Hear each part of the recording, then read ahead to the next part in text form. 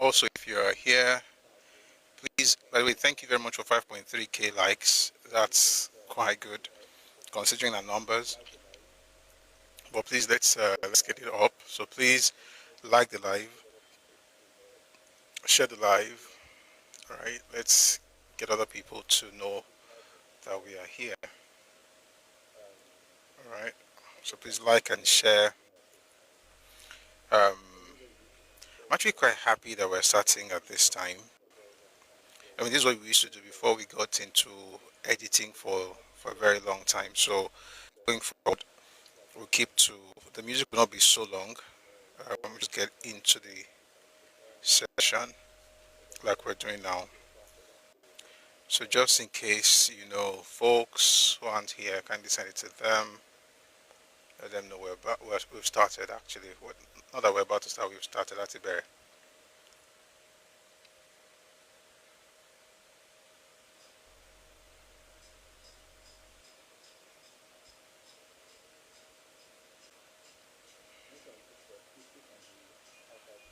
Okay. And if you're on TikTok, please click on the heart icon above my head. Please do that. Join the team. Drop a heart me. Support what we're doing. Thank you very much. I think we have a number of people on YouTube now. Thank you very much for being here on YouTube as well. Please like the live.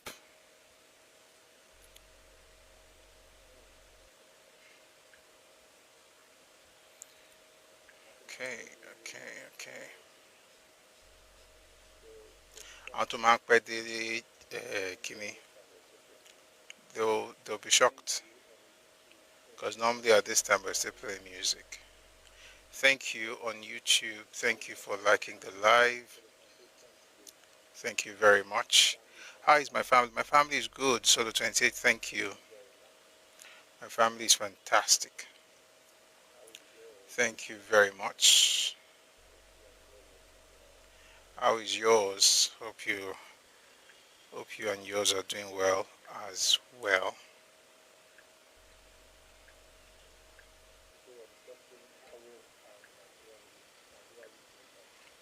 So today we're discussing AWO and the Nigeria youth movement.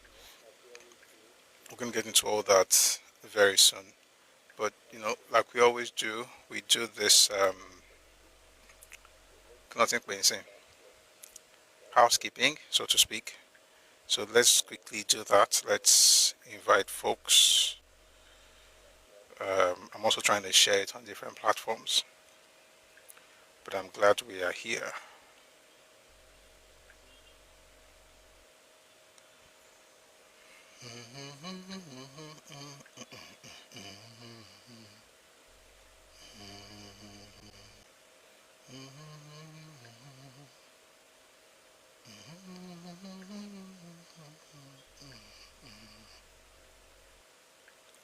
Use your mouth, don't need to make to say. I might be 30 something, I might be 40 something. I might be 40 something, I might be 50 something. In my heart, I'm 20 something. The king of promoting division on your page. Well done, no. Actually, I know exactly where you are in the evolutionary process. Don't worry. Nelson, when you grow up, you'll understand what we're trying to do. We're trying to help you and your destiny. But you're still a child, so you can't get it yet. But hopefully, at some point, you will understand that this is for your own good.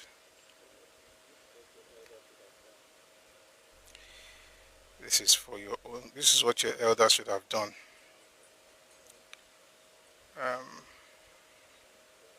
That's the funny thing. You don't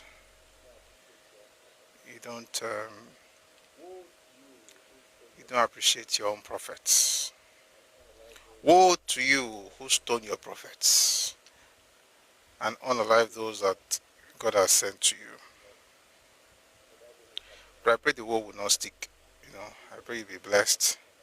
But that will only happen as soon as you begin to have understanding, which I don't think you have at this moment. Nelson, but don't worry. I trust that at some point, something good will happen in your life.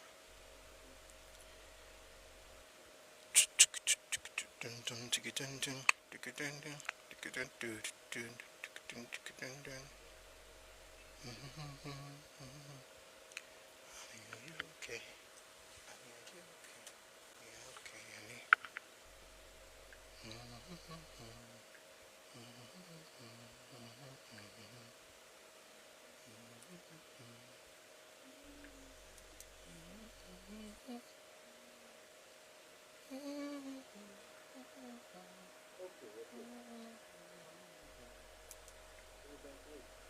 Okay, we're good.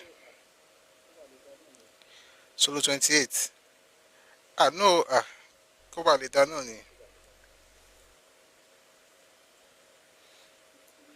Kó bá lè dáná ni.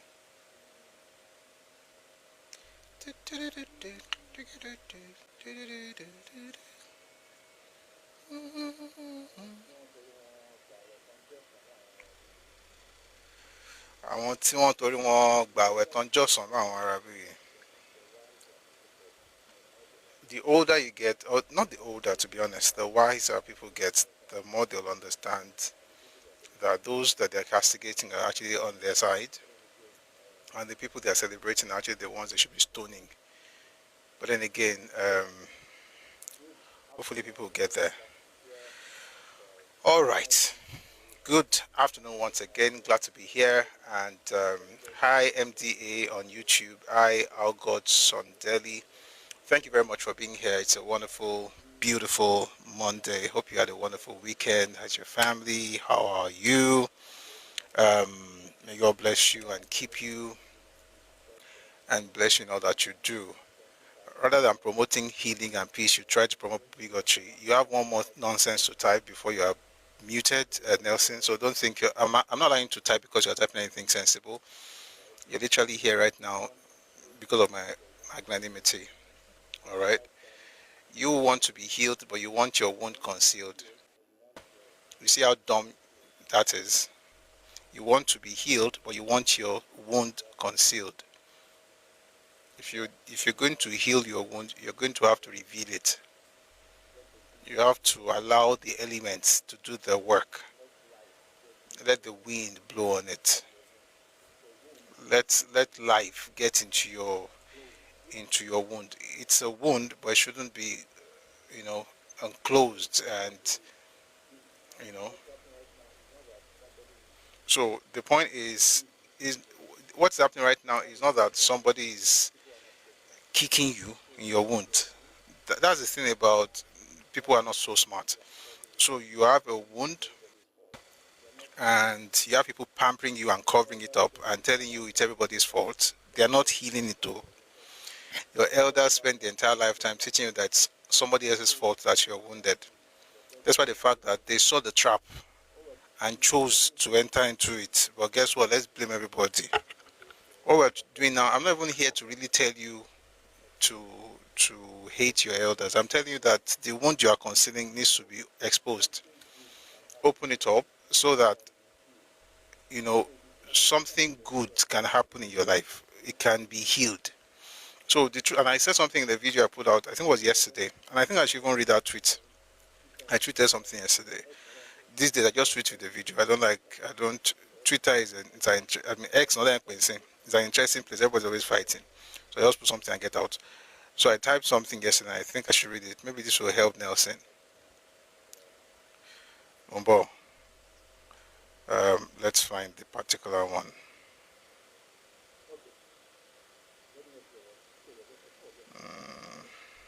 Okay. It wasn't yesterday. It was okay. It was I think it was yesterday morning or so. Some people don't want healing. They want power through pain. Their identity is built around being wronged. And if you stay too close, sooner or later, even your kindness will be counted as cruelty. These are the ones who take offense as correction, twist good intentions into insults, and retell their wounds like a rehearsed monologue. Why? Because being the victim gives them leverage. is how they gain sympathy, silence accountability, and manipulate outcomes. Every other person, you have to be wise. Compassion doesn't mean you let yourself be drained. There's a difference between someone healing from pain and someone weaponizing it. The truth is that Nelson and folks from his, from his space, whatever that space means, are not seeking healing. The goal is to weaponize their wounds and to gaslight every other person. So Nelson, you're just one more comment away from being muted. If you want to find a place to celebrate your healing, I'm very sure you can find another place down the street. But if you're here, to justify your wounds and to weaponize your pain, you can find another place down the street. But if you're here, respectfully, we're going to open up the wounds. We're going to tell the truth. And if that somehow makes you feel uncomfortable, please make sure the door doesn't hit you on your way out. You're not necessarily supposed to be here then. All right? Having said, with those few points of mine, I hope I've been able to convince you, and not to confuse you, that the next time you write nonsense, I will mute you. God bless you. All right. Let's start with something from Nelson's president. It says, my one-term, 4-year vow is sacrosanct. This is from Peter Obi. It says, one of the greatest, by the way, you know how we do it. We have the news, we bring people up, then we take everybody down, then we get into the conversation of today. So today's topic is movement. We talked about it a bit last week. We're going to go a bit deeper today. But before we get into the topic, we'll discuss the news, and we'll also bring people up much later. So if you're on TikTok, please power tap. Thank you very much. You've been doing that already, and I appreciate you. So please power tap and share the live. All right. If you're on YouTube, kindly like the live, share the live, all those good stuff. All right. Thank you very much. Okay. And if you're on TikTok as well, please click on the heart icon just above my head and join the team. If you're a member of the team, if you're already a member, drop a heart to me. Do what you can to support what we're doing so we can, get this on the FYP.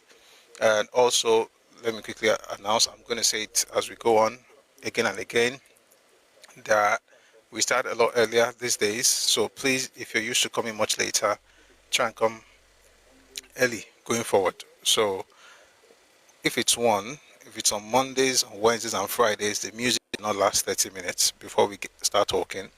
If it's on Tuesdays and Thursdays, there'll be no music. We just go straight into it.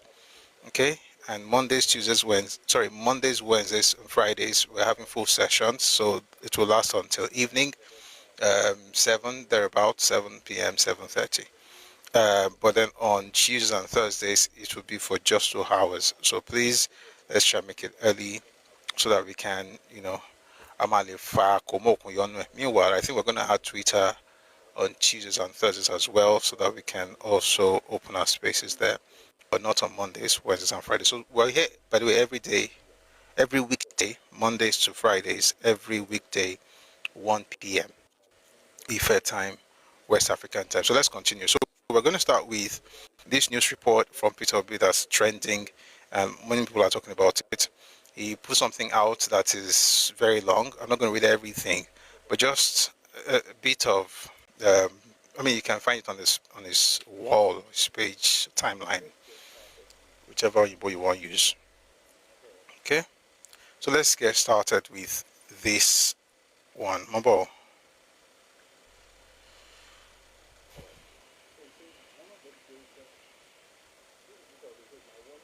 All right. So he says, one of the greatest, this is Peter Obi, he says, my 1-year term, 4-year vow is sacrosanct. One of the greatest American presidents, Abraham Lincoln, served only 4 years, yet his legacy endures as a model of principled leadership.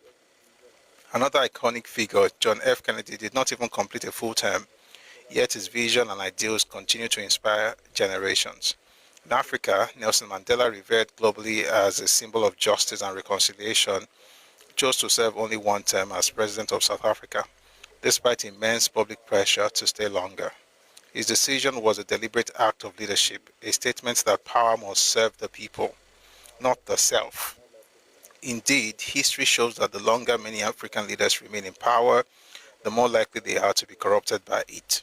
Longevity in office is not a mark of success, rather it is purposeful, accountable service, however brief, that defines true statesmanship. Then after many, he now said, my vow to serve only one term of 4 years is a solemn commitment rooted in my conviction that purposeful, transparent leadership does not require an eternity. If making such a promise qualifies me for psychiatric evaluation, then we may as well question the mental fitness of those who framed our constitution, which clearly stipulates a 4-year renewable tenure.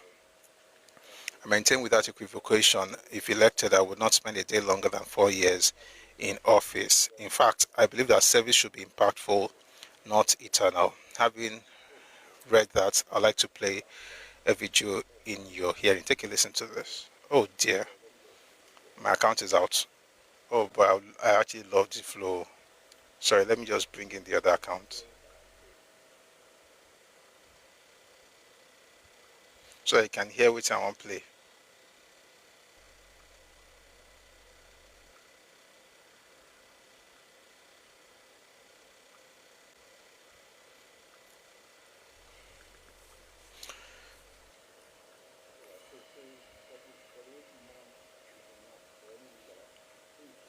All right, so it says 48 months is enough for any leader who is focused and prepared to make a meaningful difference. In that time, I intend not merely to make an impression, but to deliver on concrete promises, and so on and so forth. Now, that's what he had to say, but there's something he said a few years ago I'd like you to listen to, and then you can, compare and contrast, and then you can come to your own conclusion before I say what I really want to say. Take a listen to this.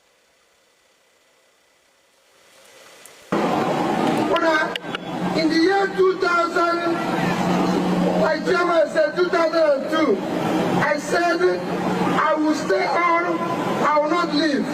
Get that? No matter that I will not leave, he will die with Africa.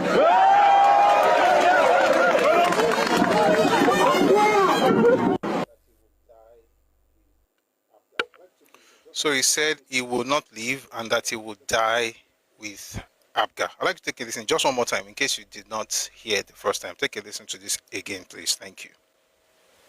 Chairman said 2000, in the year 2000, my chairman said 2002, I said I will stay on, I will not leave. Get that? No matter that I will not leave, he will die with Africa. So he says in 2002 or so, he made a promise that he would not leave and that he would die in Abga. Apparently, nobody has to tell you that he has left. Since then, he has been a member of 2 other political parties. No, 3. 3.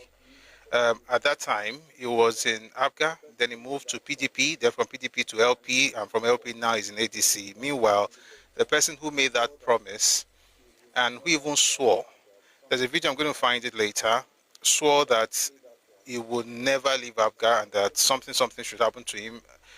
I think I should play that one before I play something else. Take a listen to this man.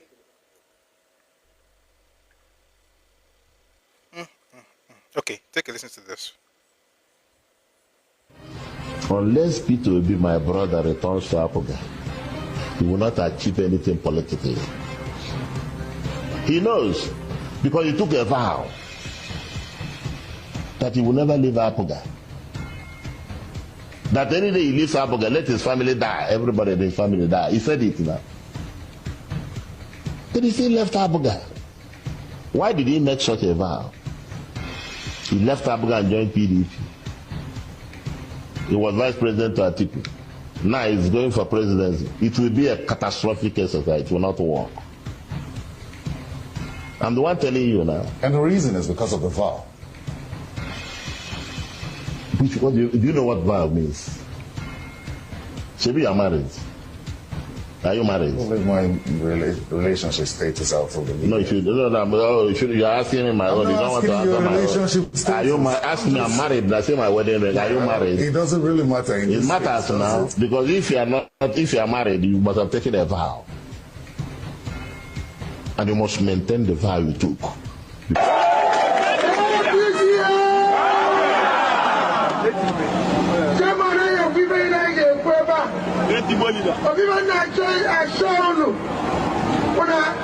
In the year 2000, like German said, 2002, I said I will stay on, I will not leave.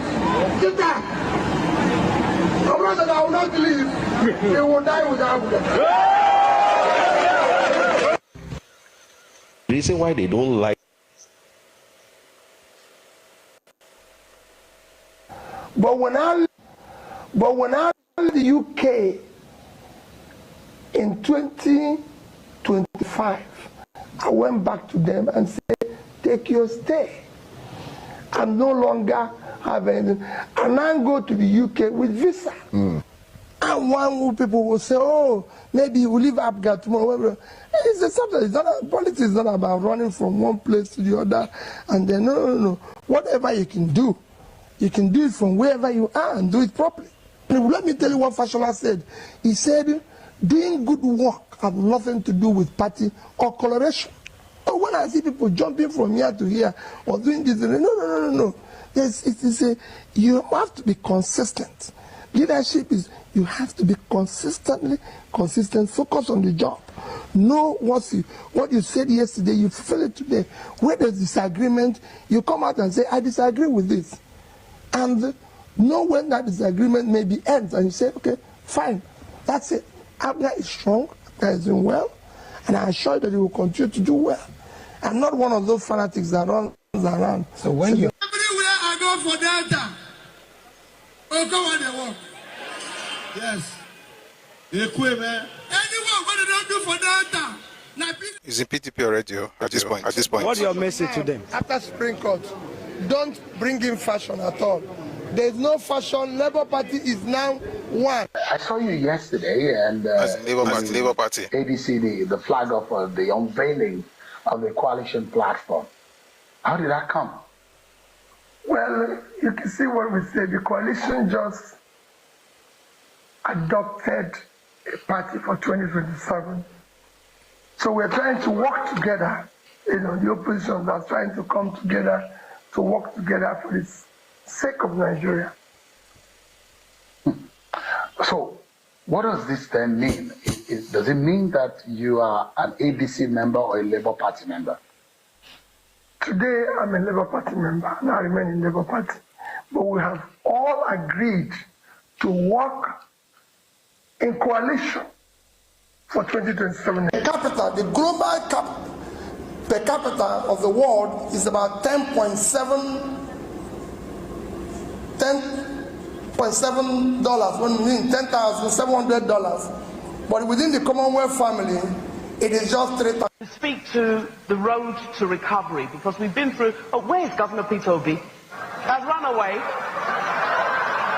You should go and bring him for me. I need to talk to him about a few of those. Go and bring him. Few of those things he was reading are not quite accurate. Thank you very much for retrieving Pastor Obi for me, Governor Obi. So thank you very much. Now I'm going to spend a few minutes talking about the Nigerian economy and answer the questions that I know you've all been asking. But I won't join issues with Governor Obi, but every now and then I may stray, a bullet may hit him. But when I'm talking now, my children will say that, can we put this on tape? So when I say tomorrow, we're not going to, this holidays, maybe Dad, you told us that in June everybody's going to go to this place. They'll remind me immediately, they said, this I said, okay, I promise holidays, let's postpone it. It's not even difficult to have family meeting with a lot of problems because they will tape it and wait for you. Talk less of this.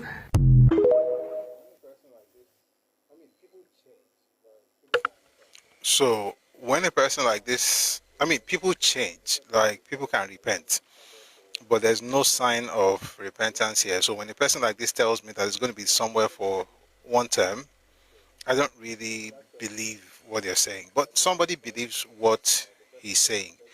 And that person, by the way, no surprises here. The person's name is Betty Anyanwakere Dolu. That's the, you know who she is. She had this to say on Twitter. I believe you, Peter Obi. A purposeful leader can indeed transform a country within one term. Once a solid foundation is laid, successive administrations will likely continue on that trajectory, just as Singapore did by building on the blueprint of Lee Kuan Yew. Who was there for how long? How many of you know how long Lee Kuan Yew was there? Let's do some class here this afternoon. How long was Lee Kuan Yew there? I mean, spoiler, it's almost 30 years. So when you're bringing, I don't know, let me wait for people in case you want to write it here.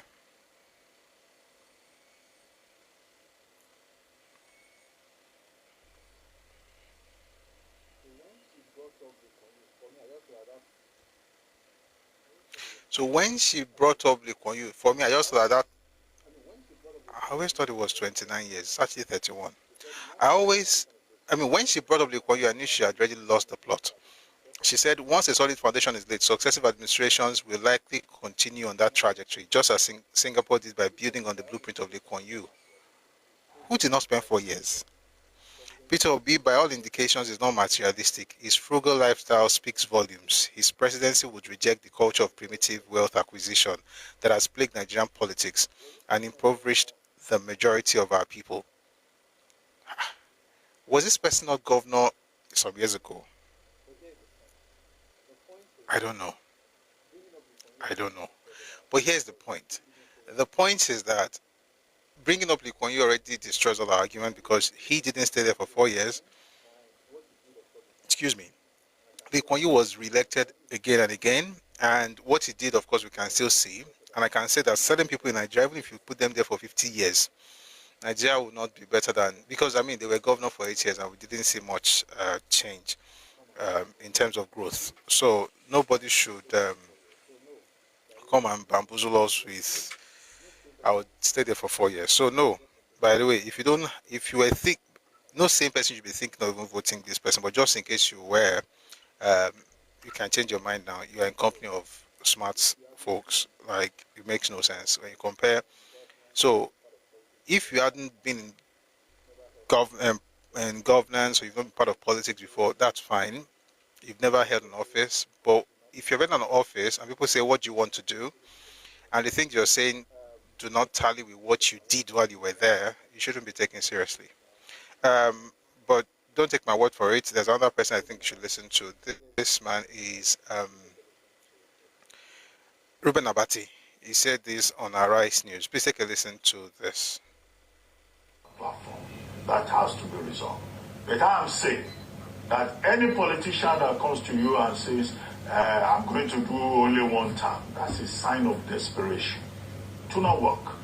Just like all these gambits about serving food, carrying plates, and doing boy at parties that would be better organized by event organizers. It's also a sign of desperation. It doesn't work. It will never work. And then the second challenge, of course, is that you say the North will buy into this idea of one term. No, the North will not. Because the civil war in this country has never ended. I don't believe that Northerners who are already aggrieved with a Yoruba president will just shift and embrace the possibility of an Igbo president. There are contradictions in this country that have not been sorted out. We should lay the emphasis on competence, ability. If the Nigerian people are politically educated to a point where they can vote for a competent person, regardless of where it comes from, regardless of his religion, that's when this country will begin to move forward. So all this, I will do one time, I will serve you food, I will give you a badu. No, please, that's not going to work, in my own opinion. All right. You may not want to agree with Ruben Abati because who is he? He's somebody in Arise News. But let's talk about the person who actually took over 2 terms after him. But the governor after him was Obiano. After Obiano was the man who used to be the governor of the Central Bank of Nigeria. This is Soludo speaking on something similar. Take a listen to Governor Soludo. Now, after anybody who is contesting for ownership from Anambra South is on an island, is trying to disrupt the zoning system in Anambra. Some of them want to come to lie to us. How can anybody with brain, you think you are talking to fools? You come to people and say, I will do only one thing. Any politician who said that must be sent to a psychiatric home. Because the person has some mental problem. When the Constitution allows you to stay up to 8 years, they come and tell us, I'm going to spend one thing. Tell us where it has ever happened. Anybody who is saying I'm going to do one thing is a psychiatric examination. Because you are taking everybody else to the fool. Anambra, we have advanced. There are calibers and categories of people that Anambra has since gone much higher. We are not going to go back. Street urchins. Anambra has no place for street urchins. Anambra has no place for street urchins. Members of them whose secondary school certificate are questionable. Because without school, there are no schools. I tell you, some of them have no schools. They want to be governor of Anambra. They want to be governor of Anambra. All right, I'm going to read here from Channel CV. It says any politician offering to serve for one term needs psychiatric examination. That's according to Soludo. Anambra State Governor Chukwuma Soludo has said that anyone offering to serve for one term in office as an elected public officer needs psychiatric examination. Mambo. Soludo, who spoke during the Anambra South endorsement rally in support of his second term bid, challenged anyone in support of the notion to tell him where it had ever happened. He said that the Nigerian Constitution does not limit a person to one term in office, but allows for 2 terms in office. We already watched the video, what he said, but just in case you didn't hear it there. Chukwuma Soludo as governor, the next governor of after 8 years, the next governor of Anambra will go to Anambra Central.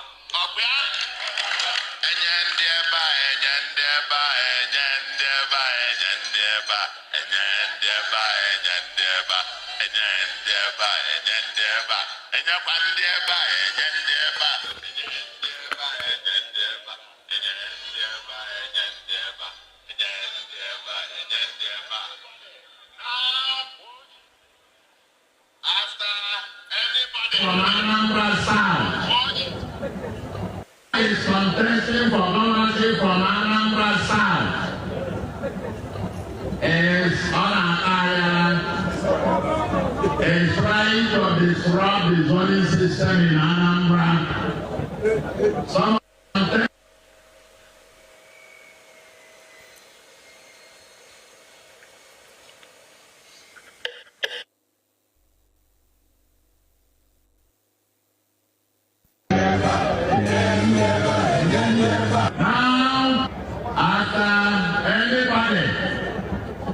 is contesting for ownership from Anambra South is on an island, is trying to disrupt the zoning system in Anambra. Some of them want to come to lie to us. How can anybody with brain, you think you are talking to fools? You come to people and say, I will do only one thing. Any politician who said that must be sent to a psychiatric home. All right. Yeah, so everybody's talking about this stuff, and we have focus. If you have parents, what she wrote now is exactly what your parents will do. It will happen in a few weeks. I'm going to leave it there for a bit. What you just typed now is what will happen to your parents, and if you have children, is what will happen to you. Do you understand? If you have children, it will happen to you. If you have parents, it will happen to your parents.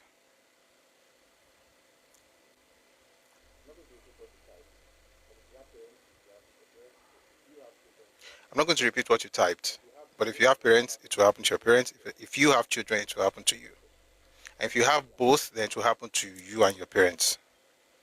God bless you on your way out.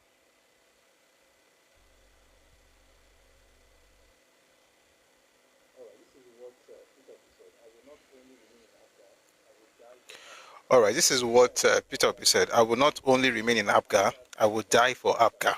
The day I quit APGA is the day I will quit politics. APGA made me what I am today. APGA is like a movement. I have enough funds to last me outside politics. Any day I decide to leave APGA, which I have made up my mind never to leave. Igbos don't need APGA in Aso Rock for them to achieve their aims. APGA is the identity and the reflection of the Igbo man. APGA is no Anambrarian should vote for PDP. PDP is a party alien to Igbos. The party is synonymous with destruction. That was Peter Obi. And knowing him for who he is, nobody should even be thinking of believing anything that he had to say. We're going to move away from politics just for a bit. But Peter was in the news for something else this weekend, and it was about the same land that he was talking about the other day. So I'd like to play. Someone on YouTube is saying, isn't Betty Akeredolu supposed to be supporting the party that made her husband governor twice? Has Betty Akeredolu gone tribal now? If you ask me, now who I go ask, the matter where we stay, so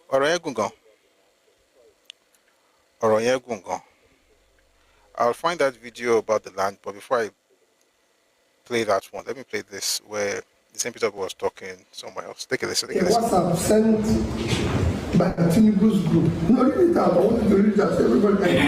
Power Gland Lab. No. Okay. Just read out what he said. Yoruba, shine your eyes on. If you vote for Peter Obi, is automatically voting for Seaport in South and Southeast. The Igbos will stop coming to Lagos State to invest, rather they would go to Delta and River State. They may even stop building houses in Lagos. It will affect a lot of Yorubas. Yoruba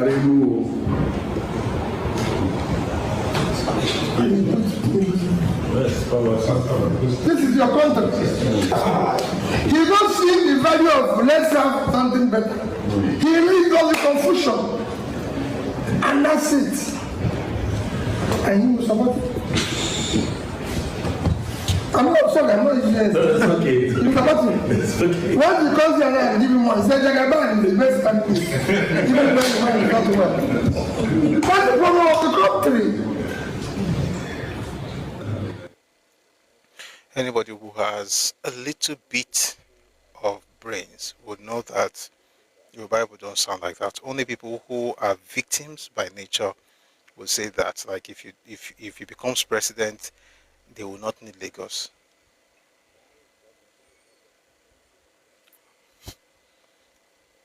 Why is that going to be a problem? If you want to leave, I mean, there's nothing like, I mean, anyway, that's just the how smart the person in question is. Yesterday he had this conversation with his other partner in, I don't know what I should say, partner in politics I should say, This is from Charlie Boy and Peter B.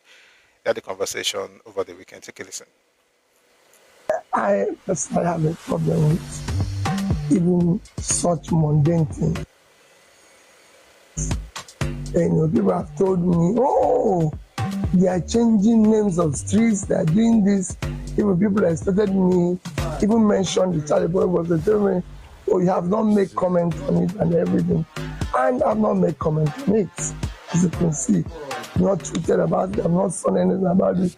And quite frankly, it's because you mentioned it that I'm mentioning it.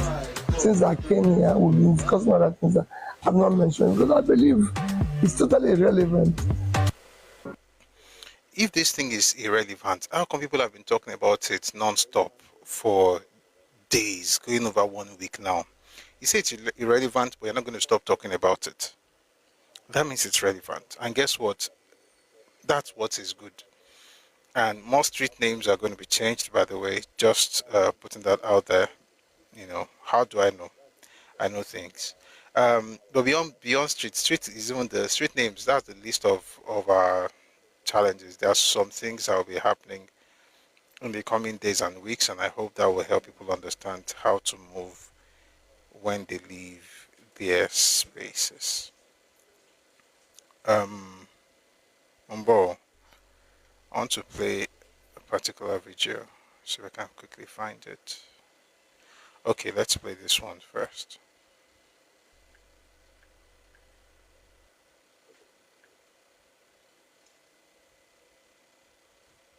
Take a listen to this. This current administration has said that with the issue of removal of fuel subsidy, considering that this current administration has said that by June 2023, the subsidy will be removed, is it going to be your priority in your first 100 days in office? How sustainable is subsidy to the Nigerian economy? Thank you. Thank you, Glenn. Well done. But I can assure you, it will go immediately. Subsidy, I've said it before, is organized crime. And I cannot allow it to stay a day longer. 3 critical development areas is receiving 4.5 trillion. Subsidy is 3.6 trillion. Six. No, half year. Okay. Half year is 3.6. So if it's full year, it's about 7 trillion. Which country will invest more in subsidy and education and health and even roads? It doesn't make sense. This is the annual budget of education, 2 trillion. Annual budget of health is 1.5. Road infrastructure 1, and subsidy half year is 3.6. It will go immediately. So remember, it will go immediately. Take a listen to the one that happened a couple of years after that statement. After somebody had removed that thing that he said must be removed immediately. This is what Peter B had to say on the matter.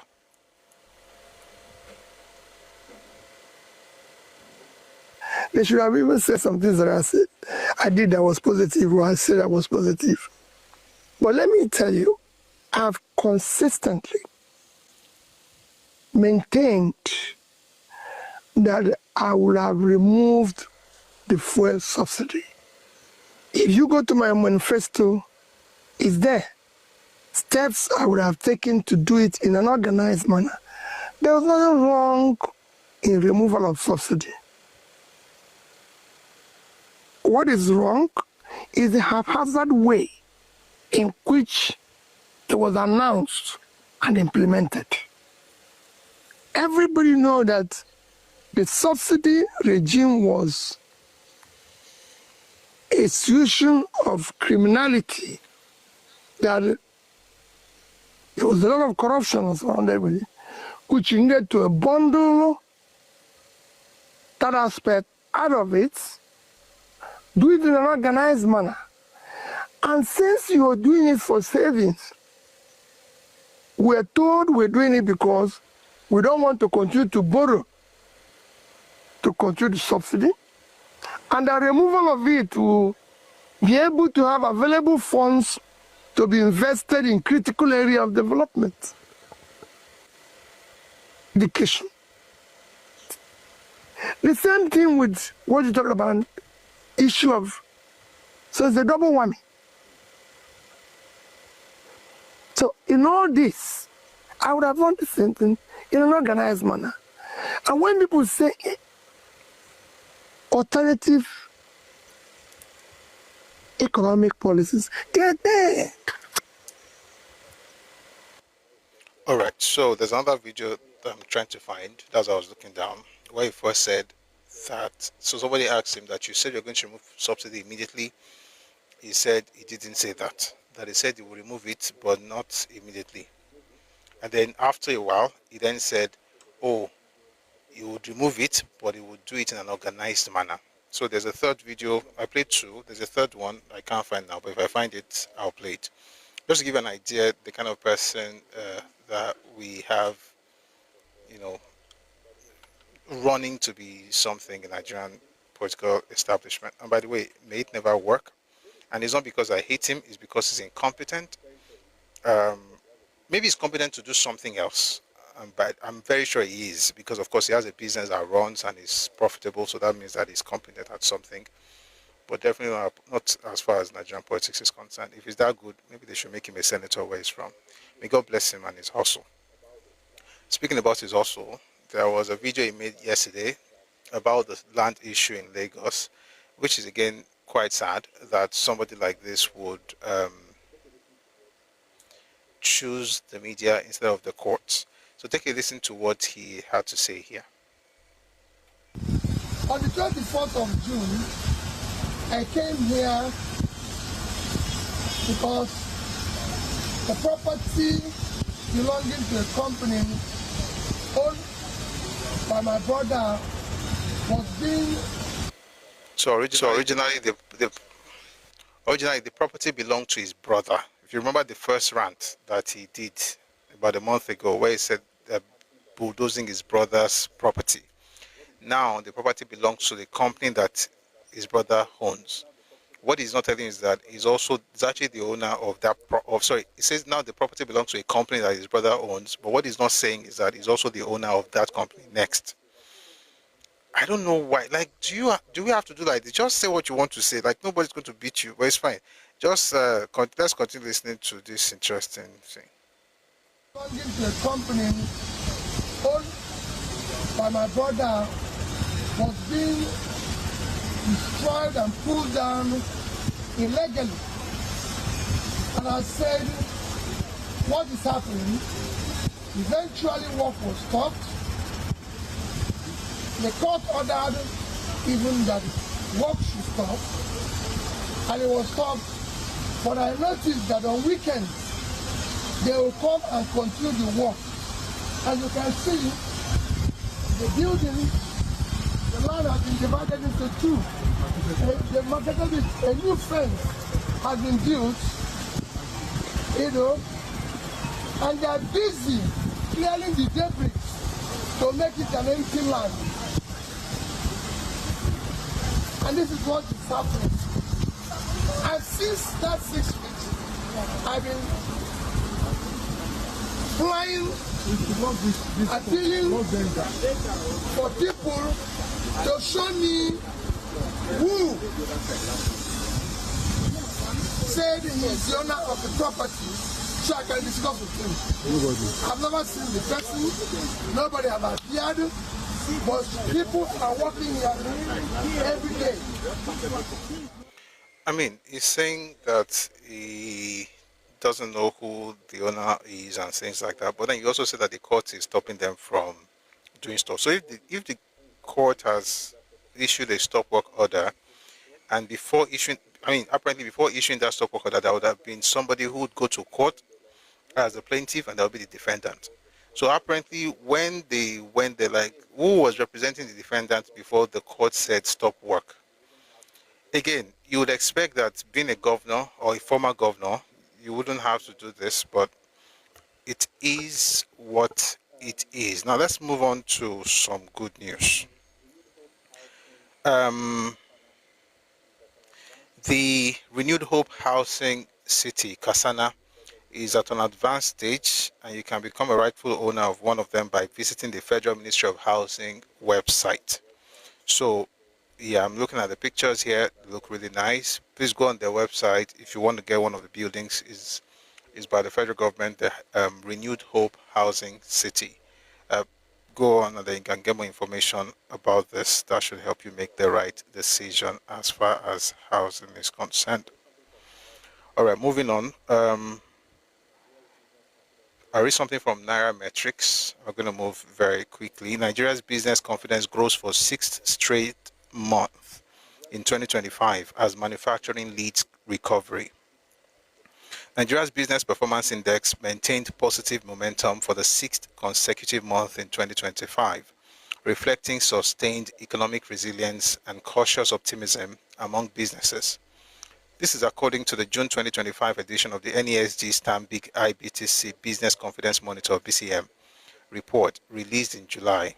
The report stated that the current Business Performance Index for June rose to 113.6 points, an improvement from 109.8 points in May. This shows continued expansion, with the index consistently staying above the 100 points threshold that separates growth from contraction. So, I mean, that's good news, but of course there's a lot of work to be done, I believe. It says here, despite these positive indicators, limited access to finance was reported as the most pressing constraint for businesses in June. Other challenges in descending order include inadequate power supply, foreign exchange volatility, unclear economic policies, and high commercial lease and property rental costs. Among all sectors, manufacturing emerged as a top performer, with the sector index climbing to 123.6 points in June, up from 114.4 points in May. This jump reflects solid growth in key subsectors, including textile, apparel and footwear, cement, plastic and rubber products, wood and wood products, and pulp, paper and paper products.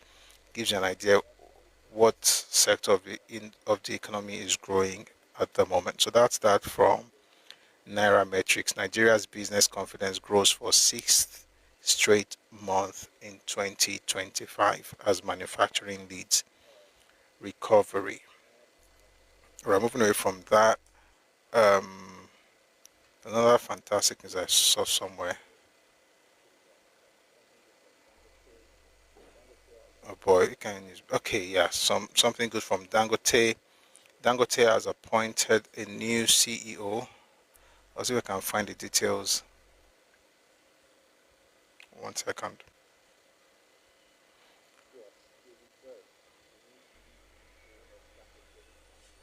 Yes, David Bird is the new CEO of Dangote Refinery. And yeah, I see some people saying things in the comment section, but we're not going to talk about that today because of time. All right. Yeah, Jaiz Bank made 23.48 billion naira, and that they did without interest. It's a bank that doesn't collect interest. They don't take interest from anyone, but they have this profit sharing agreements they have, or profit sharing arrangements they have with businesses. So for them to make 23.4 billion naira without interest is actually something quite interesting. So that's the beauty of non-interest banking. A few more things. Okay,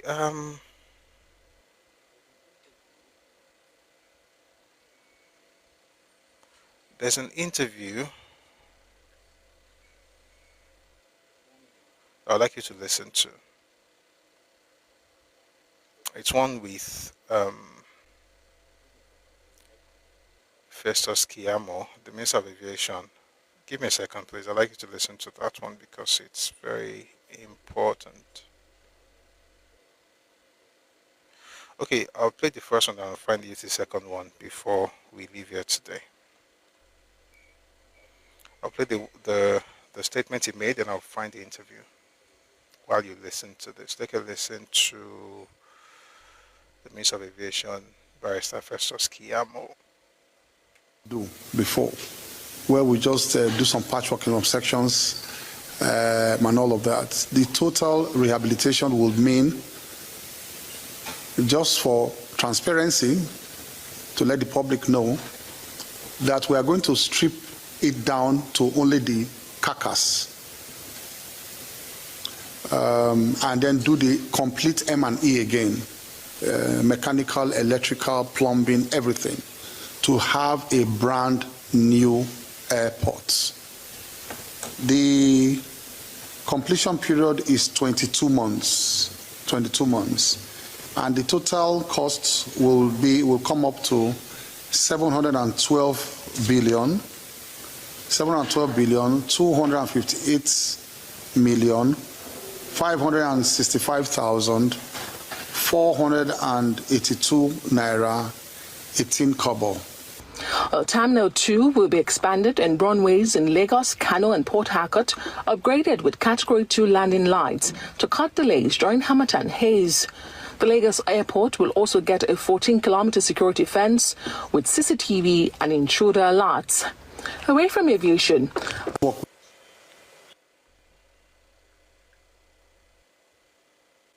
glory.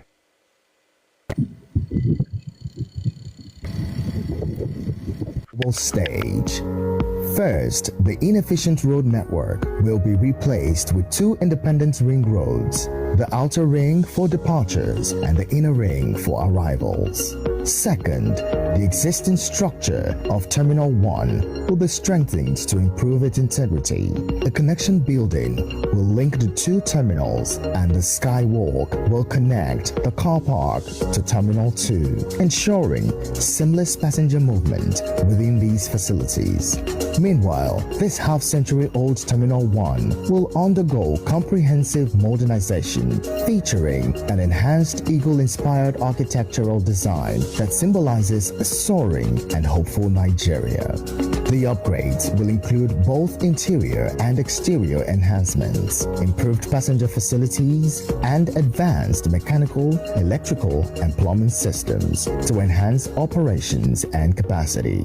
Terminal 2 will also undergo upgrades, including refurbished platforms, enhanced canopies, expanded boarding fingers, and an enlarged apron for greater efficiency.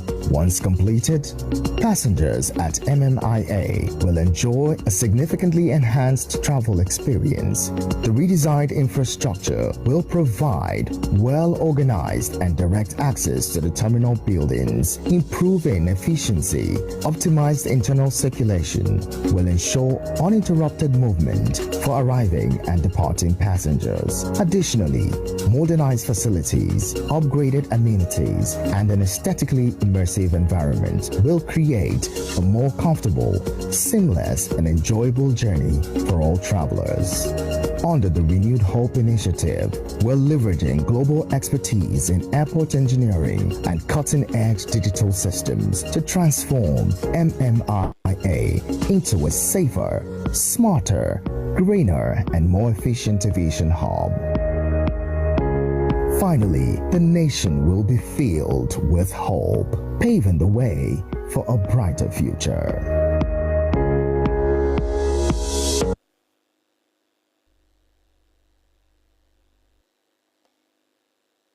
Explain that we have 2 terminals in Lagos. That old building, if you're approaching the airport to that long stretch of road, there's one big building facing you with the Murtala Mohammed Airport boldly written. That is Terminal 1. That's the one you are pulling down. That's the one we are pulling down. Not the one Buhari commissioned. No, that one is Terminal 2 on the right. As it is today, we are using boats. Why? Because even the one Buhari commissioned cannot take our passengers.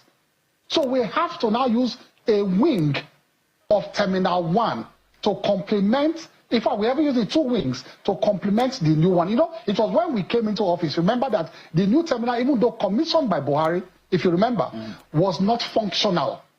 Why was it not functional? There were a few design errors that the airline said they were not moving there. In fact, they were adamant that I now gave an ultimatum. If you remember, I gave an ultimatum, and all the civil servants told me, sir, it's not going to work because there were design errors. They're not going to blah, and all that nonsense.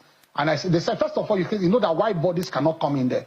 Those double aisle, aircraft. They cannot come to anchor. Why? They are design errors. You went to build them when things are, major hangars are blocking the apron or the taxiway into that airport. We're going to pull all that down and expand that airport. And so that airport now can properly take big body aircrafts. Now, the Terminal 2. The Terminal 2, when we that, because not only pulling down Terminal 1 to rebuild, we're expanding Terminal 2 and its aprons. What are we doing in Terminal 2 again? If you walk into Terminal 2 now, which is even the new one, we are still touching the new one, spending so much money on it. If you walk into the new terminal now, what do you notice? You are passed through there. You have to now take your bags up to departure. So when you arrive, it's not going straight to departure. And that's a design error all over the world. There's no airport you are coming in to in the whole world where you have one door. But there's only one door. What if there's a stampede? How can you have one entrance into a big international airport? But there's only one entrance. If you go to all international airports, you see more than 7 entrances. We say even the old one, as you're being dropped off, you see different doors, different entrances. A, B, C, D, and even the old one, if you remember the old one, Terminal 1, if you remember, you have different doors.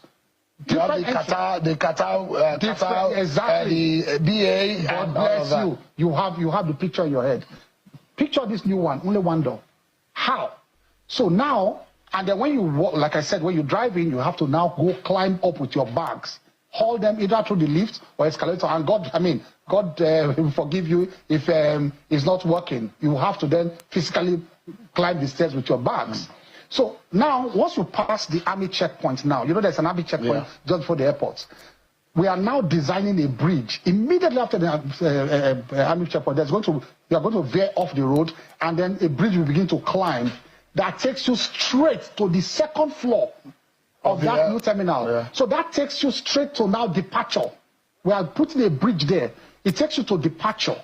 Do you understand me? And so you come down there. There'll be a drop-off. A drop-off.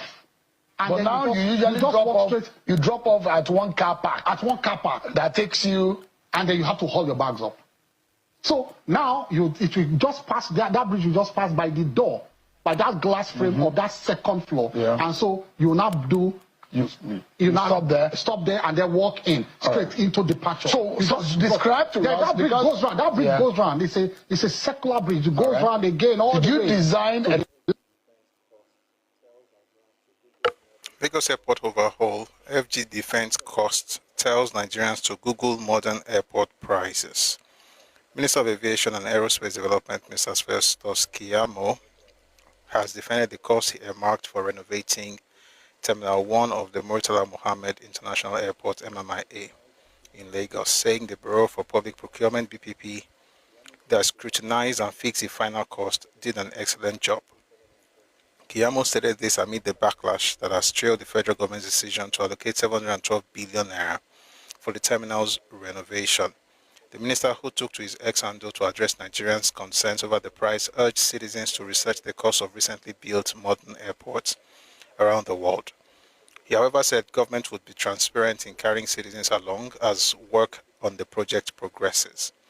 He said, quote, "I will encourage our compatriots to simply Google the cost of most modern airports built around the world in the last few years, including those in Africa like Angola and so on.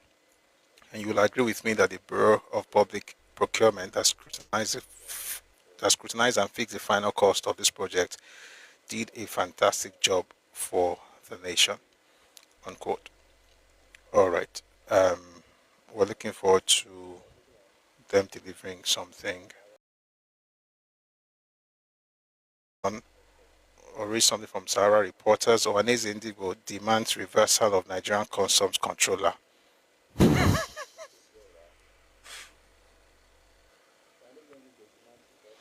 Shakin Shebiora. Ohaneze Ndigbo demands reversal of Nigerian Customs Controller Adeniyi's tenure extension, cites nepotism. Ohaneze Ndigbo worldwide. Ohaneze Ndigbo,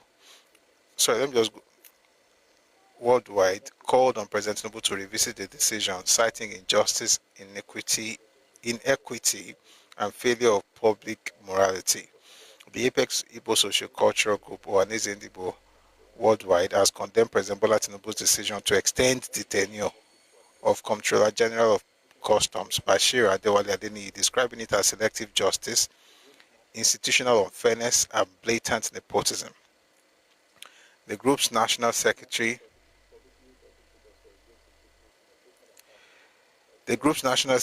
publicity secretary, Dr. Ezechi Chukwu, in a statement on Saturday, expressed deep dissatisfaction with the president's move, which he believes denies Deputy Controller General of Customs, DCG, B.U. Nwafo, a legitimate right to the position.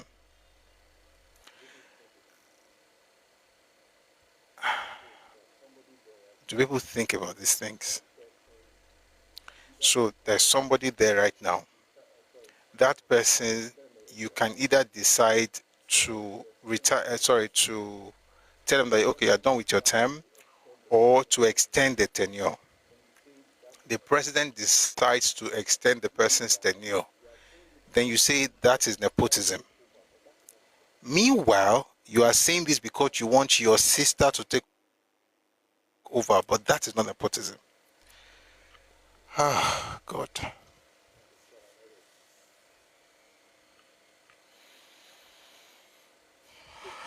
What's a caramero?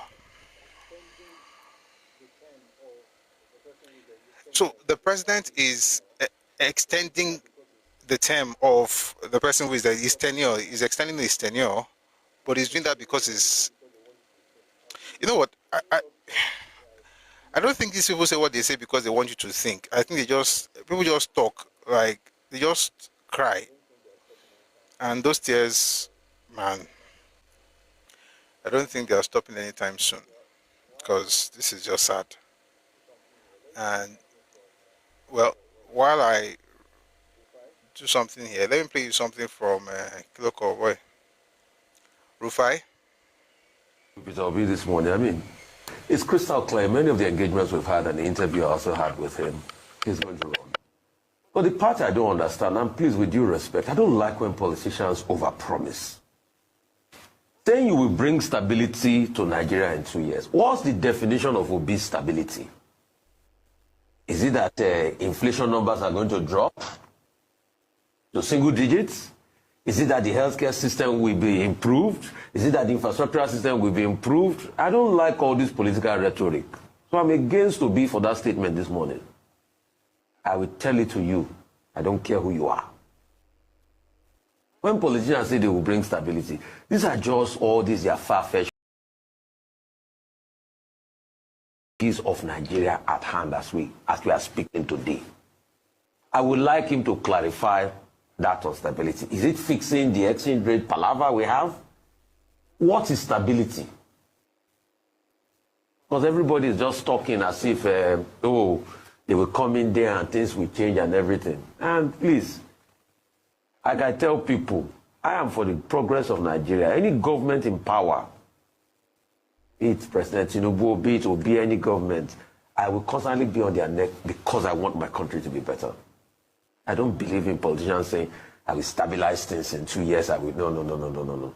And some other things he said that I think about, if they make agreements about what, I think those are just, predictions here and there. But I would like to challenge him this morning. Provide your track, the path to this so-called stability in 2 years. Let's get empirical statistics to it. I don't just like when politicians talk.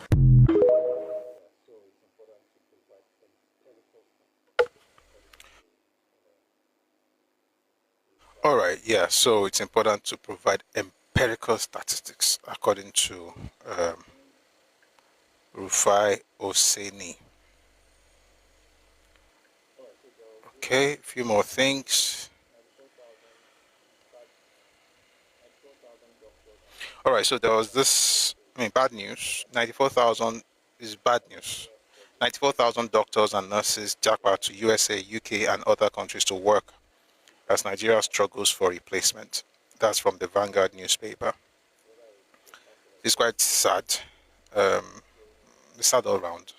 Whether it's the fact that Nigeria invests a lot in training doctors and nurses who would eventually then leave, or that Nigeria is not capable of actually taking care of nurses and doctors that they have produced, which makes them leave. It just doesn't look good at all. And I hope that those two things are fixed. Number one, that you give them favorable conditions that will make them want to stay.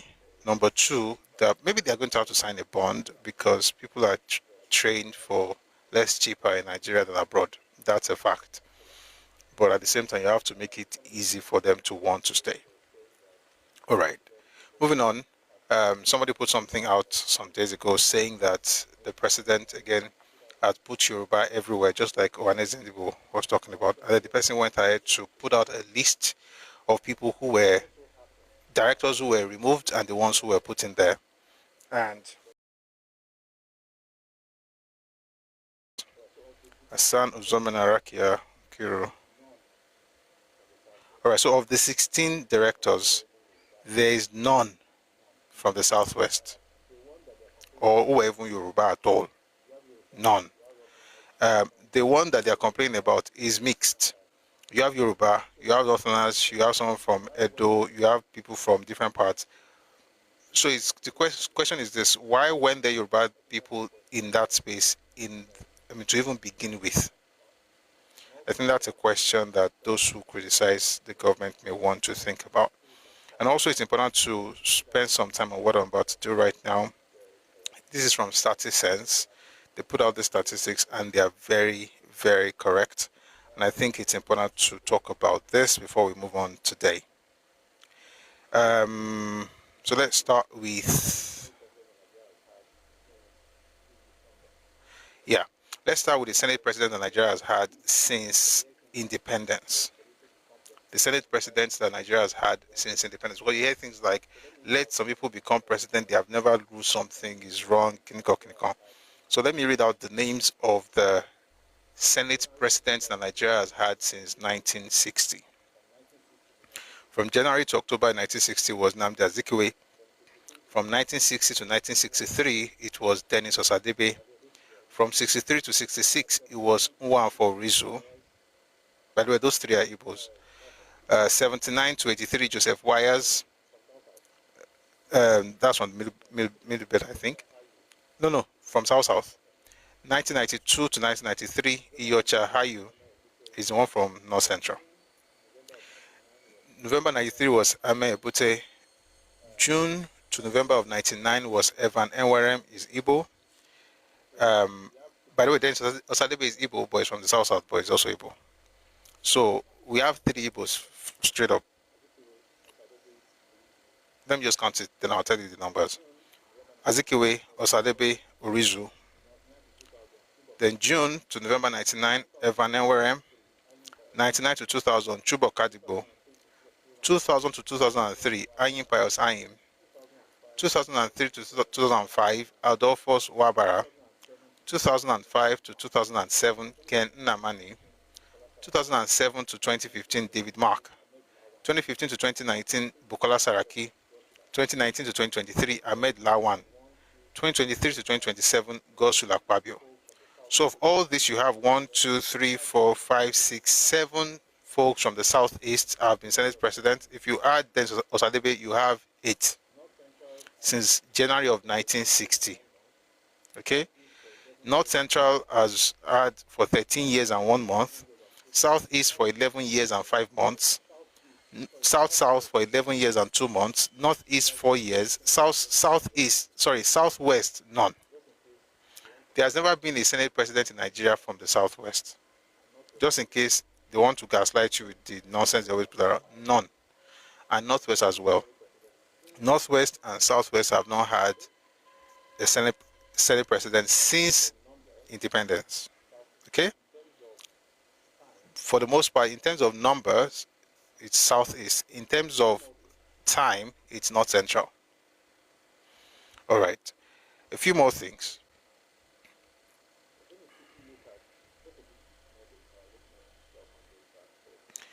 We're going to quickly look at just a bit more data, a little more stuff on data before we move on. Most dependent on value-added tax in Q1 of 2025. I think we've done this before, but it's okay to repeat it. What zones generated and received in fact sharing? Southeast generated 28.38 billion naira, but received 104.5 billion. That is 268% gain. Northeast generated 36.04 billion. That's where there's Boko Haram. that area where you have Borno, Maiduguri, Sambisa, they generated more VAT than the entire Southeast combined. Northeast generated 36.04 billion, but they received 124.22 billion, which is 245% gain. Northwest generated 68.05 billion, but received 176.73 billion, which accounts to 160% gain.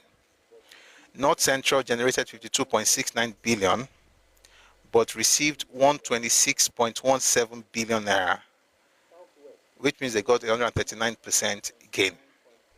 Southwest generated 929.86 billion naira, but received 258.19 billion. So we had 72% loss.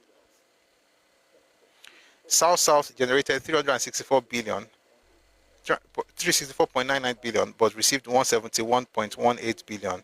So they had 53% loss. The people who are actually losing the most, as far as revenue sharing is concerned, is the Southwest. And the people who are gaining the most, the Southeast. The Southwest in the first quarter of this year, I'm going to get a report for the second quarter soon, but the one for the first quarter of this year, the Southwest generated almost 1 trillion naira and got a paltry 258.19 billion. In that arrangement, there was 72% loss. But the region that generated 28 billion got over 104. And that's 268% gain. But is that group, is that same region that tells everybody they are the ones sustaining all of us? If you know, people are lying. All right, let's move away from Senate President. I've done Senate President, have we? Okay, let's do everything. Let's do President, Vice President, Senate President, Deputy Senate President, Speaker, and Deputy Speaker very quickly. So since 1960, the Northwest has had President, Head of State, or Head of Government 5 times. North Central 3 times. Southwest 3 times. Southeast 2 times. South 1 time. Northeast 1 time. By the way, when they bring up this nonsense stuff about how many presidents we have in Nigeria since 1999, remind them that Nigeria did not gain independence in Nigeria did not gain independence in 1999. We've been here since 1960. So Northwest has had President, Head of State, or Head of Government 5 times, North Central 3 times, Southwest 3 times, and those 3 times actually 2 people. Olusegun Obasanjo twice, and then President Tinubu. So Southwest 3 times. We'll count Olusegun Obasanjo twice, military and civilian. Southeast 2 times, South 1 time, Northeast 1 time. So the Southeast has had more opportunity at being the head of state or president than the South or the Northeast. Vice President, Southwest has produced Vice President 4 times. South 4 times, Southeast 2 times, Northeast 2 times, Northwest 2 times, North Central 1 time. Oh, Shonekon, sorry. Okay, so that would be Obasanjo, Shonekon, and thank you for reminding me. I made a mistake. Thank you. Shonekon was the 3rd one. Thank you. The interim government. How many months was that man in power? But it doesn't matter. He was head of government. So you're right. Yes. I was wondering if they counted Obasanjo twice. So apparently Obasanjo once, and then Shonekon, and then Tinubu. Thank you for reminding me. Okay, so that means that Northwest would be 6 times if they had to do the same thing for Buhari, because it was military, then it was civilian. So I think they just counted it once because it's the same person apparently. All right, thank you for catching that. So we have the Vice President 4 times from Southwest, 4 times from South, 2 times from Southeast, 2 times from Northeast, 2 times from Northwest, and 1 time from North Central. Senate President, Southeast has produced 7 times. South 3 times. North Central 3 times. Northeast 1 time. Northwest none. Southwest none. The Deputy Senate President, South twice, North Central twice, Southwest twice, Northeast once, Northwest once, Southeast once. Speaker, Northwest has produced Speaker 5 times, Southwest 3 times, Northeast 2 times, Southeast 2 times, North Central 1 time, South none.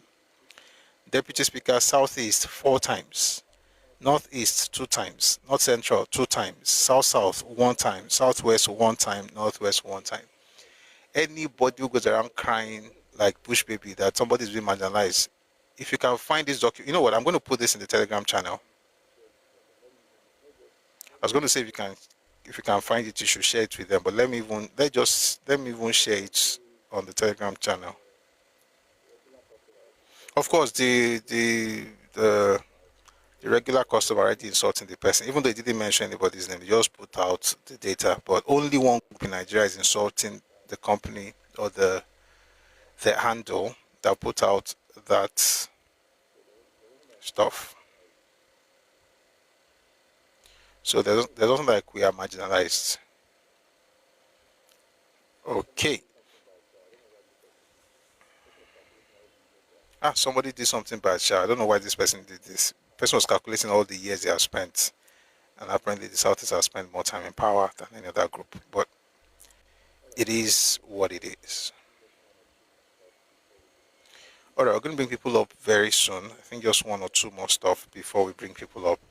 Let's do this quick one from Peter Obi.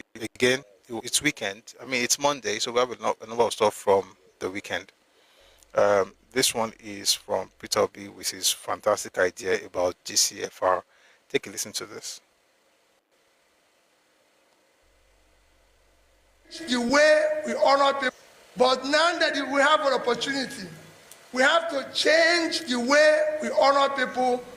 The GCFR and GCON should be people who are entrepreneurial and productive, not us, the politicians. If they like, they can remove our own and give them so that the country can produce and be able to employ people. Ibedo deserves more. All right, so if you want the country to develop and more people should be productive, what you should do is that once a person is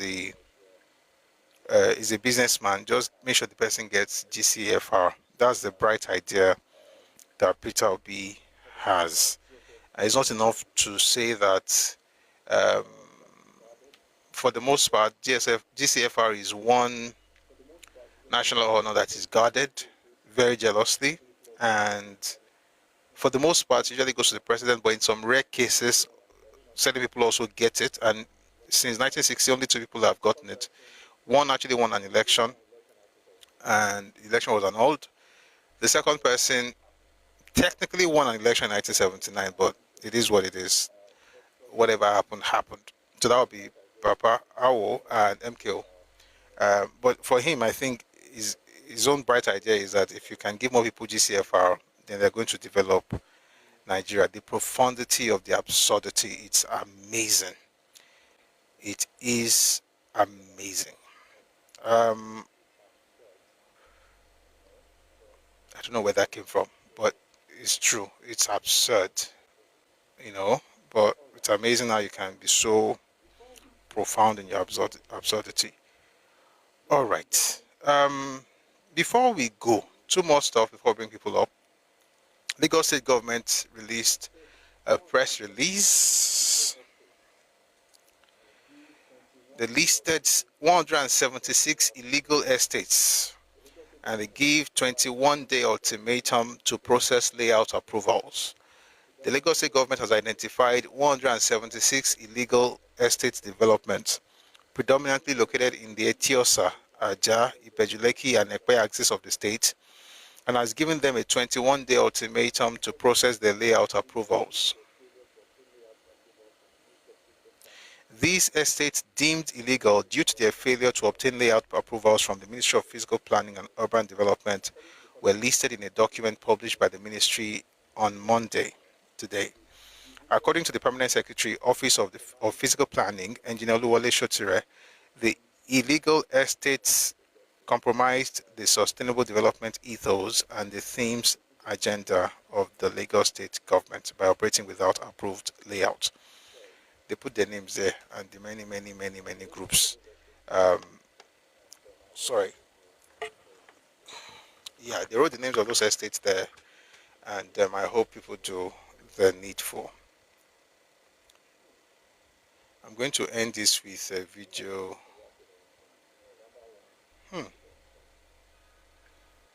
I think I'll play this in without saying anything. Then there's another one. Okay, there are two. On ball.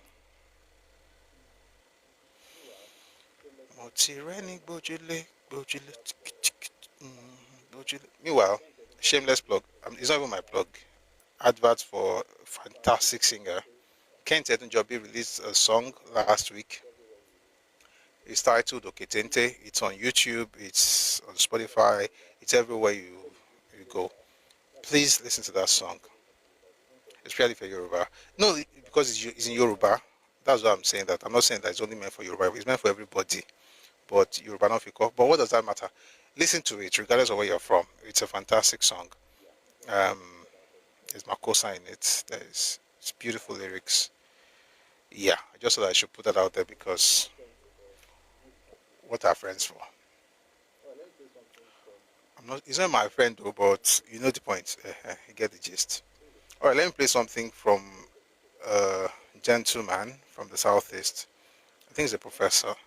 Then I'll play the video that someone sent to me. Then we'll bring people up. Take a listen to this. By the way, if you want to come up, please send your request while this video plays. Thank you. Take a listen. A title for kings. It is not a title for chiefs.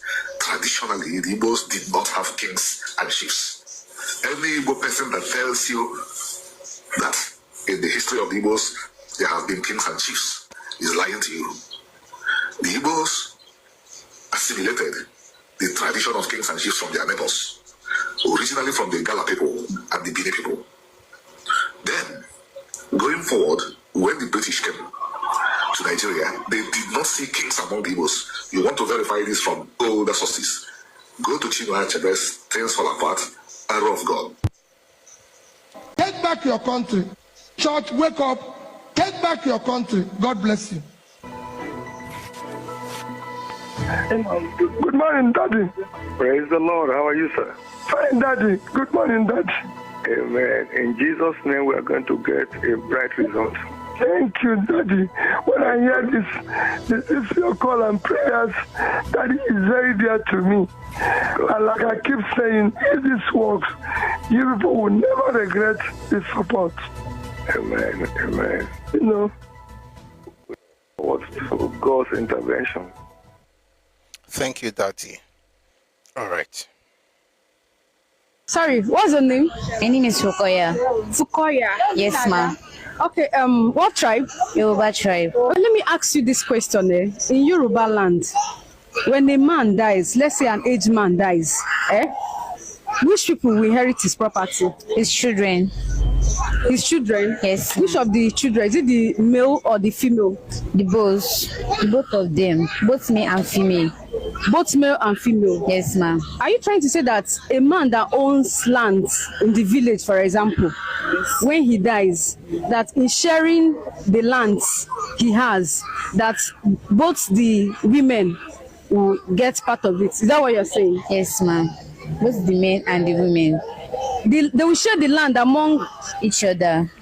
Is it the land he has in other cities or in the cities, or the land he has in his village? Everything, all his own property, they will share it equally. They will share it equally? Yes, ma'am. Among the female and the male? Yes, ma'am. Are you sure about this? Yes, I'm sure, of course. So guys, in the comment section, just tell us if it is true that in Yoruba culture, that both the male and female shares property equally. Thank you. The truth is that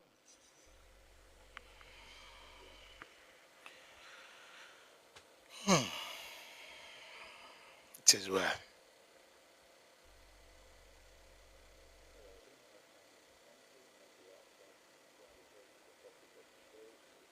All right, we're going to have some responses and reactions, and then we'll get into the topic of today, which is Aulo and the Nigeria youth movement. So we have Prime trying to come up. Hello, Prime.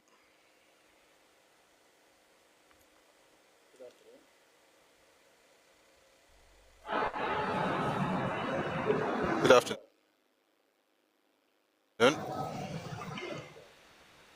Good afternoon, sir. Hello, sir. Please go Yes, on with sir. your submission. Good afternoon, Nigeria. Yeah. In regards to the just audio you play last, that one of our ladies saying that when each man dies in Yoruba land, regards to the property selling. Right. I think I Did have you know that counter opinion. Chisco, the popular transportation and logistics company, Chisco, I have counter to that what that lady said. Woman can reach some certain counter That's not true. opinion. No, your counter opinion is wrong. Okay. Yeah. Women Maybe it might be inherit. different from, yes, maybe it might be different from one community, community to the others. Woman inherit things. No, Yes, woman inherit things, but not land hold on now. Hold on. in Women our own inherit side. land. Thank you. So it's not Yoruba thing. Maybe it's where you are from. Okay. When my dad passed, my sisters got everything the boys got. Guys and girls got the same thing. I'm Yoruba, and I'm as Yoruba as they come, because I'm Yoruba. It doesn't even matter where I'm from, but I'm Yoruba. And when it was time to share stuff, nobody was saying, "Oh, you're a girl," So maybe your own place, but generally speaking, Yoruba land, women inherit property, including land. Sure. My mother, who is not even from my hometown, my own mother apparently is a woman, inherited land. My aunties, their own father inherited land. So I don't know, and I'm talking several towns that I'm talking right now. As I'm talking, I'm creating this map, whether it's in Ondo or in Ife or in different parts of Osun State. They got stuff, right? The girls got what the guys got. My mother, we're still having a conversation on a particular property that she got through her father, and her father did not pass. Let me not even tell you details about my family, but the point is that people inherit stuff, man or woman, in Yoruba land. Yeah. Okay. But I'm not Thanks against what you are saying about your own place. So maybe it's true for that. Where are you from? Where in Osun? Osun is not a place. Where are you from in Osun? Osun State. Ejibo. I will have to check if it happens like that in Ejibo. But generally speaking, in Yoruba land, both male and female share. I know woman inherit things, but I never had that of the land of a thing. Because they normally land, say that, including houses, not just land, houses. Yes. Because I have them saying that go and, if you want land, go to your family, go to your husband's house. That's Igbo culture. That's not Yoruba culture. What you just said right now is literally what they say in Igbo land, not in Yoruba culture. Maybe it's your own family, but it's not Yoruba. It's not Yoruba. Everybody gets everything.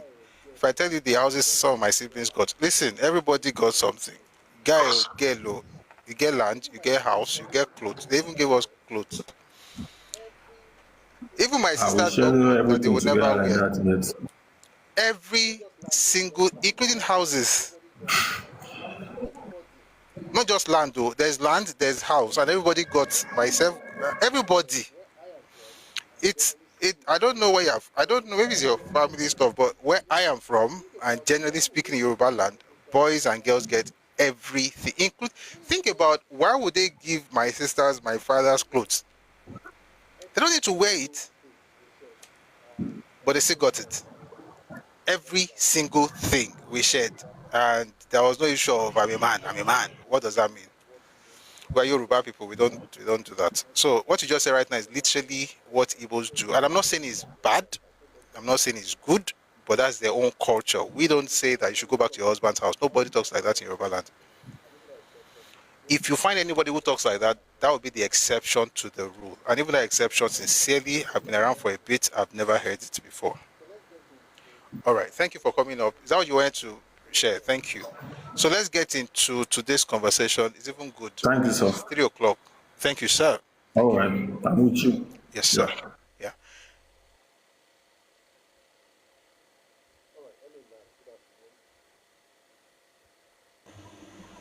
All right. Hello, Land. Good afternoon. Excuse me. Sorry. Sorry. Do you want to take a bottle of water? Just calm down a bit. Okay. Yeah. Just take some water. Yeah. Thank you. But I just wanted to say that in Yoruba culture, that even where women lay claim to almost everything, that even when a woman leaves her husband's house, they are still welcome in their father's house. That's how they share everything. It's not like Odale Moshu, and they don't say go to your husband's house. So women share everything with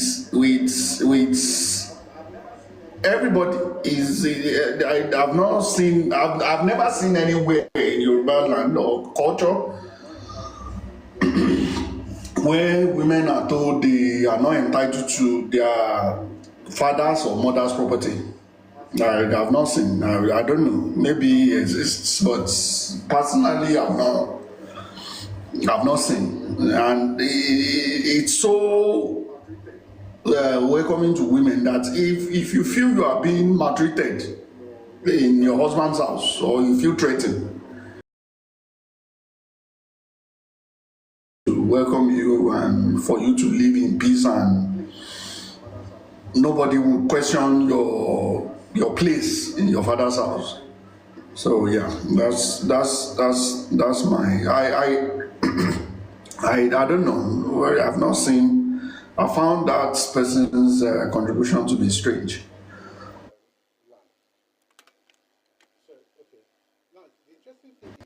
Thank you. All right. Thank you very much. Thank you, Lan. Sorry. Okay. Now, the interesting thing is that I think when people think of inheritance, they also think about fathers to children. In Yoruba land, we also have mothers to children.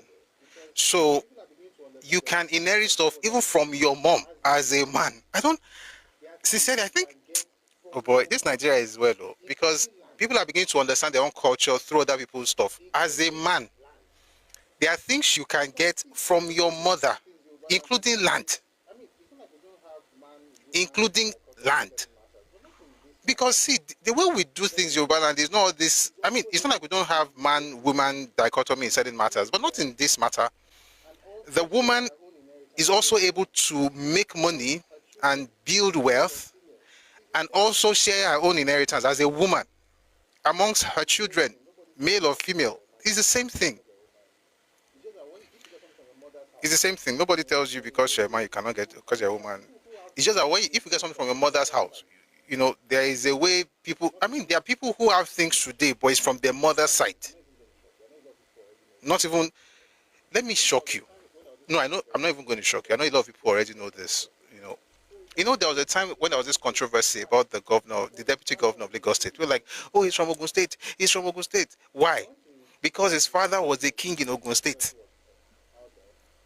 So I went to do some reading when the controversy was out there. Interestingly, the father is from Lagos State. The father became a king in Ogun State through his mother. Is it a culture that allows the son of what I'm saying right now happened in Ife as well, where the son of a woman is allowed to become the king? Is it that one that will tell you that you cannot get land? There's a royal house in my hometown. Their route to that, they are connected to directly. Their route to that place was through my great grandfather's daughter. Is it that kind of culture that will not tell you that you can't get something? You have access to certain things because of your mom. That man became the king of his town because his mother was from the royal family, not his father. His father is from Lagos State. The mother is from Ogun State. He became a king in Ogun State, but he worked in Lagos State all his life. I think Yoruba people, your culture is sweet though. It's not perfect, but it's advanced. That much I can say. It is advanced. It's not perfect. There's no perfect culture, but it is advanced. So this woman, man, woman, and tó bá lè jogún, tó lè jẹ ọba, ṣé òun ni ò ní lè jẹ ogún? Ó lè ti di ìyá jẹ ọba, ìdí igi lọ́dọ̀ ìyá, ó lè fi jẹ ọba, ó wà ní lè jẹ ogún. Baba.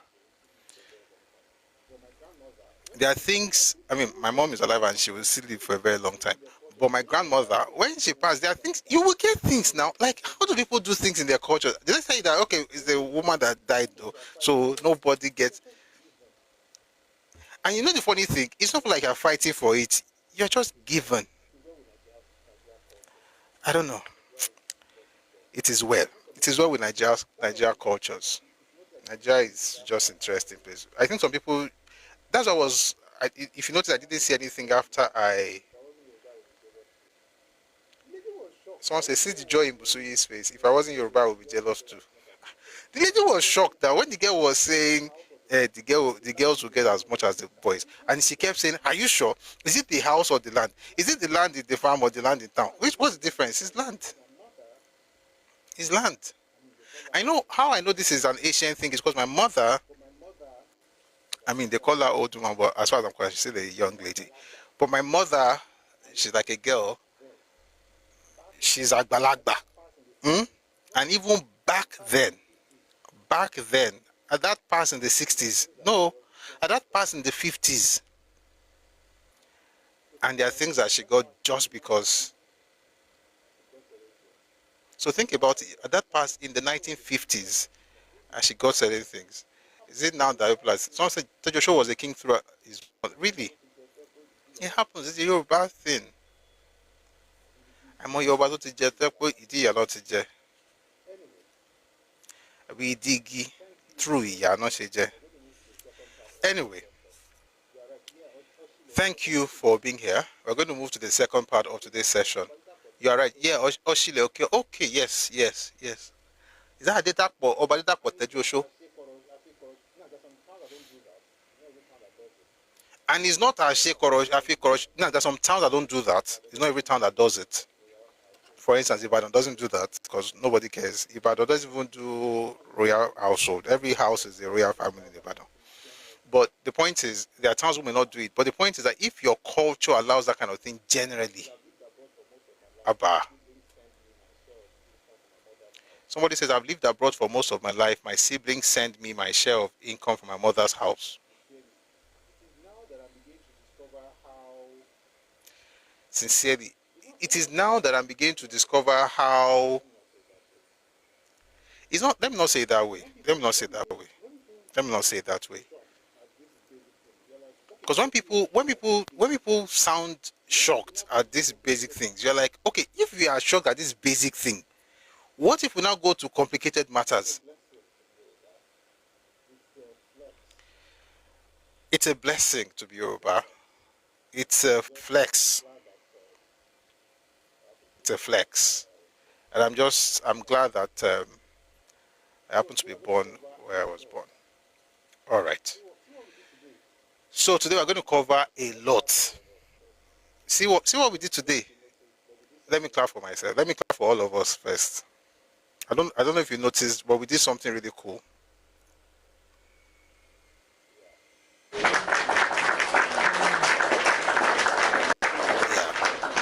So this thing worked. So we started that around 1:30, and now it's past 3, so it's less than 2 hours. So we're going to get into the conversation. Then we can do that in 3 hours, thereabout. We'll cover lots of grounds. Then tomorrow we'll be here at 1 p.m., but we'll be here for 2 hours. So I'm trying to make sure that we're good with time. All right. So before we get into the topic, we're discussing AWO and the NYM. Let me tell you something. This topic is fantastic. You're going to enjoy it. But before we get into it, please, if you're on TikTok, power tap, share the live. 24K is too low. Right now, we should be nothing less than 100K. So please, if you're on TikTok, like the live, power tap, click on the heart icon above my head, join the team. If you're a member of the team, drop a heart to me, just let's keep the live going. Let's get it on the FYP. It's going to be a fantastic session. And for those on YouTube as well, please like the live. Also, there's an emoji down here. You can use it to engage. And thanks, I'm reading things from people on YouTube as well. My dad told me we are entitled to be king in Lagos through his mom, who was from a royal family in Lagos. Let me tell you something about Lagos. Let me say it this way. For many years in Lagos, the kings who have been above Lagos are actually kings through their mothers, through the Erolukuti. You see, after, what's this man's name? There are 3 children, 1 girl, 2 boys. One has a Portuguese sounding name, Mombo. Something, Mombo. These are the children of Ashikpa.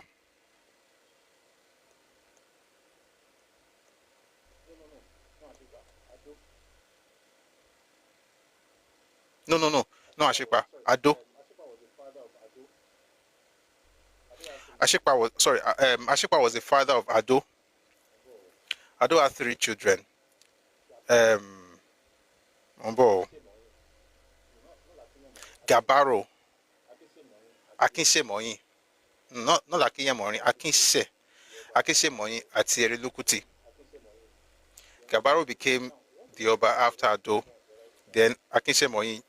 Then Erolukuti. Now, what a lot of people don't even realize is that from that time, Bugbaon job by Eko, which is why I don't think people really understand when they say things like, you're not from Lagos State, don't talk about it. You don't know what you're talking about. From Erolukuti and her husband, Ologunkutere, who is not from Lagos. Ologunkutere is an Ijesha man. Their seed, Lowa Lori Akbere, from Latibaye. So you have Ashikpa, who is a Yoruba man, by the way, who was the first king of Lagos. And he gave birth to a son, a Yoruba son. I mean, born to him, a Yoruba man. He's Awori, he's Yoruba, but his wife is Benin. The son was raised in Benin. The son came to Lagos and became the king after his father. He had 3 children. And then he had Gabaro, he had Akinse Moyin, and had Erolukuti. Erolukuti got married to a man called Ologunkutere, who is an Ijesha man. Their children, it's just like what you see in England. You know, if you really think about it, King Charles is Greek through his father. House Windsor is not his father's household. That is mother's family. Let's not go too far. King George, then you have King George. No, not German. No, he's not German. He's Greek. King George, Queen Elizabeth. Of course, we can go farther back. King George, Queen Elizabeth, and then you have Queen Elizabeth marrying Prince Philip, whose surname is Mountbatten, who is actually Greek. And they gave birth to, Prince Charles and his siblings, Prince Andrew and the rest of them. And they are the House of Windsor, even though they are from the mother, they are from the woman. Their father is from another country. The German thing you're mentioning, Great Ashi, is not of Prince Charles, it's actually of House Windsor. The royal family itself, they have this German sounding name until about a century ago. It was Saxe-Coburg, something like that.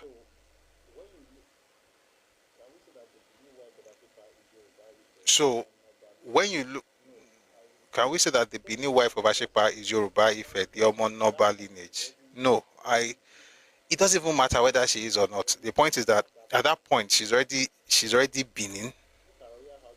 She's already Benin at that point. Okay? Make a royal house is not marry outsider. Says who? If your royal houses don't marry outsiders, you know what happened in Europe when they were marrying within themselves? Marrying within yourselves is also one of the reasons that led to some of the thrones that became royal houses in Europe because of inbreeding has its own issues.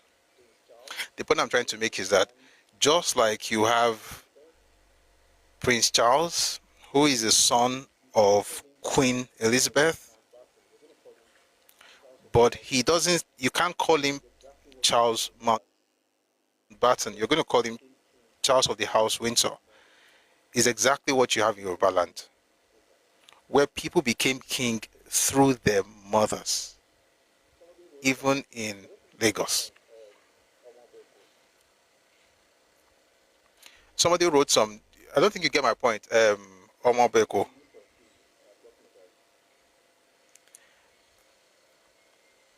It's not the list of kings I'm talking about.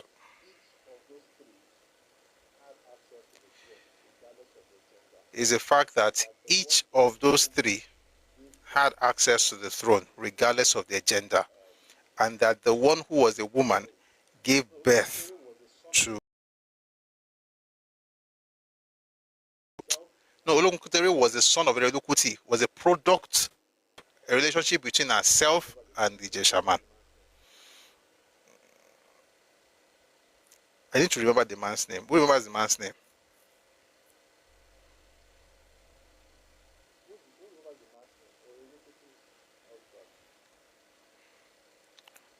Who remembers the man's name? Orelukuti's husband.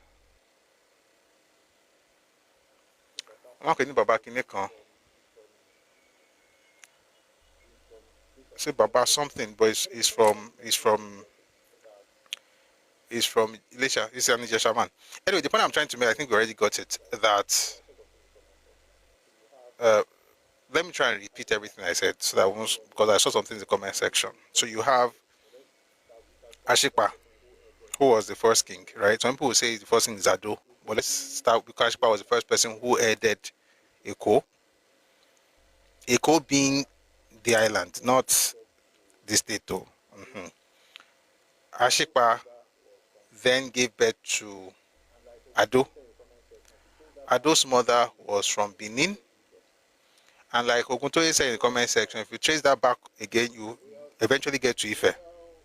Because she's from the royal house of Benin, and the royal family of Benin, they are from Ife. Regardless of what they are saying, what people are saying, they're just joking today.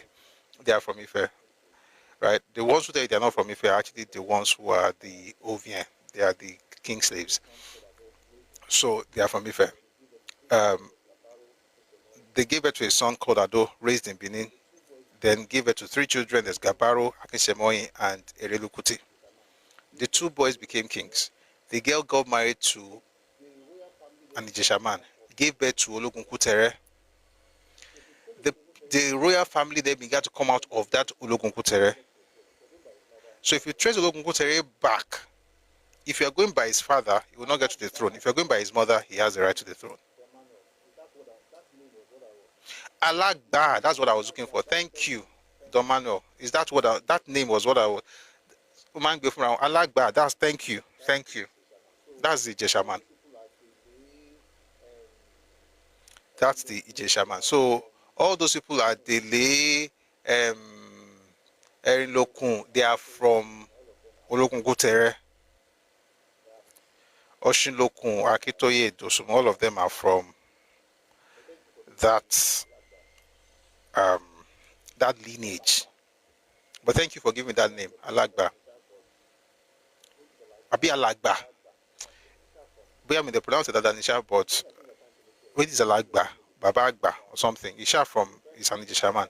The point I think we're trying to make here is, and I think we already made the point, that if a person can have access to the throne through his mom, then what's a property they can't have access to?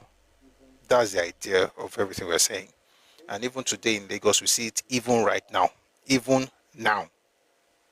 If you trace the king's lineage, you will stop at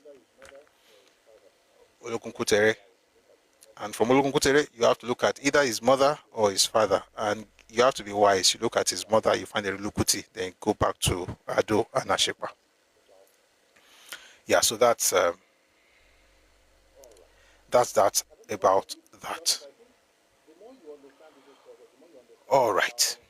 I don't know why. I think, to be honest, I think the more you understand people's culture, the more you understand how um,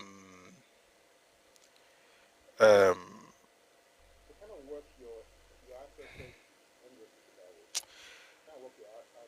kind of work your ancestors did. Let me just put it that way.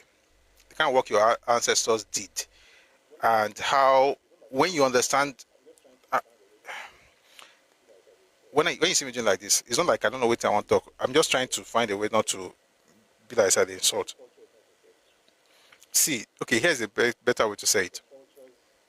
Every culture is not the same. Okay? In some cultures, that you're a boy, you can't serve, you don't have access, let alone, because there's some cultures where it's only the elder son that gets properties. There's some cultures where the house built by the father, I'm sure you probably know the culture, but don't write in the comment section. There's a particular culture I know in Nigeria where the house built by the father is automatically taken by the firstborn son. That doesn't happen in Yoruba land. Last, Emma Joshua Yaran. Okay? There are some cultures where if you're a girl, you're getting nothing. They tell you to go back to your husband's house. That doesn't happen in Yoruba culture.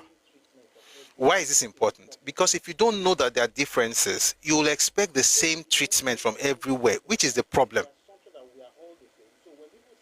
Sincerely, if there's any problem that I think Yoruba people have, is the assumption that we are all the same. So when people say things, when you are talking, what you are saying is not what the person is hearing, because the person is hearing through their own framework. You see, we don't really listen with our ears. We listen with our minds. We just listen through our ears. Our ears are the gateway, right? We listen through our ears. We don't listen with our ears. We listen with our minds. And our minds are usually products of the things we've interacted with in our socialization. So your mind is a product of the people you have met, the things you have learned, how you have been raised, the books you have read. That's what forms the activities in your brain as far as intellectualism is concerned. So when ideas come to you, your mind has to process it. So a person can be talking many things. Your ears will not hear those things because your mind is not, as it's coming through the ear, is not sticking. Because you're really, why am I saying this? I'm saying this to say that when it comes to the way we are as ethnicities in Nigeria, we literally see through our cultures. We see through our cultures, we hear through our cultures. When you say things and people push back, a lot of times it's not because of what you are saying, it's because of how they understand what you are saying, which is why it's important that you also understand them. And when you understand them, you will now have to change your laws, because the things that you are saying for your level means something totally different where they are from. And I've used the land thing again and again because it's the easiest one to use without, if I don't want to insult anybody. In your own culture, you sell land, you buy land, no biggie. In some people's culture, to buy land means that they now own the space. So that kind of person, you can't sell land to him. You should be renting land or leasing land to him. Why? Because where the person is in his mindset is at that basic level of, if I mention, say, I don't lease land to you, mention the years, that is when I can know that it is not my own. Like the entire environment doesn't belong to me. So for him, that if he hears buy, it means that it can change the culture of the place. Why? He's from an underdeveloped culture. His cultural reference is different from yours. And I'm not saying it's a bad culture or a good culture, but it's definitely underdeveloped, and that's not an insult. Just like they say, we have underdeveloped nations or developing nations. It's just what it is. Who is the moderator? I need to inquire privately about Redomi Books. Just send a message to Redomi Books. They'll respond to you. All right, so that's what it is. So if I know that if I sell land to you, you will say that you can change the culture of my people, then I don't sell land to you, not because I hate you, but because you have not come to the point where you understand what sale of land means in my land, which means that you have not learned anything from my culture. In my own culture, and the Yoruba people have learned it. The Isoko understand it. The Bini understand it. The Hausa understands it. The Fulani understands it. The Kanuri person understands it. The thief man understands it, that if I buy land, it just means that I've bought my own space. But it's not be say I feel change culture of the place. They know it. But the one we don't know them, we not go fight with them. We go just say we not go sell land to you again because you not get them. So waiting you get be say more mention 10 years, 20 years, you know. Meanwhile, here are you. There's a video somebody sent. I just remembered now. How are you? Ẹkáàbọ. There's a video somebody sent to me. I don't think I should play it. Maybe tomorrow, because I don't want to do that. I want to get on with the topic. Or somebody in South Africa not paying rent, and then when they said he hasn't paid rent for maybe 7 years or so, and then he said the reason he hasn't paid rent was because he had offered to buy the house, which is exactly what people do in Nigeria. Certain people do it. They will say they won't pay rent for years, and then they'll say it's because they want to buy it. Are you waiting for people to sell the land by force? Maybe I'll play it tomorrow, or I may not even play it again. Sending messages is not permitted on Telegram. Is there a Redomi TikTok platform? You don't need a TikTok platform. Just click on Redomi Realm on Telegram and you can send a message there. Thank you. Someone, Abigail Ajayi, thank you. God bless you too. All right. We'll talk more about that maybe tomorrow. But it's something that we've noticed. Like certain people live in your house, they're not paying rent, then they come back after a while and say, I want to buy the house. Why should you want to buy my house? You are a tenant. Pay your rent or move out. They said, this one in South Africa said they gave quit notice, I think it was 2017. One ridiculous date like that. That was the last time the person paid rent. But he's waiting to buy the house.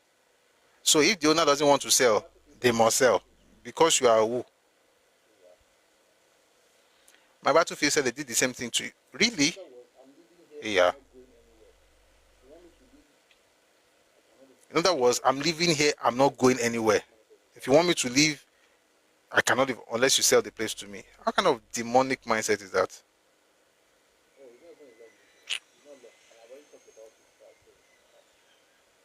Oh, it's not even a long video. It's not long. And I've already talked about it, so I'll play it.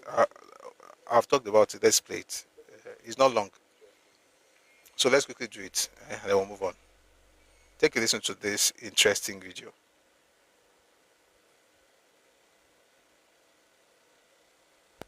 Run away! Stand that side, there! Don't run away! Run away! Stand that side, there! Hey, Baba! Come here, damn it! What is that? Come down. When last did you pay rent? Yeah. When last did you pay rent? I paid rent around 2018. All my neighbors here knows. I paid rent around 2018 when she said she no longer wants rent, she just wants to sell or I move out. Mama, whoa, wait. So, and since then, I have signed 2 offers to purchase from her. Wait. I have the current offer to purchase as and last month. Can you listen? Listen. Don't behave like a Nigerian. Yeah. Because you are the one first. Mama. Yeah. Wait. Do you think that, Baba? Don't try to run. No. How can I run after? I'll kick you, Baba. I'll kick your heart. I can't run out of all of you. Let me tell you. If you try to run, I'll kick you and you won't. Yeah. You. Do you think is there any sane person who would say stop paying rent? Any sane person? She's here. Do you think she's okay? I have an offer to purchase. I have an offer to purchase that I don't sign. Hello. Yeah, can I bring it now? You have said enough. Okay. Let us speak. Let us speak. Mama, he's a tenant. Yeah. Here 2014. Yeah. Okay, he paid from 2014 till 2016. From 2017 to date, he never paid rent. So when you are paying, for his hotel, she was quiet when you were talking. Yeah. So when you are paying for his water, electricity, everything, while a grown man from Nigeria, and also he opened the place. Shut up. Yeah. So the water is coming from where? The water is coming from. I buy electricity. I give to her. Okay, let's charge. This is your yard. Is this your yard? The man is just a liar. He's just a hypocrite.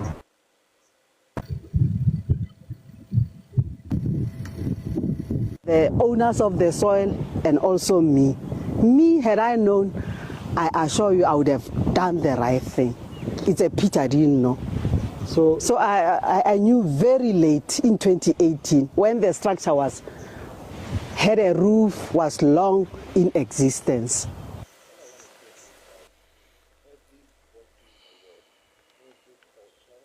All I want to say is that if everybody in the world, every culture, every nation, they're complaining about Nigeria and they're talking about a particular group, maybe it's not their fault.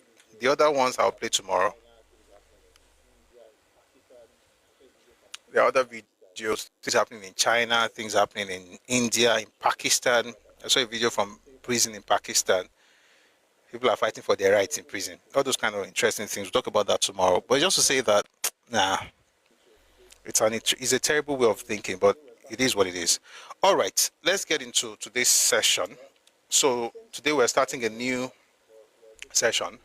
Well, it's the same series, Our Lowest Path, but we're looking at a different topic going forward, and that will be Aolo and the Nigeria Youth Movement. So we'll do that for a couple of days before we move on to something again about Aolo. Again, we're spending time on his autobiography because, like I said, it's important that we do more than just hear about him, that we actually know him, have an understanding of his journey, and get inspired by it, so that way, you know, we are able to plug a particular gap. There's a vacuum, right? The vacuum of role models in Nigerian politics, especially. And when we talk about politics in Nigeria, we don't really talk about ideology. We just talk about, you know, winning, which is what it is at this moment. But if we're going to have a new generation of people, or people who even engage the system, it's important to study men like this who give us a template of how to engage the system, and then how to become part of the system, change the system, and make life better for everybody in society. So that's why we're doing this, and I hope that we've been learning a lot. We're going to continue from where we stopped. You know what? We're going to go back a bit, but we're not going to repeat everything, apparently. So I'm going to read from his autobiography. This is called Awo, the autobiography of Chief Obafemi Awolowo. Somebody said something about reaching out. You can check Redomi Books on Telegram. You'll find this book there. There's a section on Chief Obafemi Awolowo. What to do, how to get the books is also there. So if you want to send a message, you can send a message to the handle there on Telegram that's sharing all the details. The handle is Redomi Realm. Okay. Why is it important that you buy the book? Because that's how you get information. But beyond, I mean, right now we're doing all this to make sure that we are sharing the. Yeah. Oh boy. Sorry guys, 1 second.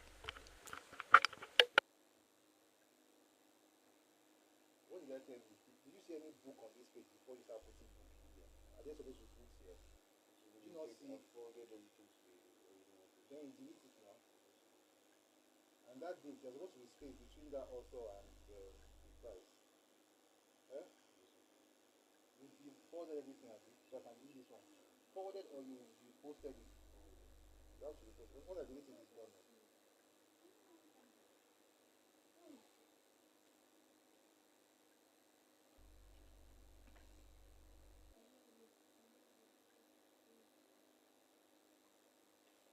Alright, so the process, how you can get it. All right, so the process, how you can get the book is right there, and you can send a message to Redomi Realm on that particular page in Redomi Books.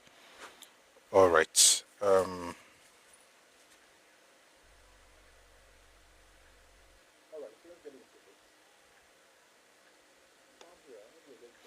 All right, so let's get into this.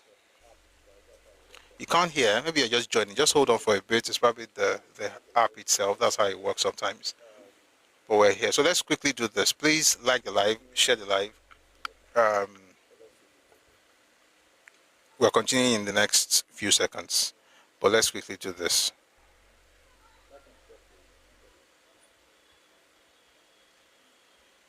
Like and share, please. 1 second.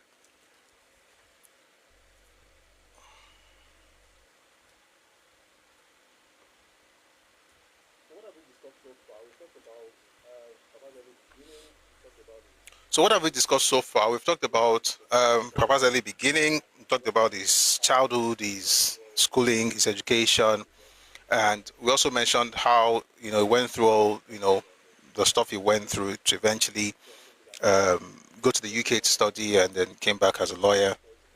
So we're not going to go back to that. We're going to move on now to his political adventure. And we're starting with the Nigerian youth movement. So he mentioned in this particular chapter, this is chapter 10 of the book, Awo, the Autobiography of Chief Obafemi Awolowo. He mentioned that before the advent of the Nigerian youth movement, the only well-known militant political party was the Nigerian National Democratic Party. This was founded by Herbert Macaulay in 1923. Herbert Macaulay was like a colossus at the time. He was the main person that everybody rallied around in terms of nationalism, in terms of politics in Nigeria, until his death in 1946. So he started a party in 1923 called the Nigerian National Democratic Party. Apart from the fact that he was also a journalist, he had his own newspaper, was also a surveyor.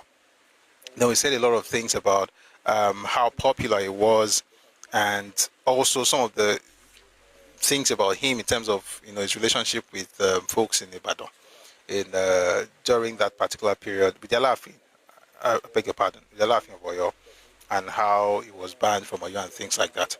But sticking to what we're discussing, which is NYM, NYM itself was founded as Lagos Youth Movement in 1934. A little about it. Lagos Youth Movement was inaugurated in preference to and as distinct from the Democratic Party. When it says Democratic Party here, he's not talking about the Democratic Party in America. He's talking about the NNDP, Nigerian National Democratic Party, which was founded in 1923 by Herbert Macaulay.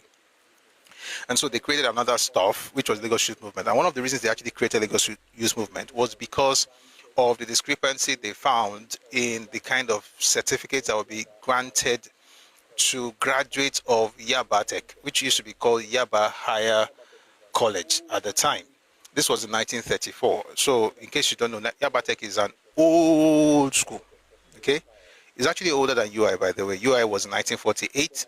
Yaba Tech was 14 years prior in 1934. So they established Yaba Tech for Nigerians. But then Nigerians then discovered that the certificates they will be given and the diplomas they'll be giving out will be inferior in quality to that which people will get in the UK. So that means that, and why is this important, by the way? It's important because it means everyone who goes through Yaba Higher College would, upon graduation, have to work in they have a ceiling in the civil service, regardless of how many years they spend. Interestingly, they're supposed to spend more years in school than those who go to who went to the UK to study. So think about it, for instance, like you're going to the UK, you study for 3 years, you go to Yaba Tech, Yaba Higher College, and then you spend 4 years. But when you're done, your diploma is inferior to the person who has their own from the UK, which means that effectively the civil service will always be dominated by the colonialists or by by the British people, which means that the goal of NYM would be for nothing, because one of the major goals was the Africanization of the civil service.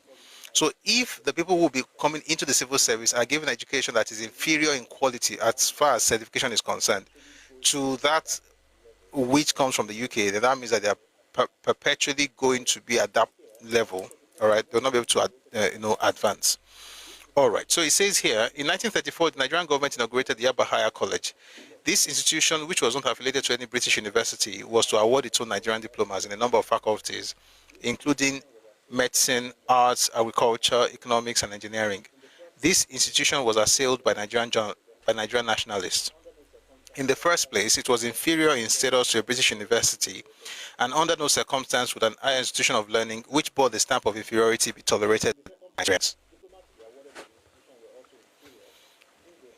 In the second place, diplomas to be awarded by the institution were also inferior, since the holders of these diplomas were only expected in various government departments and institutions to occupy posts which were permanently subordinate to those filled by the holders of British university degrees, mostly expatriates in the same faculties and professions. Organization of the civil service had been in the air for some time, and it was believed that the Yaba Higher College was an infernal device by the British imperialism to foil this legitimate aspiration. So we talked about all of this the last time we had a conversation. We also mentioned how in 1936, Lagos Youth Movement was changed to Nigeria Youth Movement. And the reason, of course, is because it was going to have a larger scope. They'll be able to discuss, things beyond what was happening in Lagos at the time. Let me just read something quickly on that. In 1936, as a result of clamor from different parts of the country, the name Lagos Youth Movement was changed to Nigerian Youth Movement. It must be pointed out that though the movement was originally Lagos in name, the matters which it handled were Nigerian in scope. In this connection, it must be borne in mind that up to 1936, Lagos and Calabar were the only towns in Nigeria where any group of people could presume to form and be members of political parties. The only organizations which were common in the hinterland were tribal or clan unions and literary societies. So we also mentioned, that, by the way, this group, NYM, is the very first nationalist movement created in Nigeria. And as we discussed today, you're going to discover how it ran and how it was destroyed, and the people responsible for destroying it, and the tool they used in destroying it in 1941, and how that tool is still being used today in 2025. Again, the beauty of history is not just so we learn and get entertained, is that we learn, it's not just so we get entertained, but that we learn not repeat the mistakes of the past. Certain people have not changed anything in the way they do their things. So we also should understand how they do it so that we know exactly how to tackle it when the time comes. All right. So I'm going to move very, very, very quickly to the charter of the NYM. All right. So they have a charter that has about three different sections. Okay. So let me just quickly read from this point. The Nigerian Youth Charter, which embodies the official program of the Nigerian Youth Movement, is a political document of far-reaching historical importance.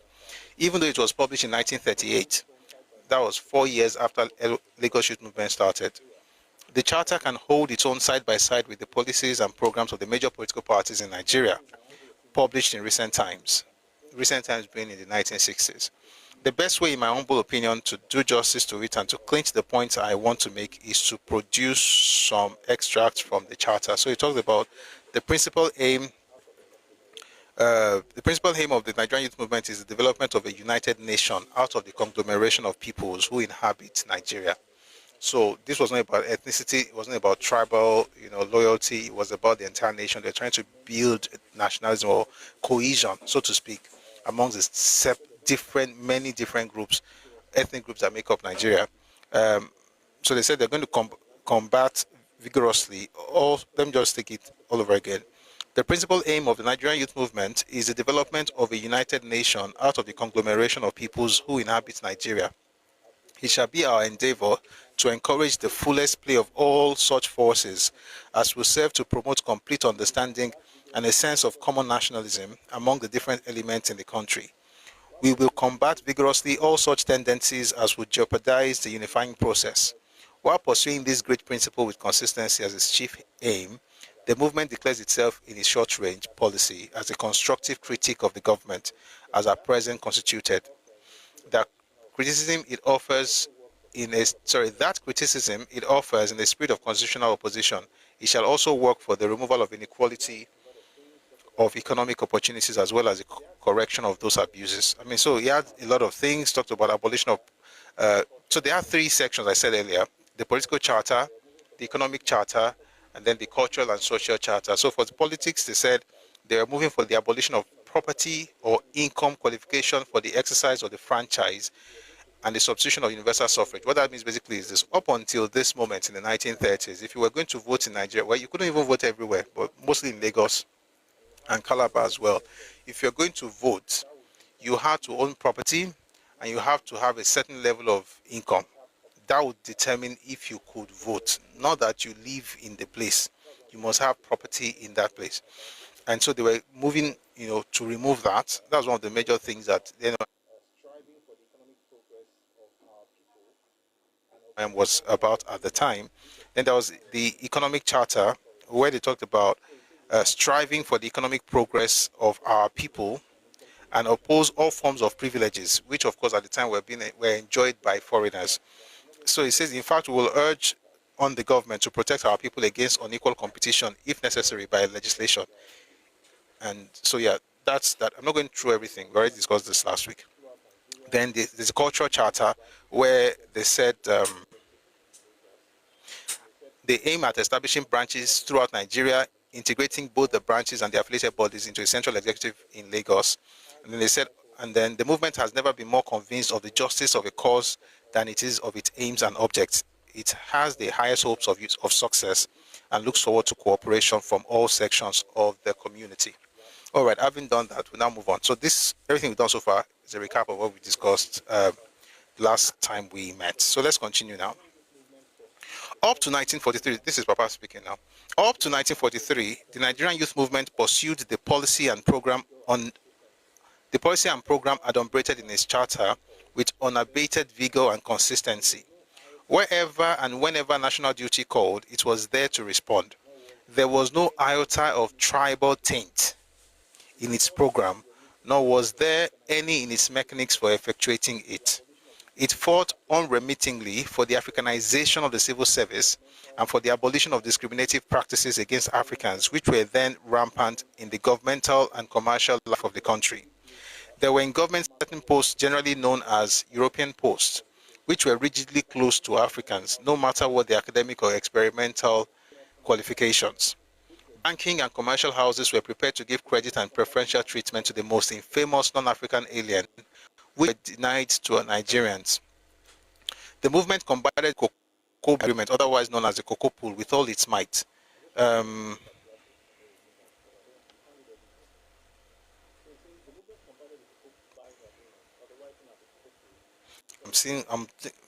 more time. I'll just quickly run through a particular bit and then we'll move on because we can't read everything.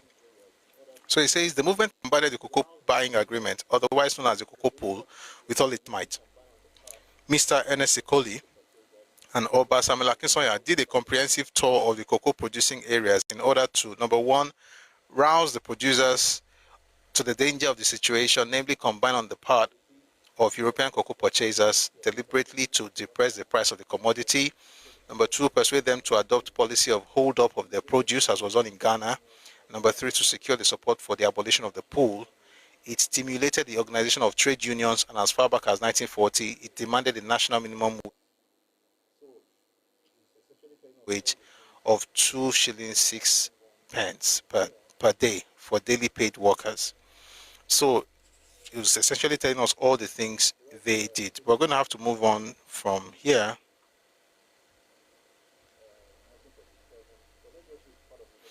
Right here, I'm looking at his diary, the things he did. 1937, but let's just read part of it because it also gives an idea who Papa was. So let's go back just a little bit.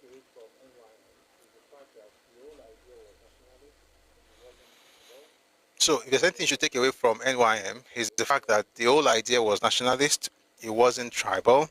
The whole idea was to Africanize the civil service, was to lead to the independence of Nigeria, all those things that we now enjoy, apparently. So let's go back just a little.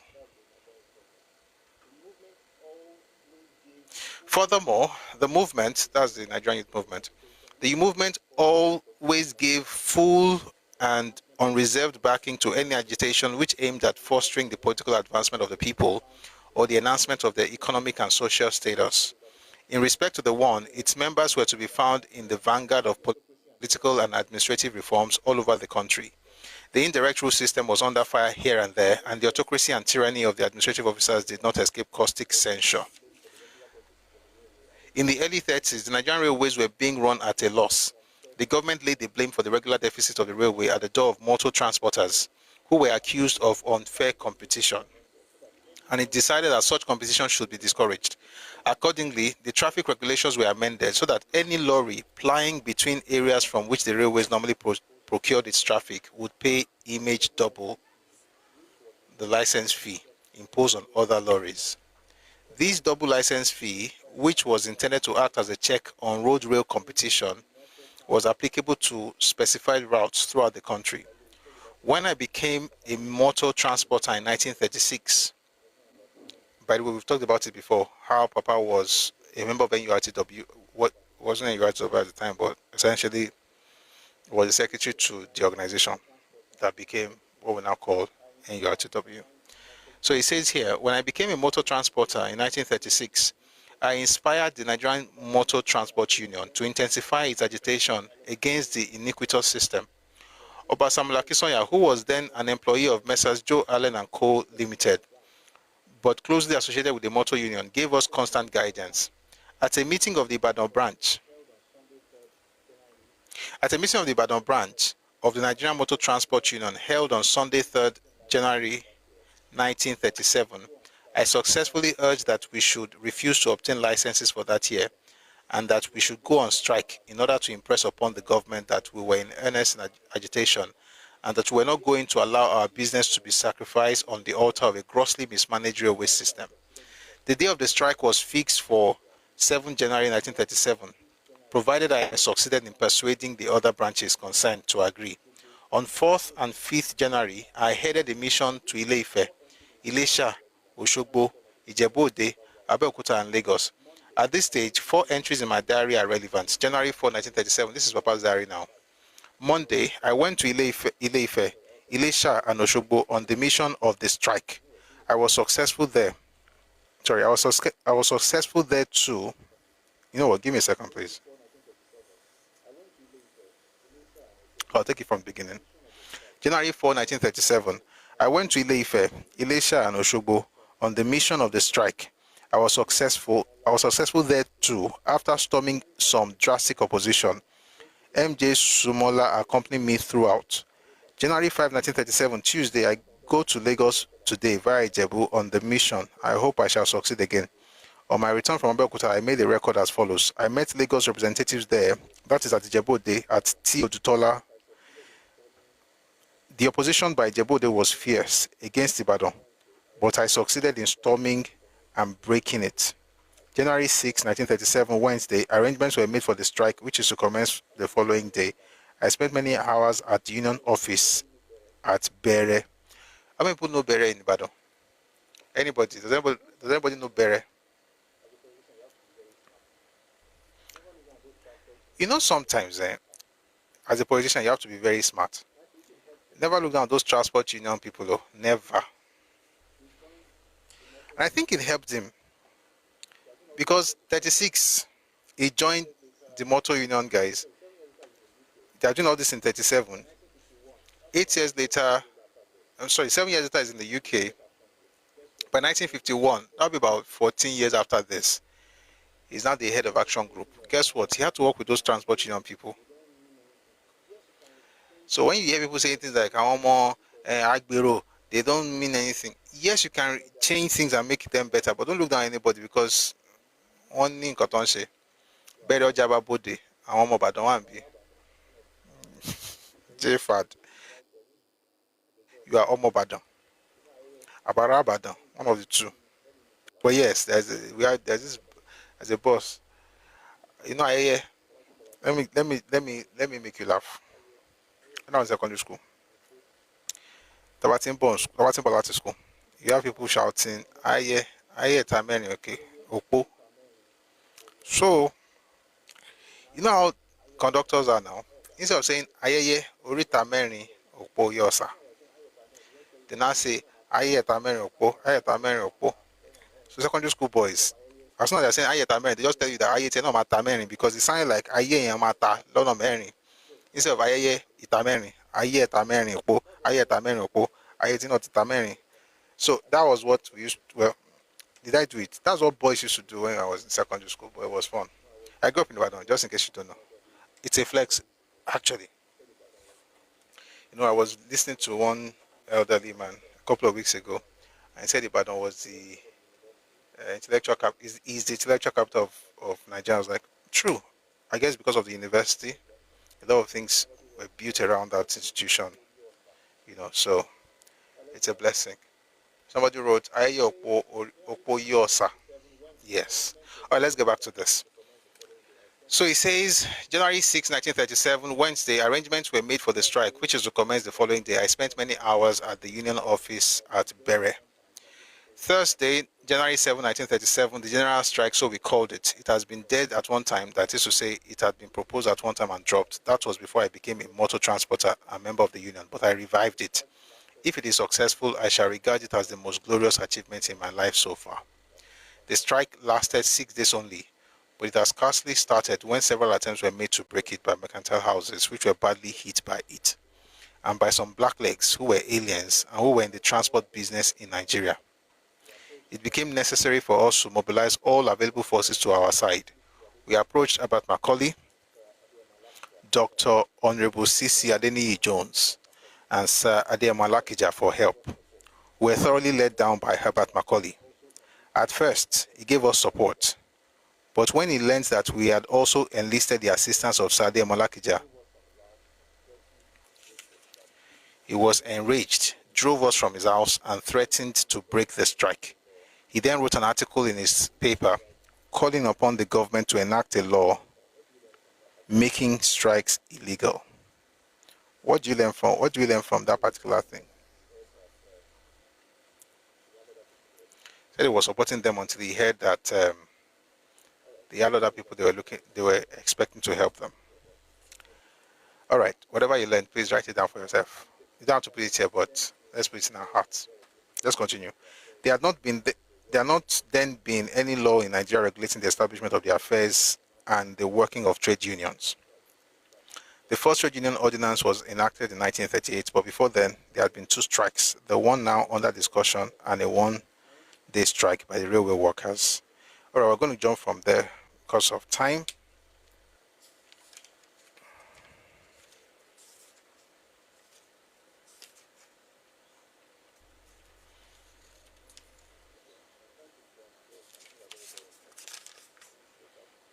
Okay, I'm trying to jump on something that's very, very important. Let's go back just a little bit.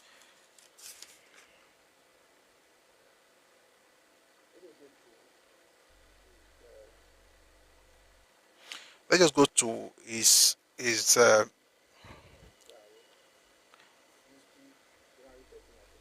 something from his diary, his entry, January 13, 1937. Wednesday, the end of the strike. It is simply ignominious, shameful. No, let me read. You know what? There's no reason to be jumping. Let's just stay here.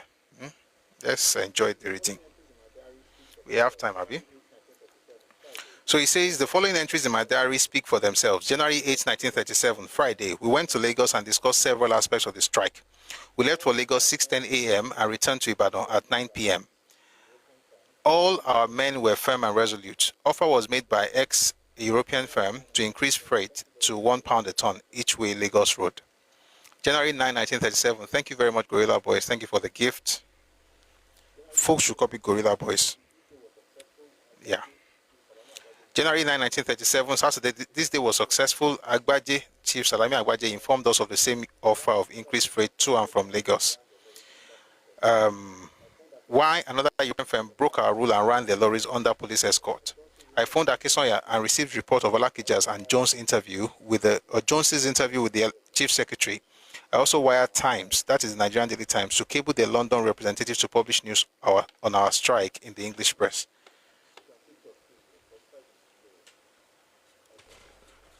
If you're on TikTok, please, 45 is low. Ejo. Let's continue. Let's like the live, please. So it says, we organize patrols for the affected roads in order to do picketing and to prevent any attempt by blacklegs to make the strike fail. I was in charge of the Ibadan-Lagos Road and Ogunpa Motor Park. In the course of my assignment, I came into clashes with high-ranking police officers. Of the Commissioner of Police, I recorded on 7 January 1937 as follows. The Commissioner of Police was hostile in the morning, but calmed during the afternoon. Commissioner interviewed. I phoned Akisonya.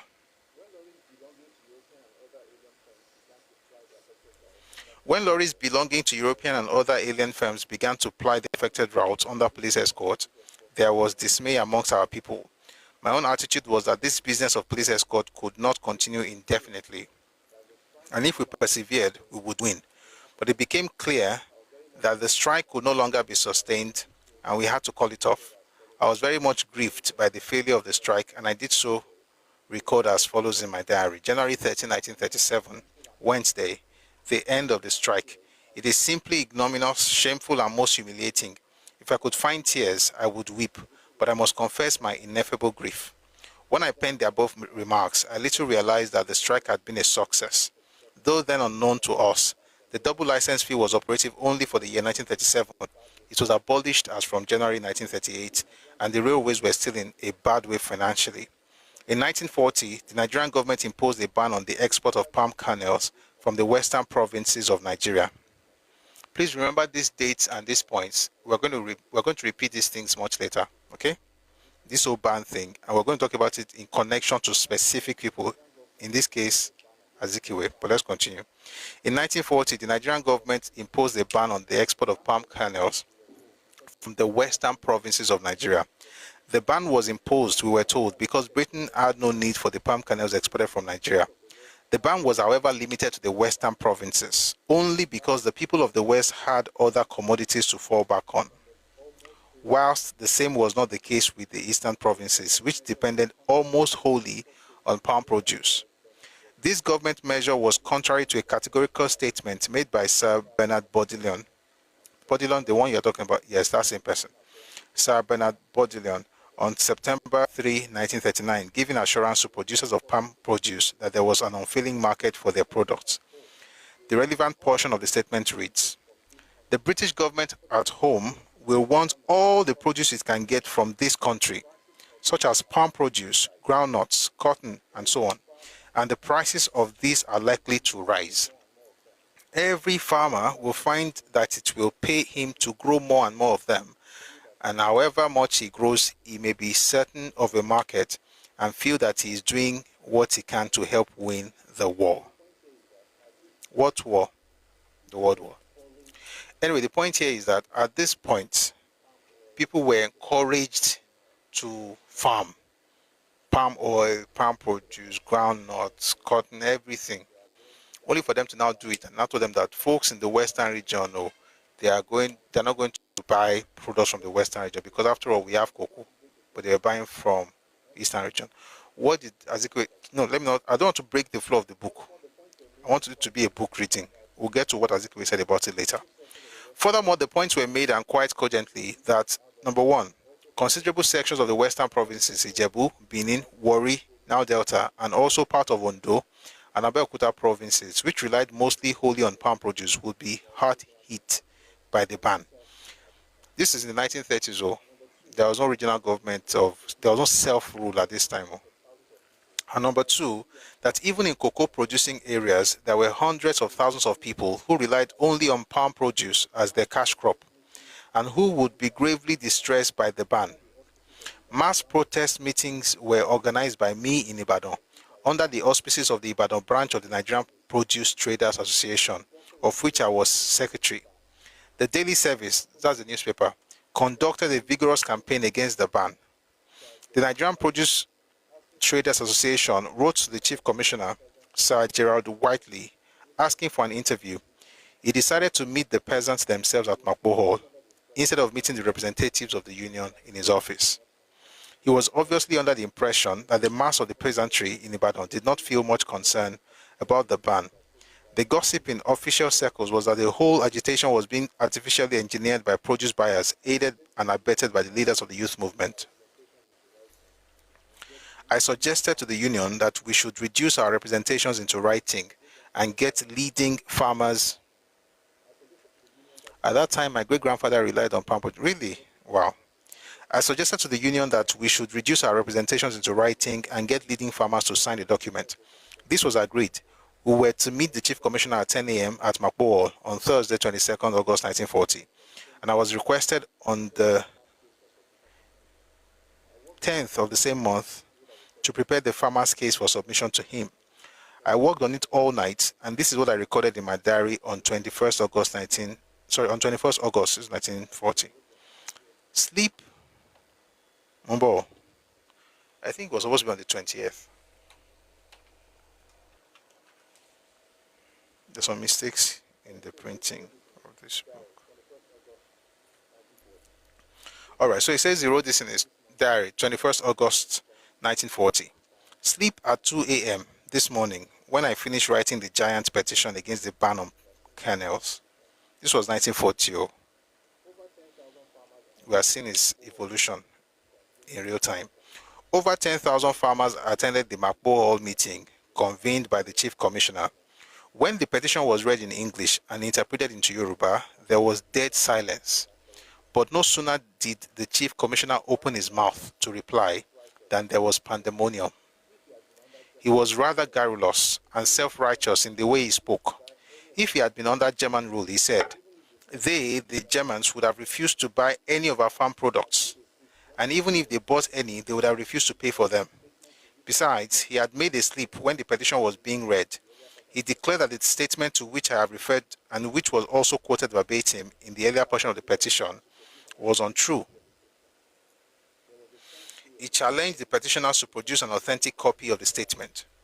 There was a tense period when I left the hall to fetch the printed copy of Sir Bernard Baudillion's speech, in which it was contained. I returned in due course and handed the relevant publication to the Chief Commissioner with the portion in question duly underlined. When he admitted the correctness of the disputed statement, there was an uproarious applause for me, and the mass of farmers no longer wanted to believe anything the Chief Commissioner said. In other words, he quoted Bernard Baudillon as saying that they should produce as much as possible, that the British government will buy everything. And now they're saying no. So when he produced that thing, the farmers were happy and they didn't want to believe the Chief Commissioner. Let's continue. On Sunday, 25th August, at his invitation, I met the Chief Commissioner in his office. He accused me in very provocative terms of having written an inflammatory petition for people who were mostly illiterate. He reminded me in a solemn tone that it was a serious offense to write in that manner, particularly in wartime. I was truculent in my reply, and I told him that the petition had been submitted by the farmers themselves, and he had no right to go behind the signatures. He had no right to go behind the signatures to identify the writer. He piped down, and we then had a cordial discussion which lasted 50 minutes. I was clapping as you were reading, Seth. All right. A delegation of the Nigerian youth movement consisting of Mr. Ernest Sikoli, Chief H.O. Davis, Oba Samuel Akinsonya. Please remember those names. They're going to come up again and again, especially those three with Makiola Maja, Alakija, and so on and so forth. All right. So it says a delegation of the Nigerian youth movement consisting of Mr. Ernest Sikoli, Chief H.O. Davis, Oba Samuel Akinsonya, and myself later met His Excellency the Governor, Sir Bernard Baudillon, on the same subject. Excuse me. With the governor were the members of his executive council. The chief secretary to the government was very unreceptive. You had better forget about your palm produce. It has no future, he declared. All the same, not long after this interview, the ban was lifted. The irony of this ban was that about 6 months after it had been lifted, a gargantuan campaign was launched throughout the country for the maximum production of palm kernels. They were urgently needed, we were again told, for the quick dispatch of Hitler and his army. There were numerous posters published by the government showing how a bunch of palm fruit fell upon and killed Hitler. Indeed, that man was right, who had said that foresight is not of the national... I'll take that again. This is a dig. It says, indeed, that man was right, who had said foresight is not one of the national attributes of the British people. God. That is issue. Why did they say that? So a while back, they said, oh, all of you go and produce this thing, we're going to buy from you. They produced, they said, we're not buying from you. They had a strike. They eventually lifted the ban. 6 months later, they say, oh, everybody must produce. So he's now saying that the man was right who had said that foresight is not one of the national attributes of the British people. Before I end this chapter, I would like to make certain observations which I consider to be pertinent. The Nigerian youth movement was, to all intents and purposes, a vigilant, dynamic, and selfless nationalist organization. I'll take it again. Which I consider to be pertinent. The Nigerian youth movement was, to all intents and purposes, a vigilant, dynamic, and selfless nationalist organization. It lived up to and worked for its declared objectives and ideals and spared no pains in fighting to uphold them. By its intrepid and enlightened leadership, it emboldened agitators in the country, regardless of where they lived, to speak their minds and damn the consequences. It provided a unique platform for the unification of all the diverse ethnic groups that constitute Nigeria, and a forum whereupon all conscientious and right-thinking Nigerians or right-thinking Nigerian patriots and nationalists could unfold their ideas and display their talents for the common good. The credit for the genesis of political... One second.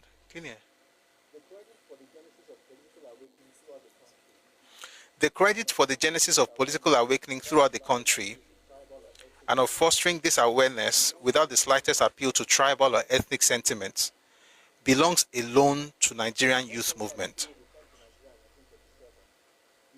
When Dr. Azikiwe returned to Nigeria in 1937, he merely strengthened the leadership of the newly emerging Nigerian. I'll take that again.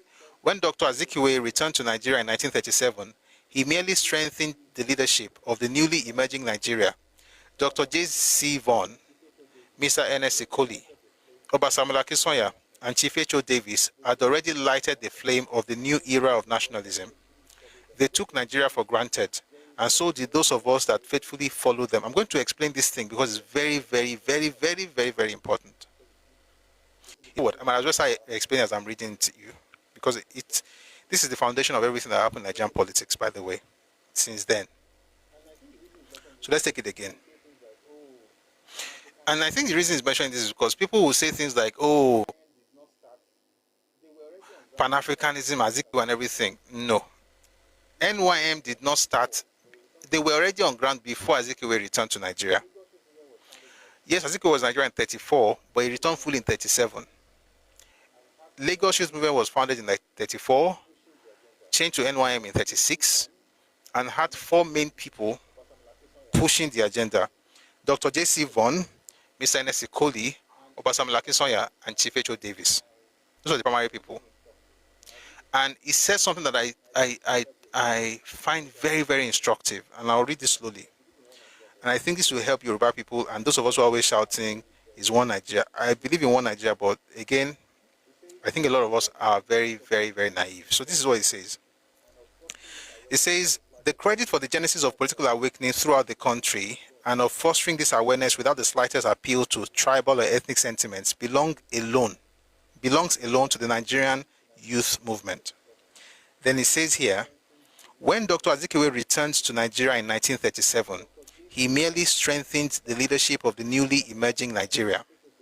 Dr. J.C. Vaughan, Mr. Ernest Ikoli, Obasamola Akinsanya, and Chief H.O. Davis had already lighted the flame of the new era of nationalism. They took, this is the point I want us to note, they took Nigeria for granted. And so did those of us that faithfully followed them. All organizations with which the Nigerian youth movement or its supporters were connected, no matter where founded and no matter what the composition of its membership, bore the nationalist stamp Nigerian with its West African, sorry, in fact, one second. It says here, all organizations with which the Nigerian youth movement or its supporters were connected, no matter where founded and no matter what the composition of its membership, bore the nationalist stamp Nigerian. With his West African pilots better produced and better run and enjoying much wider circulation than its forerunners, the Nigerian Daily Telegraph and Lagos Daily News, the anti-imperialist campaign which Herbert Macaulay had begun years before, and the new nationalism which the Nigerian youth movement had initiated in 1934, were conveyed in cold print to all the literary sections of the public throughout the country. I'll explain. The fact that in leadership of the Nigerian youth movement there were more Yorubas than those belonging to other ethnic groups was an accident, and it was in fact not noticed as a strange or undesirable. I'll take that slowly. I'm getting excited. But it's about to change. The fact that in the leadership of the Nigerian youth movement there were more Yorubas than those belonging to other ethnic groups was an accident, and it was in fact not noticed as a strange or undesirable phenomenon until 1941. What happened in 1941? I'll explain. Under the constitution of the Nigerian Youth Movement, supreme authority was vested in the Lagos branch, which was the parent body. Officers and executive members elected by the Lagos branch alone, therefore, constituted the central executive of the Nigerian Youth Movement. It was only to be expected that in the pre-war Lagos community, by the pre-war, he's not talking about civil war, he's talking about the World War. Okay? By the way, it was World War itself that made a lot of people from certain areas move into Lagos. And of course, the fact that the British needed them. Before that time, they were not in Lagos. So he says, it was only expected that in the pre-war Lagos community, where there were very few non-Yorubas who cared to take part in politics, and that those Yoruba professionals and merchants with an almost obsessional urge for politics should predominate in the ruling hierarchy of Nigerian youth movement. Let me explain all this to Renchi. You see, in 1941, we're going to get to it, we're going to read it. Like I said, I want this whole session to be a book reading rather than me just like we usually do. And we're going to do what we usually do eventually, but just humor me. Stay with me, please. Why is Papa saying all these things? Number one is anticipating or preempting what is going to write next in the coming chapters. But let me quickly explain. Let me give you a orijo. The orijo here is this. NYM was a nationalist organization. It wasn't about a tribe or an ethnic group. There was no ethnic sentiment. There was no tribal, whatever. It was about Nigeria. As a matter of fact, every one of them used to put the name Nigeria, just to show that it was national in outlook. And not just the movement, but every other thing that was associated, other organizations that were associated with the Nigerian youth movement also bore the name Nigeria, or the word Nigeria, as part of their name, in order to show that, I haven't heard that word in a long time, Orijo. All right. Yeah, it happens sometimes. So everybody was using the name Nigeria to show that it was national. Why is Awolowo talking about this now? Because by 1941, somebody introduced tribe into NYM. And since that time, we have not recovered. And guess what? I'm glad that the best way to recover is to now acknowledge the fact that the person was even right. Why am I saying this? Papa said in this book, he said, we took Nigeria for granted.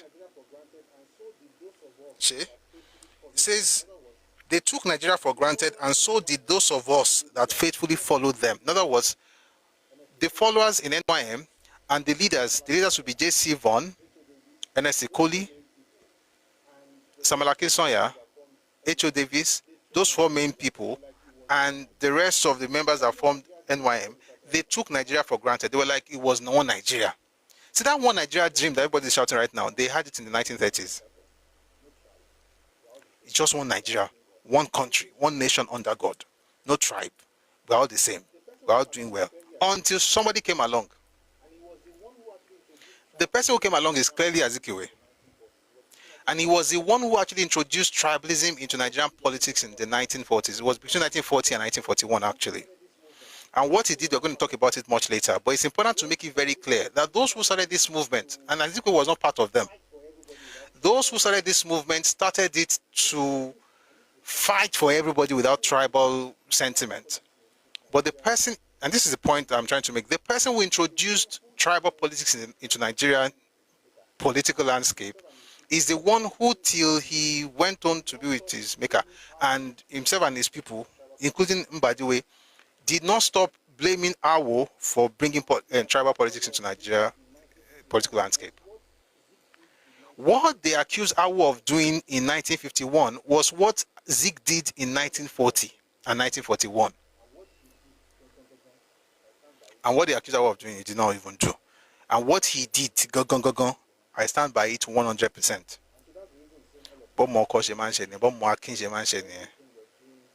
And so that's the reason he's saying all of these things, saying that, listen, everything we're doing, we had newspapers, Nigerian Daily. So, one of the major, so how did Zik succeed in doing this? Because you'll be like, just another person. Why are you talking about him like, it's just another person? It wasn't just another person, I'll tell you why. You see, Albert Macaulay had Lagos Daily News. The leaders of NYM, one of them, N.S. Ikoli, was the editor of Nigerian Daily Telegraph. But you see, their papers were dull. All right?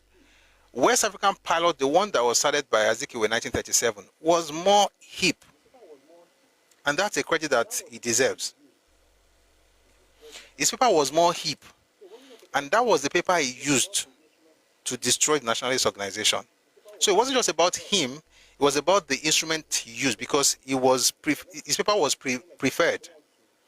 And he used it to do what exactly he wanted to do. But again, like I said, I don't want to rush and just start, I don't want to teach. I can't help it. But the goal is to actually read. So let's go back to reading.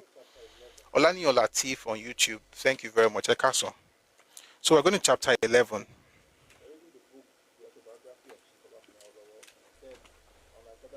We're reading the book, The Autobiography of Chief Obafemi Awolowo, and I said, unlike other sessions, this series we're going to be reading more. We're going to be having, we always read. We're going to be having like a book reading, and then I'll be explaining. Okay? So, the book is Awo, The Autobiography of Chief Obafemi Awolowo. I'm reading chapter 11. By the way, small, as we're party, we can. But very soon, I think from chapter 11 now, I'll be stopping and referencing other books and read and teaching. But for now, let's just read. 1 second, please.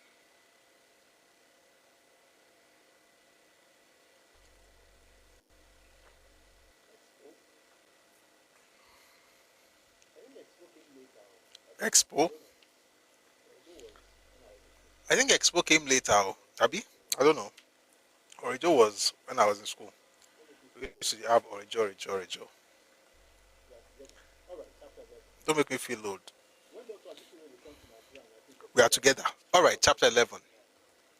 When Dr. Azikiwe returned to Nigeria in 1937, that was when he came back from Ghana, with his ideas. Expo came later, Abi. When Dr. Azikiwe returned to Nigeria in 1937 with his ideas about new nationalism and new Africa, one of three choices was open to him. Please, if you are sleeping, wake up. We're about to go deeper, right? Let's start again.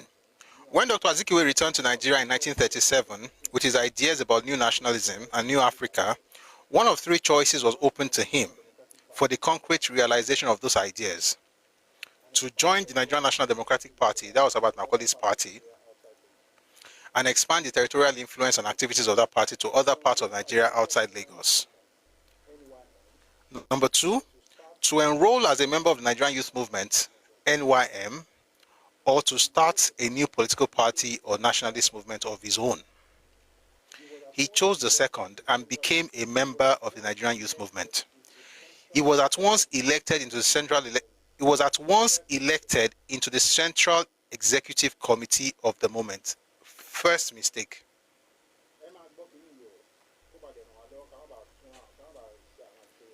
He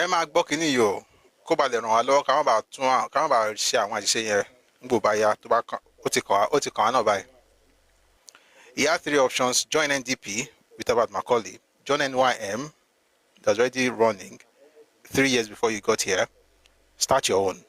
He joined NYM, and almost immediately they made him a member of the Central Executive Committee. They did it for a reason, and they were wrong. And let me tell you why they did it. One of the reasons they did it was because two things. Number one, he was an orator who could speak. Number two, he had a newspaper that was loved. Don't do it. A person joins your organization, they join as members. They rise through the ranks. First mistake. And by the way, 3 years later, they regretted this thing they did, because that was the thing they used to twist them as a movement. But again, I don't blame him. I blame those who made him something after joining. Don't do it. Even in your own life, your own business, somebody comes. Dear, Mama Wale. I mean, you elevate them, but there's a level, you have to trust the person, not because of what you're going to get from them alone. What if the person is about themselves, which is what Azikiwe was about, as a matter of fact. We're going to get into it later as we go on. Stay with me. Let's go on. So he says he had three options, and then he chose the second one. He became a member of the Nigerian Youth Movement. He was at once elected into the Central Executive Committee of the movement. For a while, a very short while indeed, he proved to be an asset to the Nigerian Youth Movement. He was one of the famous volcanic nationalist quartet, Mr. Ikoli, Oba Kinsanya. They always call him Oba because he became an Oba by the time they were writing this book, but he was not an Oba at the time. Okay? Oba Samuel Kinsanya, Chief H.O. Davis, and Dr. Azikiwe. Whenever these four were built to speak at any public meeting in Lagos, and it was always in Lagos, there was a tumultuous stampede to get a seat or a vantage place. The Nigerian Youth Movement was already popular with the masses before Dr. Azikiwe's return. But he brought with him a propaganda technique which was new in politics and journalism in Nigeria, and which further boosted the popularity of the Nigerian Youth Movement and disarrayed its opponents. Little wonder, therefore, that in opposition to the veteran NNDP, the NYM won in 1938, and in a resounding manner, all the three Lagos seats in the Legislative Council and all but one of the elective seats in the Lagos Town Council. Let me explain something quickly. As I'm reading, I'll be explaining. Azikiwe joined Nigerian Youth Movement in 1937. I was already there before Azikiwe joined, but I was not a major figure. He was in the Ibadan branch, and most things were happening in Lagos at the time anyway. So you had, if you're not here, just coming in, you have people like J. N.S. Sikoli, Samuel Kinsanya, H.O. Davis. These were the main people in NYM at the time. But you see, NYM was not just a movement. It was also a political party of some sort, because they were able to present candidates for elections. All right, or for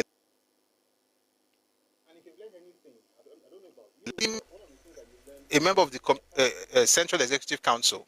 Like I said earlier, big mistake. Why? Because they did it based on talent. And if you've learned anything, I don't know about you, but one of the things that you learn in leadership is that talent is not enough. Somebody says, so Azikiwe is the father of propaganda. Of course he is. Oh, let me tell you something that Papa said in this book. We're going to get there. He said, Azikiwe is the first consummate propagandist in Nigeria. That's how Papa described him. The first consummate propagandist. You know, when I say things like, what these people are doing from Azikiwe, people are like, you're lying. Just go back. Or if you can, find excerpts from West African Pilot. We're going to read some, by the way, in this book. You'll be shocked at the language that Azikiwe used, even for secondary school matches. Anyway, let's not go ahead, run ahead of ourselves. Let's take it step by step. Azikiwe joined in 1937 after returning from Ghana, but he had two things going for him. He could speak, and everybody knew it. Papa covered him in 1934 when he was in Lagos to speak to secondary school students, using big words and all those, fantastic things. So people knew he could talk. So talent was one major reason they made him member of the Central Executive Council. The other thing was influence. One was talent, second was influence. He had talent, he could speak. He had influence in the sense that he had a newspaper that people liked. So many people read his paper, so why not have him on our side? Those two reasons are never enough to make anybody a member of anything. It's exactly what happened in LP. It's what's happening in ADC right now. People join your party, maybe they have money, they have influence. Before you know it, they're now Oga. I see it. I mean, something happened yesterday. Somebody sent me something. I saw it. I was like, people. I'm a priest. There is a level of politics even in church that helps you understand, even among choir members. I used to be a choir director for many years at different levels. All my life I've been directing choirs before I went to directing productions and pastoring. But the point I'm trying to make is that the kind of politics that people play, if you make a person a leader because of talent alone, most likely you are done for. You just sow the seed that will destroy the organization. Talent is meant to be used. A talented person is not necessarily a very good manager. They are good at being managed. They should be managed. They shouldn't manage anything. Because the best thing they can manage is their talent, not the people. And that's why you discover that talented people don't necessarily make the most fantastic managers. Look at FIFA, for instance. Look at football, UEFA. The major managers they can't kick a ball to save their lives. Just because you're a fantastic footballer does not mean you make a good coach or a good executive in the football team. And the point is that I'm saying this not to bash Kini. I'm just trying to explain. You will see the problem that this man caused later. It didn't take long. It didn't even take up to 6 months. So some did. Those are exceptions. Every case has exceptions. If you say some did, of course some would. When you say some, of course some would.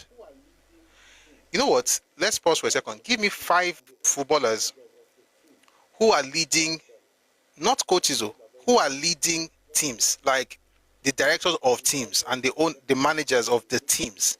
5 of them that the clubs are very successful. Let me wait. That the directors, they're in the executive council, they make decisions, not the coach. They make decisions about what happens in the team. They do the business deals. 5.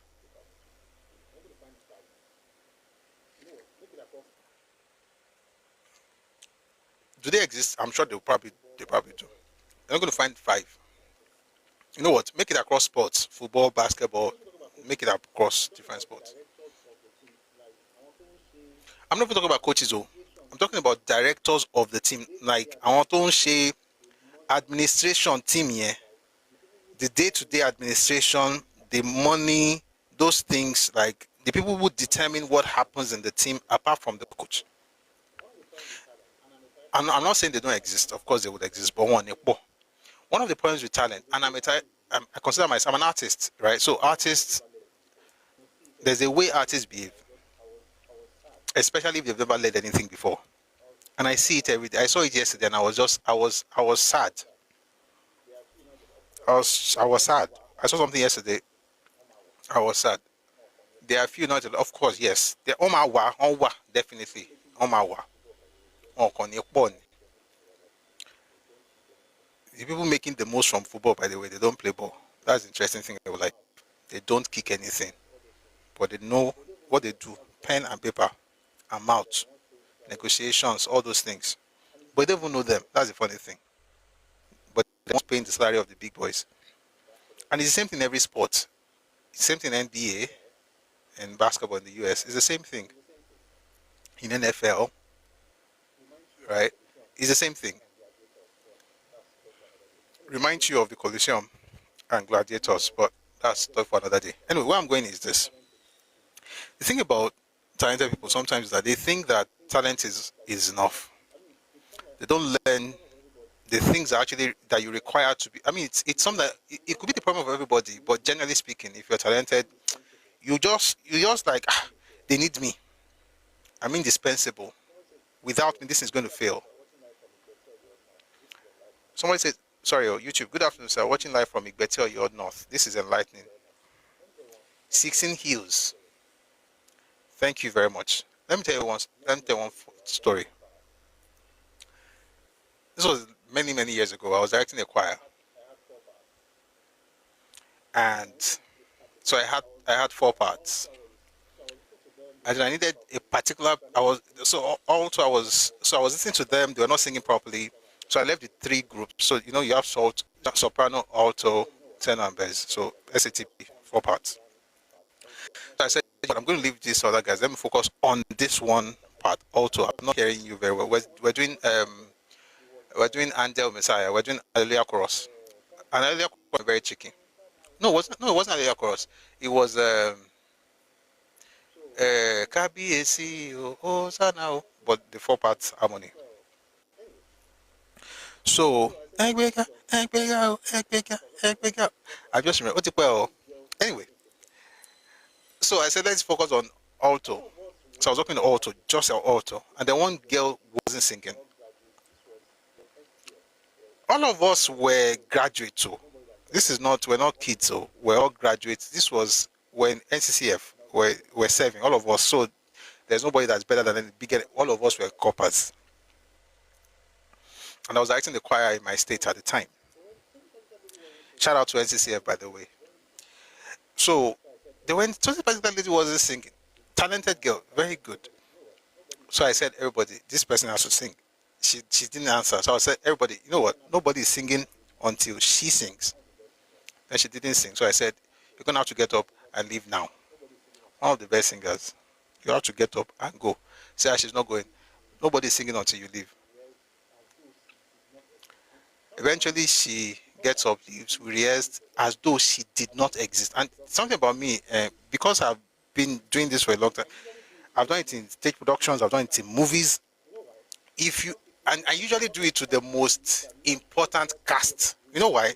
Because it is the most important cast that believes that nobody else can do what they're doing, and if they disappoint you, you are done for. So man, I will help you, I will guide you, I will pamper you, but when it gets to a particular point, I'll tell you that you can't go. The point I'm trying to make is that, of course, eventually they will usually come back because they'll see the mistakes they made, and then we'll make up, and then then we'll work together and did all the work. So shout out to all my people. So if you ever watch this video, whether you were part of my films or plays or music, shout out to everybody. But it's normal amongst talented people. The point I'm trying to make is that if you're not careful, the talent makes you feel like you're indispensable and that people can't do anything without you. And if you say no, that's the end, which was the mistake of Zik. But the mistake of NYM was admitting him or making him, no, admitting him as a member is okay, but making him an executive member just after joining because he had talent and influence was a mistake. Let's continue. All right. So 1938, NYM won seats in the Legislative Council, all 3 seats in Legislative Council, and they won all but 1 elective seat in the Lagos Town Council. Again, remember in the 1930s, there were only 2 towns where people had political parties or they could vote. It was Lagos and Calabar, right? So this wasn't happening anywhere else. So at this time, NYM was a youth movement, but it was also a political party, presenting candidates for elective positions. All right, let's go on. So it says, take that part again. It says, the Nigerian youth movement was already popular with the masses before Dr. Azikiwe's return, but he brought with him a propaganda technique which was new in politics and journalism in Nigeria, and which further boosted the popularity of the Nigerian youth movement and disarrayed its opponents. Little wonder, therefore, that in opposition to the veteran NNDP, the NYM... Sorry, let me stop. Who was leading NNDP 1938? Let's just see that. I want to be sure we are together. Please, who was leading NNDP in 1938? Sure, we're in class now. Somebody said Macaulay. Yeah. If you're on TikTok, please, sorry, YouTube, please like this live, please. The 4 wise men, no. HM, yes. It was Macaulay. The 4 wise guys were in NYM, Nigerian Youth Movement. However, Macaulay was in NNDP, Nigerian National Democratic Party. So, but thank you very much for your responses. Let's continue.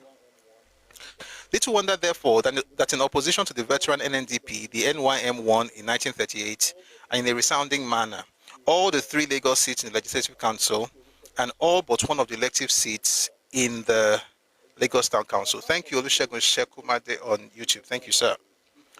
Let's go on.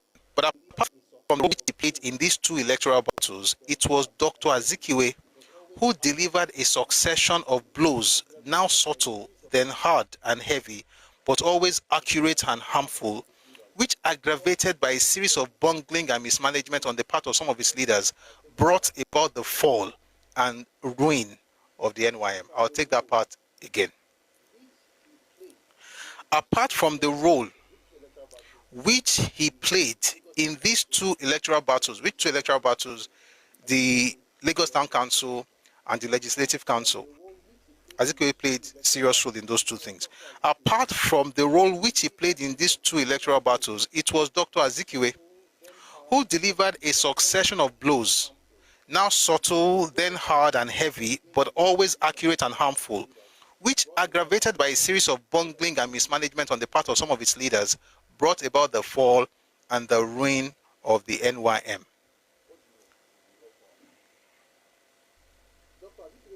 What do you mean? Let's go on. Dr. Azikiwe caused many ears to prick up at the discordant note which is sounded when the campaign for the Lagos Town Council election in 1938 was at its peak. Oba Samuel Akinsoya, do you notice that we've been mentioning that name a lot? He's one of the original founders of, even from when it was Lagos Youth Movement. Even when it was Lagos Youth Movement, Oba Samuel Akinsoya has always been there. So he says here,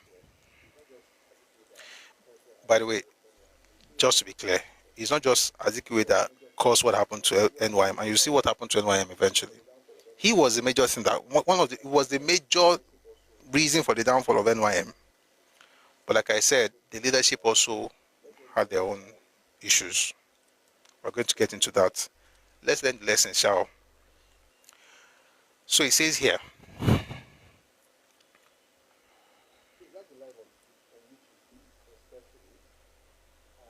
please like the live on YouTube especially, and let's engage. That also will help the algorithm suggest it to other people. Thank you very much for being here. Yeah, just saw your name, Jane Larakwe. Thank you. You know what? I saw that thing, but thank you.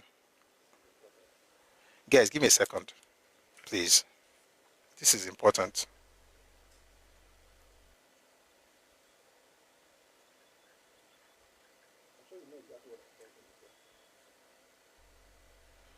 I'm sure you know exactly what I'm thanking you for.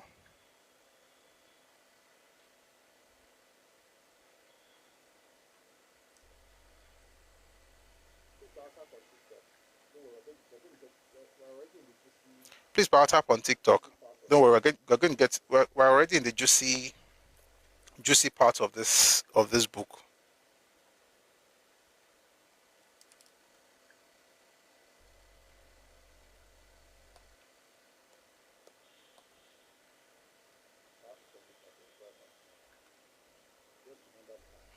I have to send this message before I continue. I just remembered now, and I must send it now.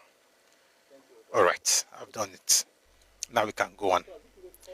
Thank you, everybody, for understanding. Let's go back. Dr. Azikiwe caused many ears to prick up at the discordant note, which is sounded when the campaign for the Lagos Town Council election in 1938 was at its peak. Oba Samuel Akinsoya was one of the NYM candidates and the only one who lost among them. Most of the Ijebu-Remo people resident in Lagos were opposed to his candidature because the Odemo had sided with Ijebu-Ode and the people of Ijebu-Remo had demanded separation from the latter. So there was a time, so in the 1930s, a lot of people it still happens to today. The other day I was having, when we were talking about Ikene, somebody came in and said they are Ijebu. Me, I don't say whatever people say they are is what they are to me. So back in the 30s, some of them wanted to be simply known as Remo, not Ijebu Remo, right? With what happened in, I think was it 18? Was in the late 19th century. So at this time, anyway, they didn't want to be under the shadows of, the Aujale. So their Caribou would be the paramount, king of Remo people. So many of them wanted to be called Remo. But at that time, Samuel Akinsoya supported the Ijebu side and said they should still be Ijebu. So they still call them Ijebu Remo. So that means that they were under the sovereignty of the Aujale, which was what many of them did not want at that time. Like they wanted to stop that, which is essentially what they're doing right now when they say that just say Remo, don't say Ijebu Remo. Again, I don't think it's about division. I think it's about people just coming to, I don't know. I'm not discussing the politics of it, but I think it's just the assertion of their Yoruba. They still talk about their Ife origins. and Ijebu also have Ife origins. That's not the problem. The problem is just that they think that they should be, and they've been doing this for a long time, that they should be on their own. Anyway, why is this important? Because the folks in Lagos who were from Remo, so Ijebu Remo is Ikene, Shagam, Ilishan, all those areas, all those places, anyone from that Ikperu, Remo, who were outside there, many of them were living in Lagos. Chengbo, this is 1938, so please stay with me. Ah man, guys, please give me 1 second. I need to ease myself. This is very, very sweet. You like it? Just give me a very brief moment. I'll be back in a jiffy.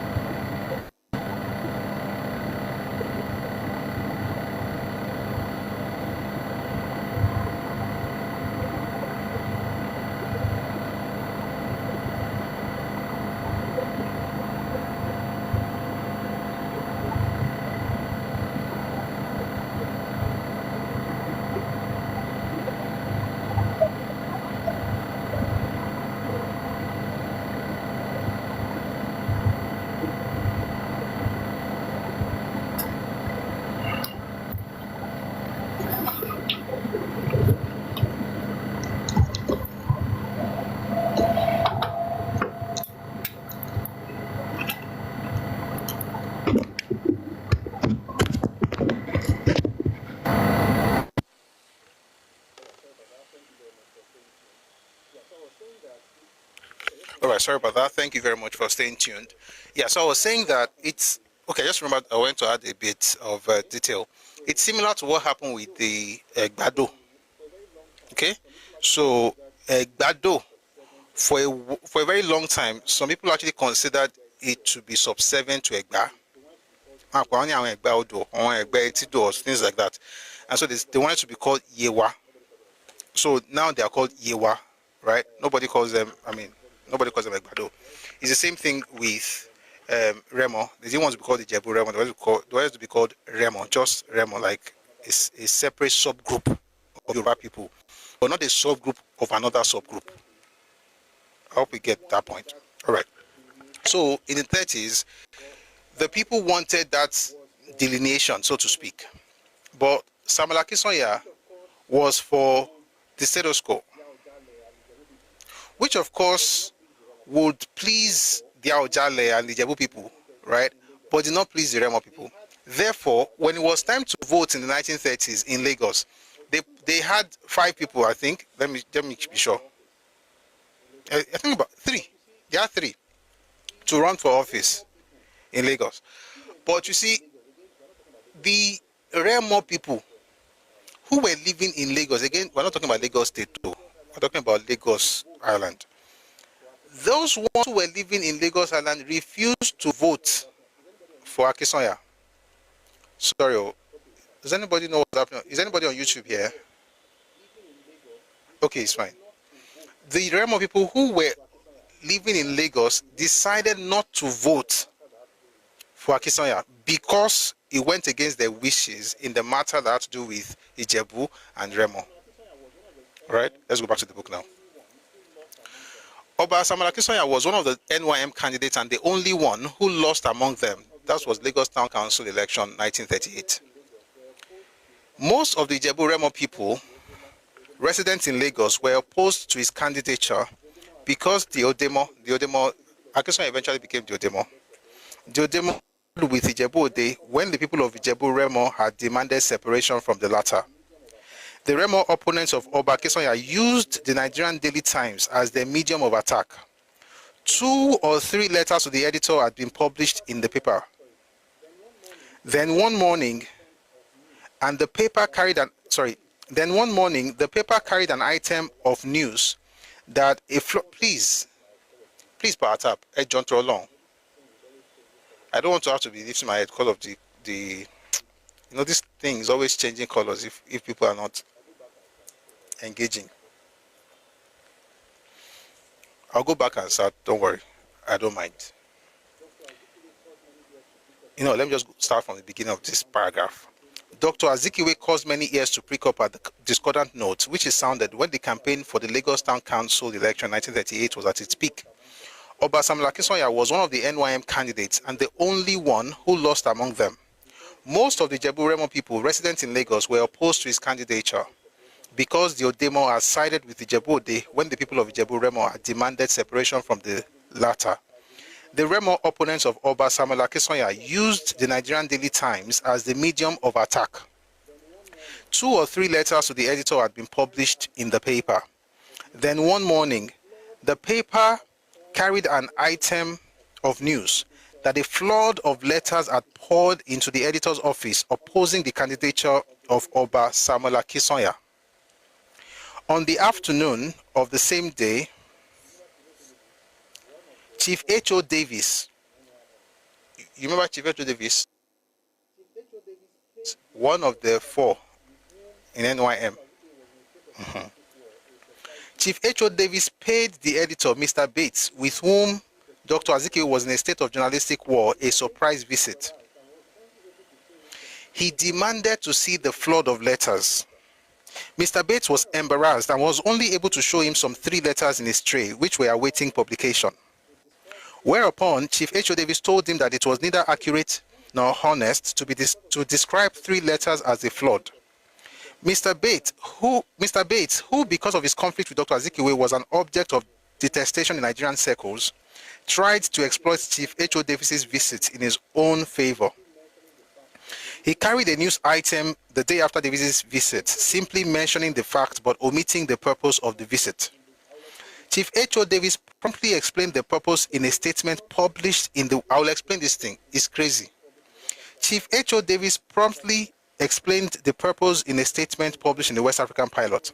Nevertheless, Dr. Azikiwe wrote an editorial in his paper in which he referred with disapprobation to this visit and described Chief H.O. Davis as a simpleton.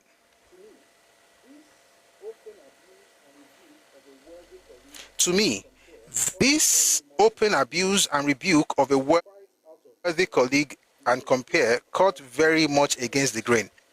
It was quite out of tune with the spirit of comradeship and mutual respect, which was expected to dominate the leadership as well as the followership of the NYM. Let me explain what I've just read so far.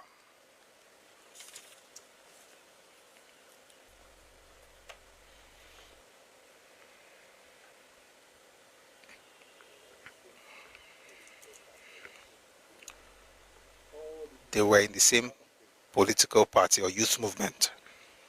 All these people, apart from Bates, were in the same youth movement. All right? So all these people were in the same youth movement. H.O. Davis, Ernest Ikoli, Obafemi Awolowo, Dr. Azikiwe, they were all in the same movement. Samuel Akínṣányà as well. Now, Samuel Akínṣányà wanted to run for office. His own people were against his candidature. They wrote in the newspapers. And one of those days, the editor of the Daily Times decided to write something and said he has received a flood of petitions, essentially, against the candidature of Samuel Akínṣányà. In other words, people don't want him, people don't like him, they should not run and things like that. One of his comrades in the NYM, Chief H.O. Davis, then decided to go to the Nigerian Daily Times office.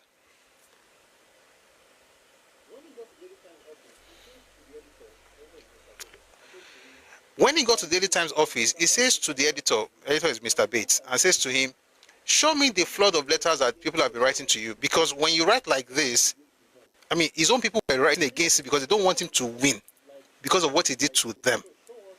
But now you're saying that there's a flood of letters, like a lot of people are against his candidature. So show us the flood of letters. Mr. Bates was embarrassed. He says, oh, just 2 or 3 letters. No. So H.O. Davis was like, okay, so why would you say you received a flood when it's just 2 or 3 letters? So essentially he was chiding him, like, you shouldn't have done this, right? Now, Davis was now leaving. Now, meanwhile, Mr. Bates, the editor of Nigerian Daily Times, and Azikiwe, the editor of West African Pilot, were having their own issues amongst themselves.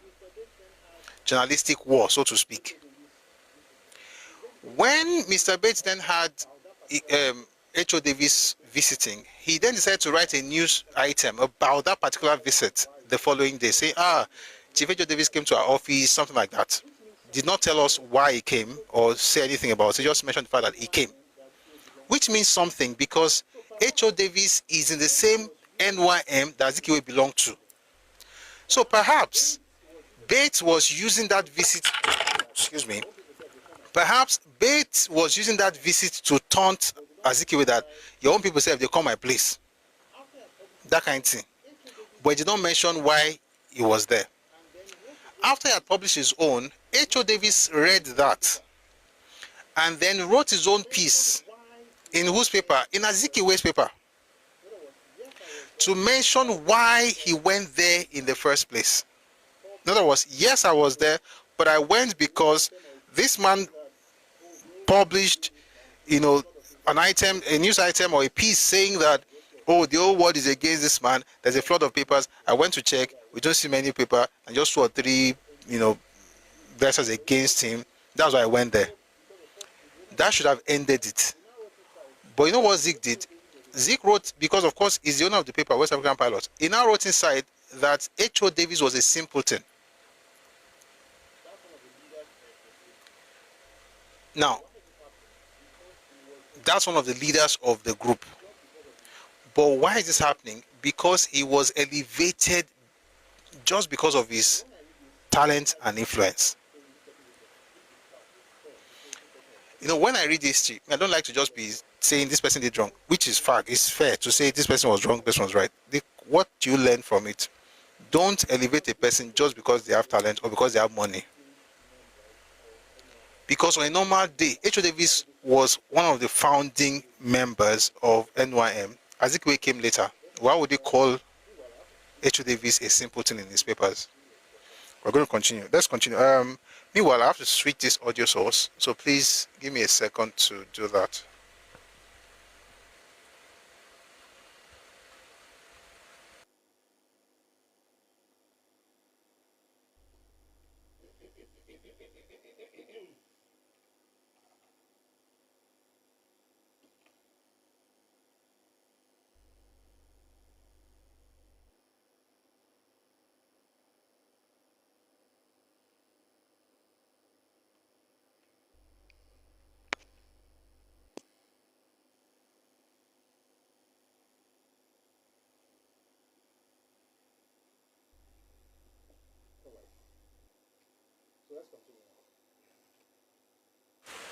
All right. So let's continue now.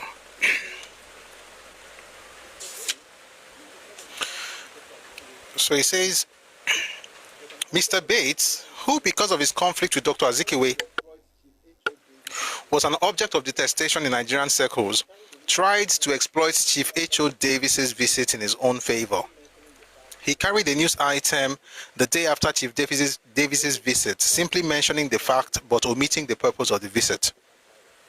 Chief H.O. Davis promptly explained the purpose in a statement published in the West African Pilot.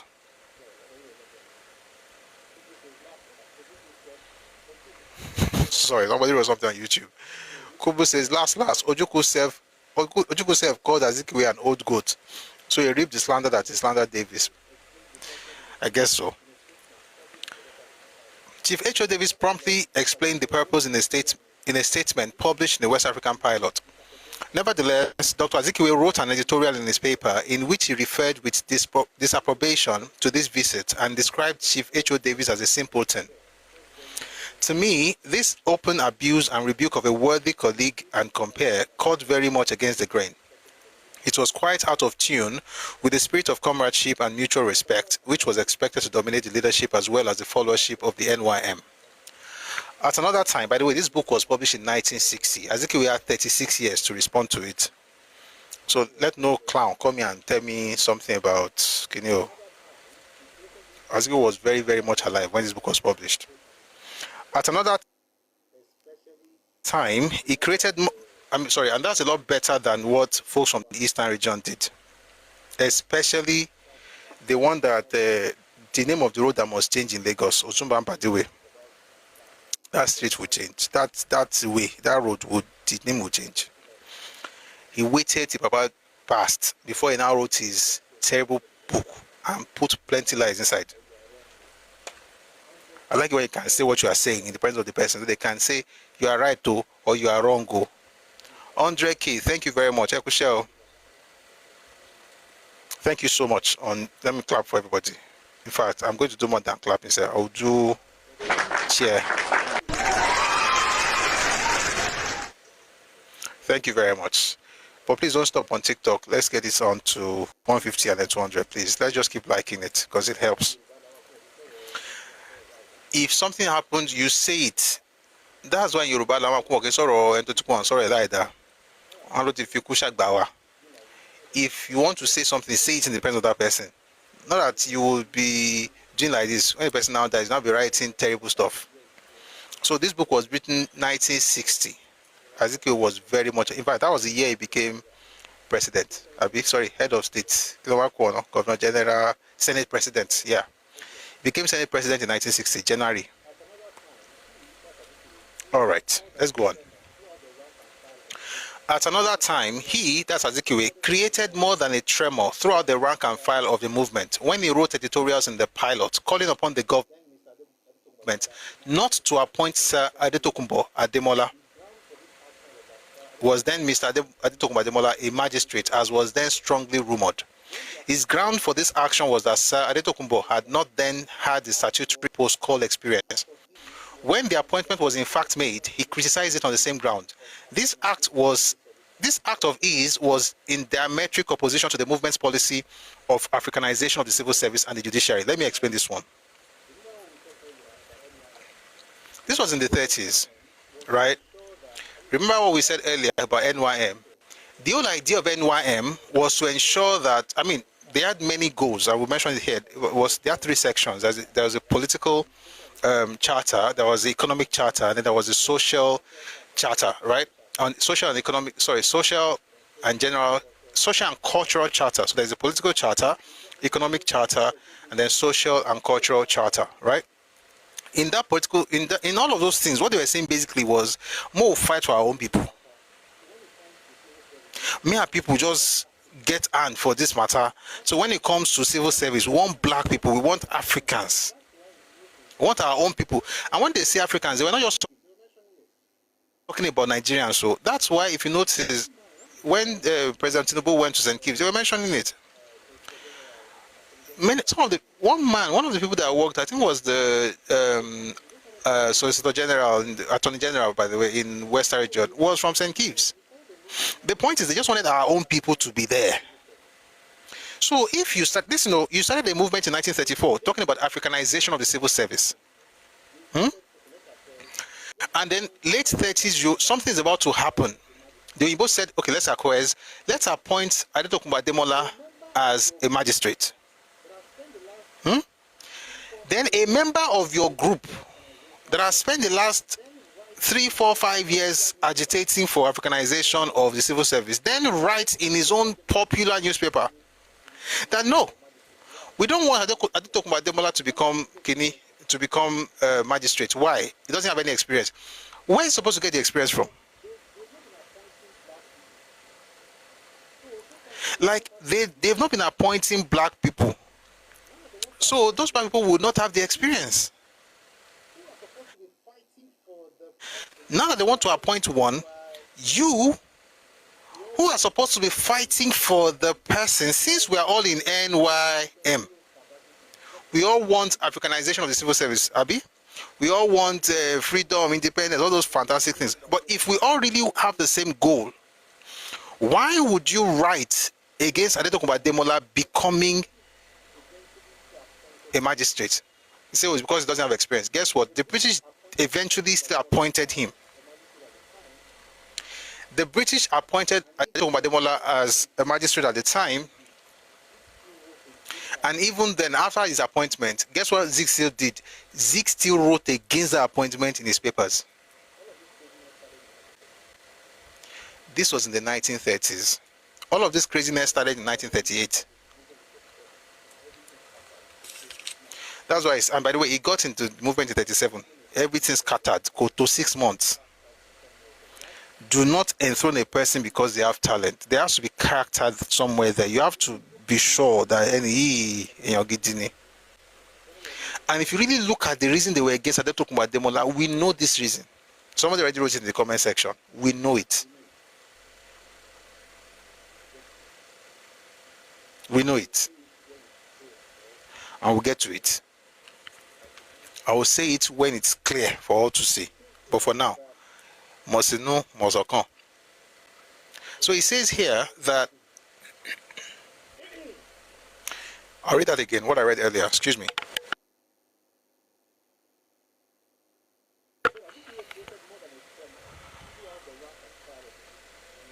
Said Azikiwe created more than a tremor throughout the rank and file of the movement when he wrote editorials in the Pilot calling upon the government not to appoint Sir Adetokunbo, then Mr. Ademola, a magistrate, as was then strongly rumored.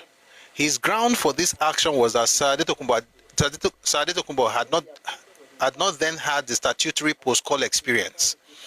When the appointment was in fact made, Azikiwe criticized it on the same ground. This act of his was in diametric opposition to the movement's policy of Africanization of the civil service and the judiciary. By the end of August 1940, this part, if you are, please listen attentively, because this changes everything. As a Yoruba person, this is the thing that people have been suggesting. By the end of August 1940, I was certain in my own mind. Who is speaking here? Chief Obafemi Awolowo. By the end of August 1940, I was certain in my own mind that Dr. Azikiwe was not a conscientious member of the Nigerian youth movement, and that for some reasons best known to himself, he was bent on destroying this nationalist organization. At the same time, it seemed clear to me that his policy was to corrode the self-respect of the Yoruba people as a group, to build up the Igbos as a master race, to magnify his own vaunted contributions to the nationalist struggles, to dwarf and misrepresent the achievements of his contemporaries, and to discount and nullify the humble but sterling quota which older politicians had made to the country's progress. Other incidents which happened thereafter merely went to strengthen my beliefs. When was this? 1940, end of 1940. That's why I used to laugh about it, but it's actually quite sad that some clowns would tell you that, oh, bigotry, Tinubu, elections, he scattered Nigeria, he brought in bigotry and tribalism. One second though.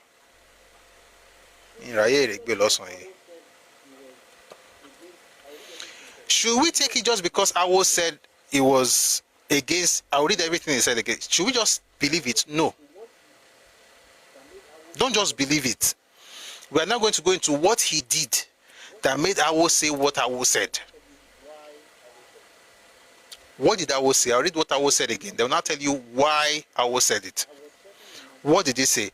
By the end of August 1940, I was certain in my own mind that Dr. Azikiwe was not a conscientious member of the Nigerian youth movement, and that for some reasons best known to himself, he was bent on destroying this nationalist organization. At the same time, it seemed clear to me that his policy was to corrode the self-respect of the Yoruba people as a group, to build up the Igbos as a master race, to magnify his own vaunted contributions to the nationalist struggles, to dwarf and misrepresent the achievements of his contemporaries, and to discount and nullify the humble but sterling quota which older politicians had made to the country's progress. Other incidents which happened thereafter merely went to strengthen my beliefs. So the point is that what strengthened his beliefs, let's quickly go into that. After the 1938 elections, that's the one where he was calling H.O. Davis a simpleton. After the 1938 elections, again, everything I was said here, I believe it. Primarily because it was Papa saying it. If he said it, I believe it. But guess what? Let's not even do that. Let's not just say because he said it. Let's go into why he said it. And then look again, draw parallels. See the pattern between what we're about to get into right now and what happened in Yoruba land. Are you ready? Is everybody ready? What's happening right now in the 21st century? Again, this history is not to bash a group, but if I see the pattern, I will not close my eyes. People are doing the exact same thing. So, are we ready for this? You are going to see things you think that I'm reading what happened in 2025. Okay? Let's work with this. After the 1938 elections, the NYM and some of its leaders were projected in the pilot in unfavorable light. Statements, articles, and reports inimical to the interests of the... Sorry, I'll take that again. Statements, articles, and reports inimical to the interests of the NYM and derogatory of its leaders were accommodated on the pages of the pilot. Who owned the pilot? Zik. There were three instances of which I considered this...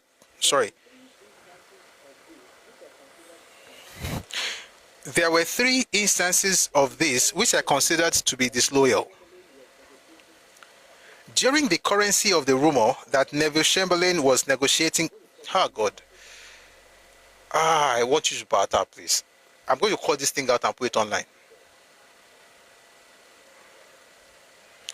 We are going to the deep end. This is the deep end. Let's go on. This is going to be a deep dive, right? So, again, Azikiwe owned something called the West African Pilot. It was a newspaper, right? On the pages of his newspaper, people were writing, his own people, writers, were writing stuff and putting it on his paper and he was publishing it. And the thing they were publishing was against the interests of a group that he belonged to. He belonged to NYM. They were writing against NYM, but was publishing it all the same. Thank you, Western Region. Thank you. Let's read what happened. There were three instances of this which I considered to be disloyal. During the currency of the rumor that Neville Chamberlain was negotiating to transfer Nigeria to Hitler, Mr. O.A. Alakija wrote an article in the pilot. In it, he said that Nigerians had accepted Britain not as a conqueror but as a protector. If she was no longer capable of performing that role, she should quit, and Nigerians would then either protect themselves or invite some other nations to protect them until they were able to stand on their feet. So at this point, Rewaju, please, no, please don't change the conversation to somebody else. Let's just stay with what we're discussing for now, please.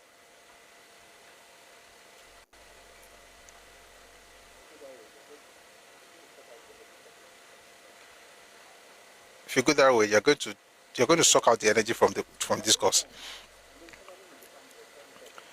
Where was I? At this point, Neville Chamberlain was the Prime Minister of England, of Great Britain, of the UK. They were going to transfer the ownership of Nigeria to Hitler. All right? O.A. Alakija then wrote an article and said in whose paper, in Zig's paper, West African Pilot. And in that paper, he mentioned that, listen, the relationship that Nigeria has, this was in the 1930s, this is 1938, that at this time, the relationship that Nigeria has with the British government is one of a protector, not of a conqueror. And that if you cannot protect us, we are going to find someone else to do so, but don't transfer us to another country. Fair enough. All right. The Nigerian government thought that this article was offensive and inflammatory. The Chief Secretary therefore invited Sir Kofu Abayomi and Mr. Lakija at different times. in order to tell them so. Sir Kofa Bayomi was said to have made certain remarks when he spoke to the Chief Secretary, at which the other leaders of the movement, including Mr. Ikoli, Oba Samuel Akinsoya, Chief H.O. Davis, Dr. Azikiwe, and Mr. O.A. Alakija took umbrage. A meeting was held at the house of Sir Kofa Bayomi to thrash out the matter. True enough, it was a stormy meeting, but it was all done in secret. Only very few members of the movement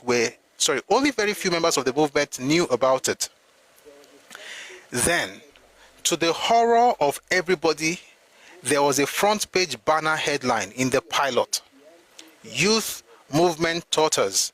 A garbled story of these behind closed door affairs was then told.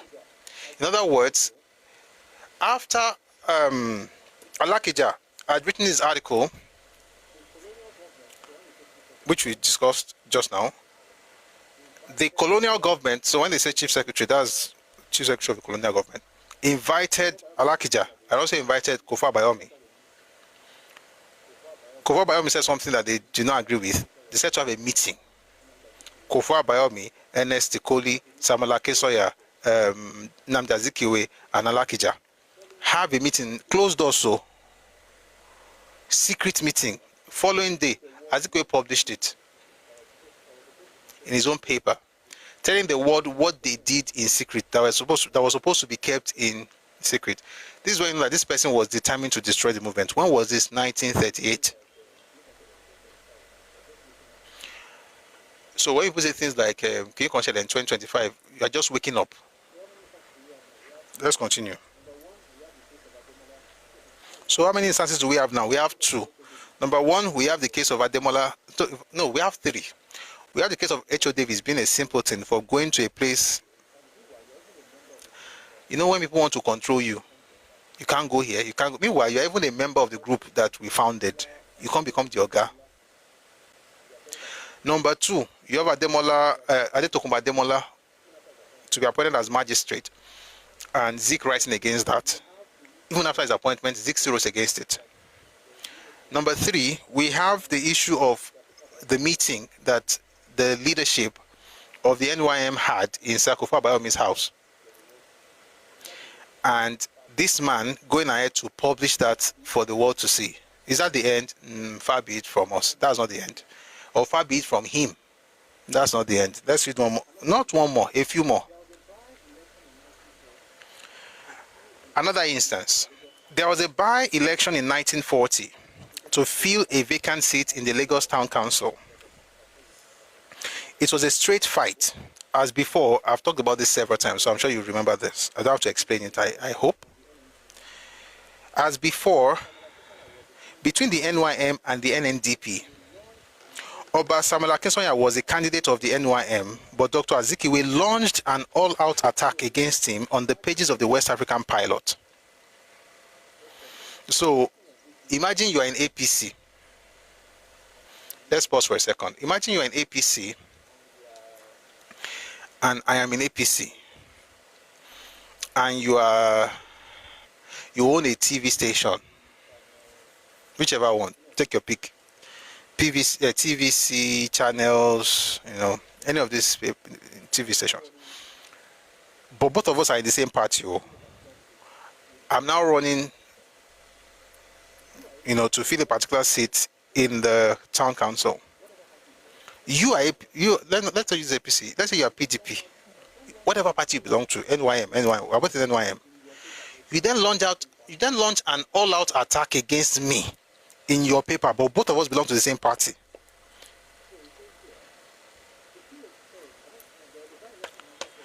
So it says here, there was a by-election in 1940 to fill a vacant seat in the Lagos Town Council. It was a straight fight, as before, between the NYM and the NNDP. Oba Samuel Akinsoya was the candidate of the NYM, but Dr. Azikiwe launched an all-out attack against him on the pages of the West African Pilot. The things that were written about Oba Akinsoya are too crude for reproduction here. I wish Papa just reproduced it, because now we can't find the paper now. What is digitized over way? That's a lesson for those of us who write. Be writing everything, just in case you can't find the original. But it's bad enough that a person would go against his comrade. Let's continue. Never finish. Enough finish, enough finish, enough finish, enough finish, enough finish, enough finish. Bang, bang, bang. Fella carry along. Yet another instance. When the NYM was founded, this one is actually brutal. You will enjoy this one. When the NYM was founded, it published a quarterly journal which was its official organ entitled Service. Journal like newspaper.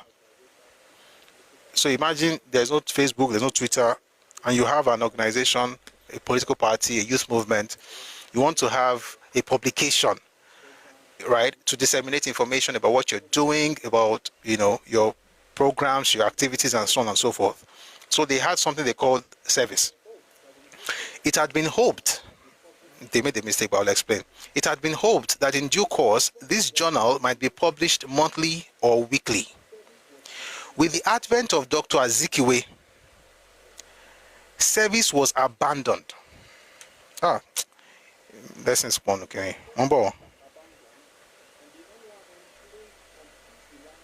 Service was abandoned, and the NYM placed complete reliance on the pilot for the propagation of its ideals and for the defense of its cause.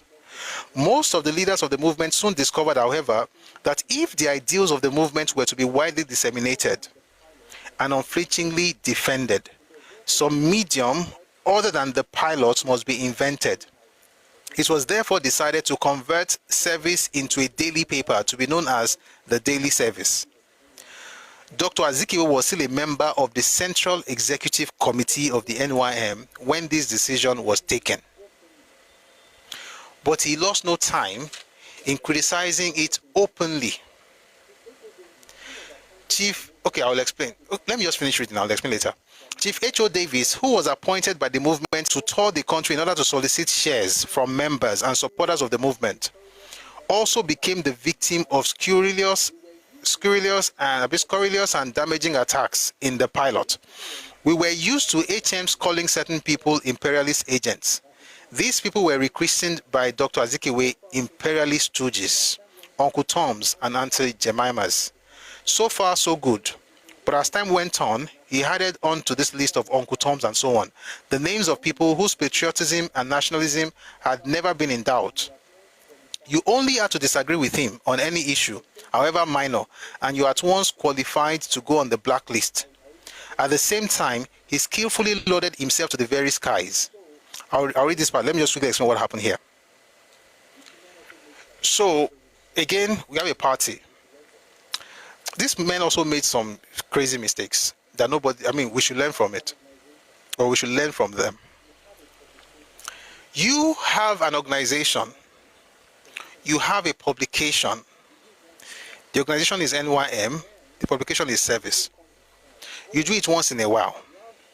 Then, Azikiwe comes into town, you're like, oh, you have paper, don't work, we're going to make you one of the executive members. And we're going to use your paper to disseminate information about this movement. The paper is a private business. All right? It's like Channels or Arise News or any of this. It is not owned, it wasn't owned by the collective. It was owned by a person. So they will put their news in that paper, whatever they want to do in that paper. Then after a while, they were like, guys, wait though. If we really want to do this thing well, why not just have the service back? But instead of doing it once in a while, let's publish it on a daily or weekly basis. So they said, let's do daily stuff and then weekly. So they called that one Daily Service.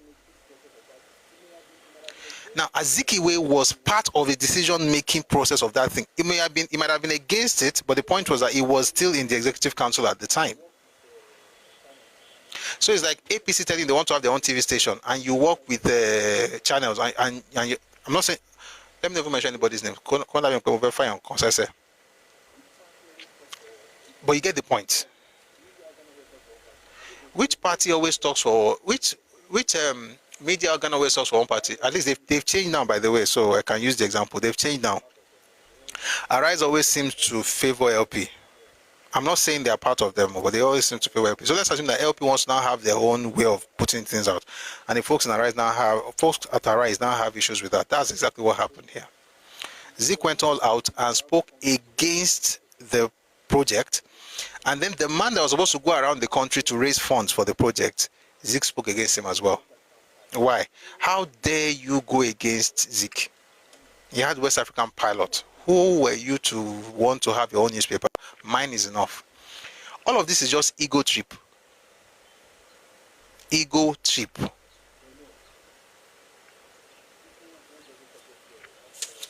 But no, people who just woke up yesterday will want to tell us how everything started in 2023. Let's get back into this. So he says, we were used to HM is about Macaulay. We're used to about Macaulay's calling certain people imperialist agents. These people were rechristened by Dr. Azikiwe imperialist stooges. I mean, he went to the US, so apparently Uncle Tom's, that's from the US. But the American. Uncle Tom's and Auntie Jemima's. So far, so good. But as time went on, he added on to this list of Uncle Tom's and so on the names of people whose patriotism and nationalism had never been in doubt. You only had to disagree with Azikiwe on any issue, however minor, and you at once qualified to go on the blacklist. At the same time, he skillfully lauded himself to the very skies. Almost every day, there were letters to the editor published in the Pilot eulogizing Zik for doing this, that, and the other new and either unknown and unheard of good things for Nigeria, nay, for Africa. Some of the writers acclaimed him as the Gandhi of Africa, whilst others declared that certain things that he said, had written or done, had elexified them. These epistolary panegyrics were apparently written by persons who were dying to see their names in print. They got the desired publicity, and in due course, more and more of them competed with each other in the name of Gandization of Zik and elexification of themselves. Whatever anyone may say about Dr. Azikiwe, it will be readily considered to him that he was the first consummate propagandist that Nigeria produced. Can the church say amen? Amen. Are we saying it because of what Papa said? No, I've not finished reading why Papa said what he said though. I'm just telling you what he said. We're still going to, we've read about 5 things he did, but now those are just tiny things. You still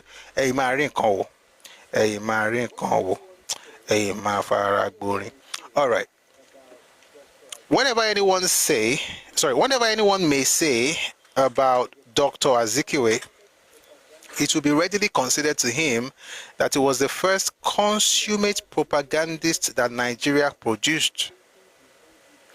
He observed neither modesty nor wreck in inflating his own ego or in deflating that of his opponent.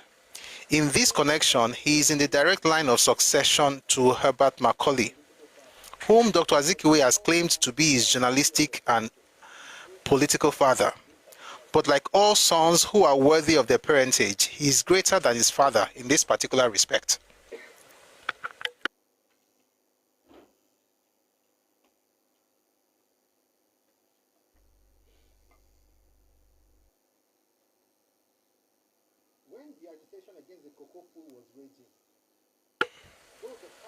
When the agitation against the cocoa pool was raging, though the Pilot carried 1 or 2 articles and reports on the subject, Dr. Azikiwe himself showed no interest whatsoever.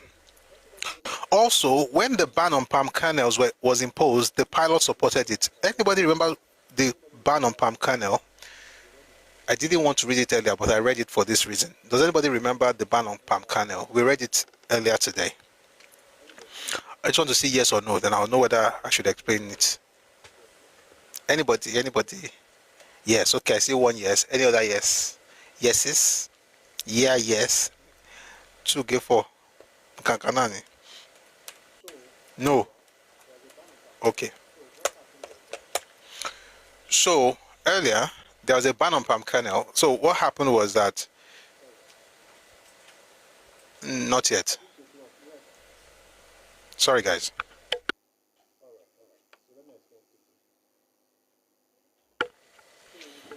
All right. So let me explain quickly. So the government, the representative, that was Bernard Bodilion, the same Bodilion that, had announced that Nigerians should, the farmers should, cultivate cotton and groundnuts and palm kernel, palm oil. They should just make as much as possible. This was during the war. And so, again, not civil war, world war. So people went to the market and then they went to the farms and then cultivated these things in like there's no tomorrow.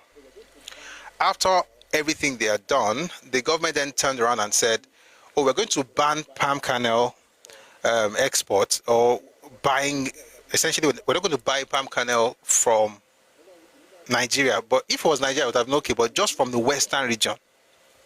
In other words, the eastern region would be able to sell, but not the western region.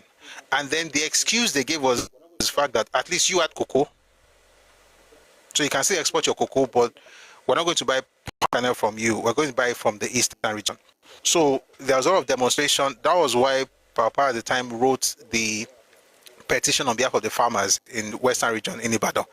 When we're reading about what happened at Mapo Hall, when they went to Mapo Hall and they read it to the colonial officers, because so you can say, oh yes, the region had cocoa and not palm oil, but what does that mean? What does that matter? You know why? Because it is not the farmers planting cocoa, not necessarily be the ones planting palm kernel or palm oil palm.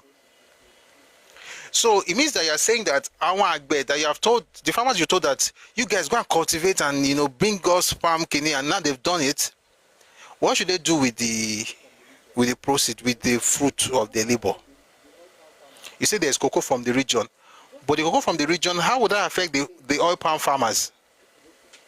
It just means that the ones who got paid for their cocoa had money, which is okay, but the ones who didn't get paid or whose produce went purchased had nothing to fall back on. And so the Yoruba people spoke against that with the colonial government. But guess what? Azikiwe was living in Yoruba land, but he supported the ban. Now I'm going to read to you what he wrote. Listen and be blessed. This is by Dr. Nnamdi Azikiwe. The measure by the government is fair. Instead of reducing the whole country into poverty, only the western provinces will be affected, and they can switch over to other avenues to make body and soul live. As a result, so that is what that's Azikiwe's great idea of responding to what colonial government did. When people call people, let me not talk. Bosha, you get the point. That instead of affecting the whole country, at least only Yoruba, only western region will be affected. Only the western provinces. By the way, western provinces was not just Yoruba people, also all those people in Benin, Edo, whose main job was oil palm. Nothing for them in that season. Thank God for people like Ẹkáàbọ who spoke up, and eventually, they lifted the ban. But while it's similar to what history. Do you remember what happened when we had Naira scarcity during the last election? Somebody, you must have written to the no. We can't say that. You can't say must have. When we had Naira ban and Peter Obi was celebrating it, I was watching his video over the weekend. You would think that he knew something about the Naira ban, as if it will give him anything, but in his mind it will give him leverage, because the APC will not be able to win, and so on and so forth. And then when APC won, it became disgraced, crying. The same thing. You support the ban because it doesn't affect you. That's not the attribute of a leader, by the way. That's the attribute of an opportunist.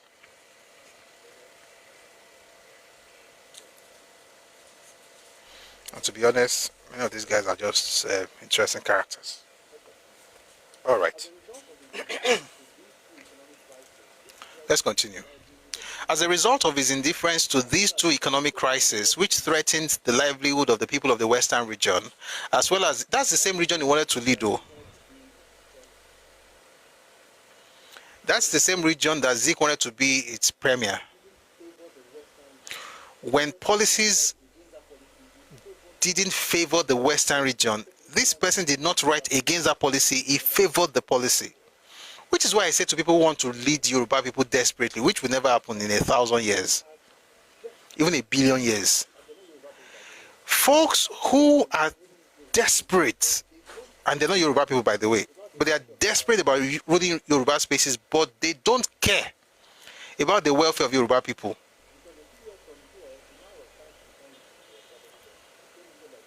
Because a few years from here, the man was trying to become the Oga of everybody. The same region that you would support, say, they can switch over to other avenues to make body and soul live. They will find their way, as long as it doesn't affect other people. It's just them. Let's affect them, Jerry. That's why I say people that want to lead a people.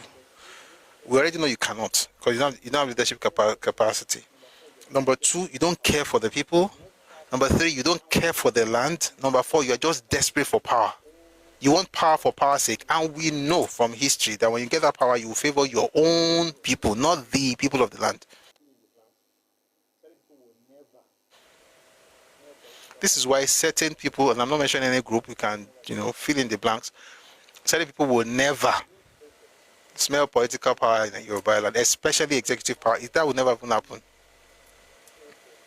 Because you don't care for the people, you just care for your people and for the power that you can use to care for your people, which is just ridiculous, considering you're not in your land. Let's get back into this.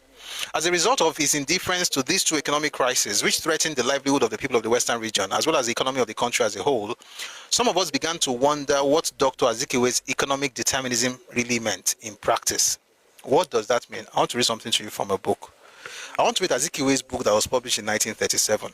That book is called Renaissance Africa. I want to read to you what he referred to as economic determinism.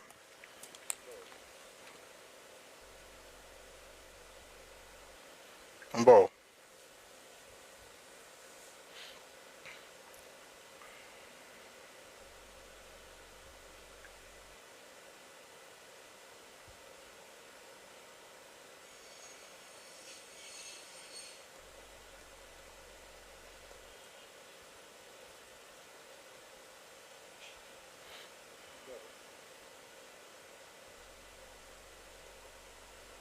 Mbo.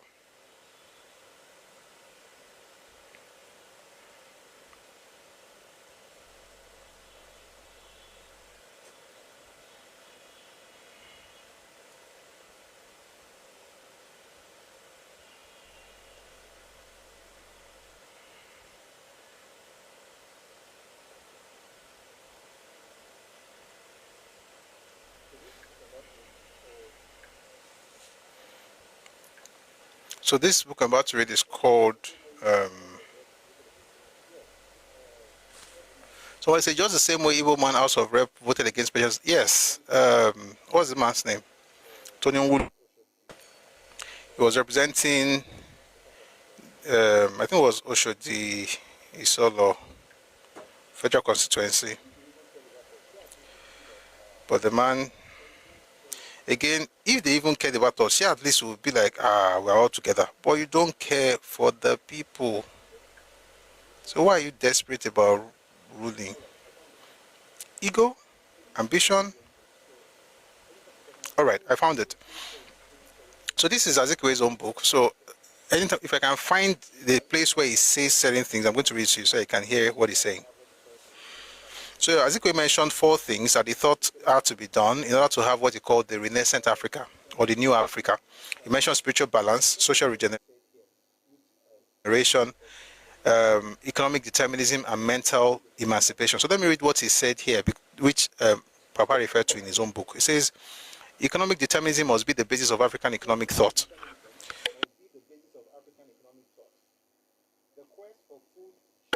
He said economic determinism must be the basis of African economic thought. The quest for food, shelter, and clothing has been the primal motive in the establishment of society. It was responsible for the formulation of the social and political institutions of society. It is still the determinant factor in African contemporary history. The Renaissance African cannot create a new social order without an economic foundation. No longer must wealth be concentrated in the hands of the few. No longer must the profit motive guide and control the aims in life of the African. No longer must the wage earners be told of a dignity that does not seem to exist in labor. Let the Renaissance Africa make tomorrow secure for posterity, and a milestone is reached toward African economic interdependence with the rest of the world. All this Turenchi, when the time came to act on it, Azikiwe did not mind that another African would be impoverished as long as it did not affect his own people. So again, it's not about Africa, it's about his part of Africa, which is not a problem. But at least don't think we are stupid. Like, you can literally just focus on your part of Africa and be the champion, which is exactly what you were doing anyway. But this one that you go back and forth and then you will act as though the rest of us don't know what you are doing, it just doesn't make too much sense. All right, moving on from there.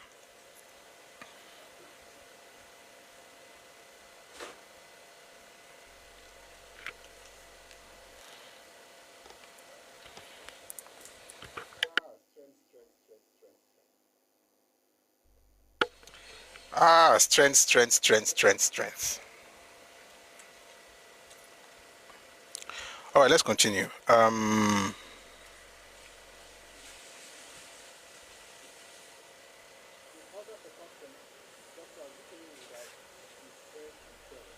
In other circumstances, Dr. Azikiwe would have dipped his pen in gall, as was his wont, and on the pages of the pilot or under his own name or in the editorial column, would have denounced the cocoa pool as an imperialist device or stratagem whose aim, object, and purpose was to oppress, repress, depress, and distress Nigerian cocoa producers and dealers economically.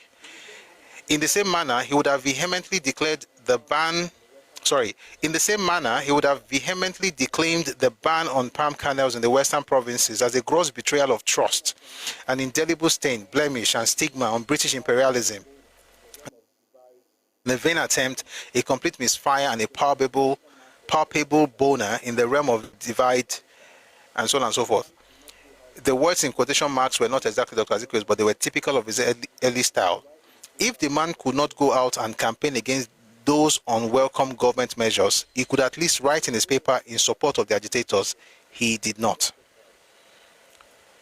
Me, I don't even think he should have necessarily supported the agitators. He could have just kept quiet.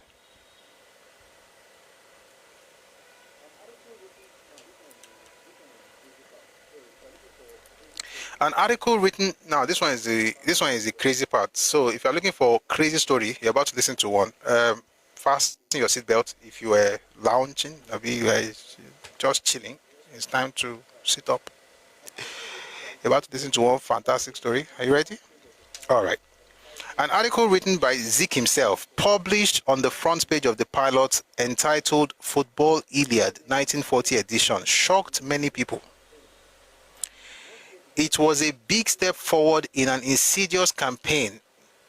What year did I say it now? 1940. If you did not hear, don't let me even say it. I won't say it. Timothy Sheton, I'll now ask you what you think. 1940. This is 20 years before. This was 20 years before the football match between two young St. Greg in Lagos and CKC of Onitsha. But Azikiwe turned into something else. Take a listen to this. An article written by Zik himself, published on the front page of the pilot and entitled "Football Iliad 1940 edition," shocked many people. It was a big step forward in an insidious campaign which had gone on for more than 2 years of the pilot. A football team composed of students of Christ the King's College, Onitsha, came to Lagos to play a win-the-war football match against St. Gregory's College. The CKC team from Onitsha defeated St. Gregory's team by 5 goals to 4. To the ordinary man in the street, let alone the highly sophisticated elements, there was nothing extraordinary or unusual in one school or college defeating another in a game of soccer. But not so with Dr. Azikiwe. He saw in the sporting exploits and triumph of the team from Onitsha the inherent superiority of the Easterners over their opponents. And he went to very great pains to establish the fact. I'll take that bit again. It says here, to the ordinary man in the street, let alone the highly sophisticated element, there was nothing extraordinary or unusual in one school or college defeating another in a game of soccer. But not so with Dr. Azikiwe. He saw in the sporting exploits and triumph of the team from Onitsha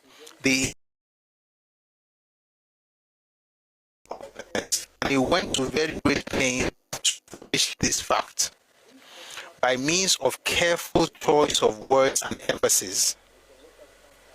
These extracts from the article are relevant. This is from 1940 and it's from West African Pilot, the paper owned by Dr. Azikiwe himself, and this is what Azikiwe had to write. And then to think of the great combination of the Spartan heroes who crossed the lordly Niger, And then to think of the great combination of the Spartan heroes who crossed the lordly Niger, journeyed through the good earth of Benin, hurried across the domains of the Oshemawe of Ondo, of the Altanla of Owo, and the Owa of Ilesha, of the Oni of Ife, of the Alaki of Abeokuta, in their invasion of these islands. Who but heroes of mighty brawn and exceptionally developed brain? Who but heroes of mighty brawn and exceptionally developed brain would have dared to make this invasion and to succeed in carrying to their River Niger home the golden fleece of intercollegiate soccer championship of the eastern and western provinces? Yet they came to Lagos. They saw the irresistible defense put up by their opponents, and they conquered impressively, convincingly, and were graceful even in victory. Could their achievement be paralleled? Would it not be better for me to leave the answer to the laps of the gods? On top of secondary school boys playing football match. Exceptionally developed brain. Invasion of these islands.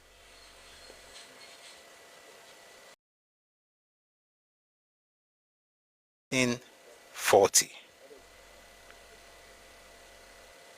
This was not the first time. It started in 1938. This is what I was going to say earlier. If you listen to what I just read right now, and you don't think there's anything tribal about it, it's because you are the opposite of what he was describing. You don't have an exceptionally developed brain, you have an exceptionally underdeveloped brain. Why was this man not attended to all this while? Oh, it was attended to, but it took us 10 years. Babati, Zeke was attended to, but it took Yoruba people 10 years, from 1938 to 1948. But in 48, we responded. And I'll read the responses when we get to 48, but now we're in 1940. Secondary school kids are playing football match. One would win, the other would lose. It's a normal thing. It's a game of soccer. It's normal, right? But no, they are Spartans. You're painting imagery of conquest. Invaded these islands. They went through the domains of Joshema. They went through the good earth of Benin and the domains of Joshemawe of Ondo and the Atala of Owo, the Owa of Ilesha, the Onovili of Ife, the Alaki of Abeokuta, and invaded these islands. Say what's happened.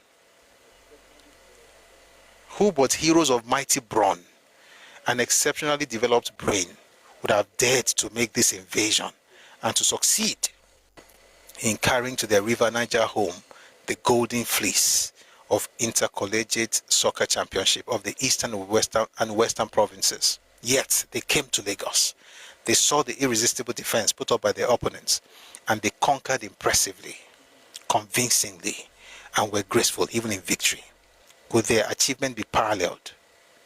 Would it not be better for me to leave the answer to the laps of the gods? On top secondary school football match. But no, it wasn't a tribalist. But guess what? Let's even assume that was not the real issue. Let me read something else. Stay with me. On 24th August 1940, however, the same CKC team played in Ibadan against the Olubadan 11 in another win-the-war match. The CKC were beaten 3-2 by the Olubadan 11, which were an undiluted Yoruba team. Apart from sending the news to the daily service myself, by this time, NYM was publishing daily service. Apart from sending the news to the daily service myself, I also saw to it that it was wired to the pilot. It was after there had been clamors in the daily service in form of letters to the editor that the news of this Ibadan match was published some 2 weeks later in the pilot. Even then, it was a small item on the back page, and it was explained in it that the CKC team were already tired, and that some of them were in fact limping before they went into the field against Olubadan 11. This was, of course, untrue. Which paper go they write for boys play? The boys lost because then they were tired. Somebody says, oh, the Igbos did it recently. They are saying the Igbos want to... You know what? I didn't want to say it, but you have said it. I remembered, but I didn't want to say it, but you said it. So, I mean, I should thank you for saying it. But no, you are the one who is causing division by talking about it. They are not the ones causing division by doing it. They said about the football team. They said about this basketball team as well. It's the product of inferiority complex. But the point is that it did not start today. If you're on TikTok, please power tap. This is showing inactivity. If you're on YouTube, please like the live. Thank you very much. TikTok, please power tap.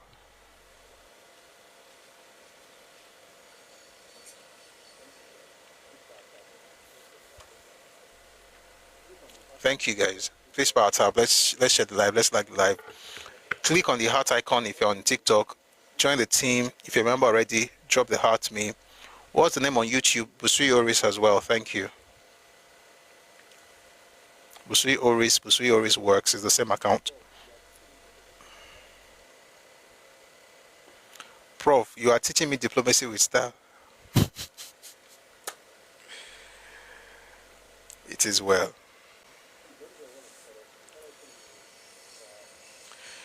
Let me tell you one of the saddest things. The saddest thing is that you can read this thing and it looks like you can literally find similar events in 2025. That's why I said this history thing is very important because, and by the way, the reason I'm saying this is not so much to say, oh, see what they did. It's like, how did your fathers respond? Thank you for the gift. And that's where we're going. How did your fathers respond when they did this? And how should you respond now that they are doing the same thing?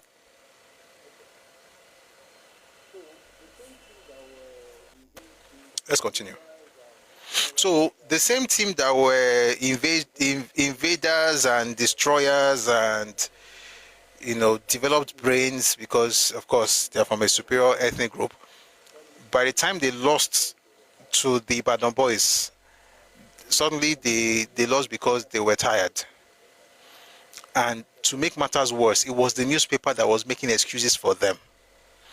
And the member is supposed to be the one that we call a Pan-Africanist.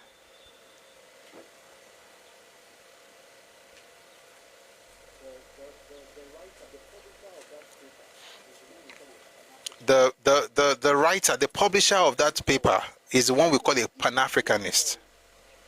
Making excuses for, why would you, they're just boys. They're just boys. Just playing football match.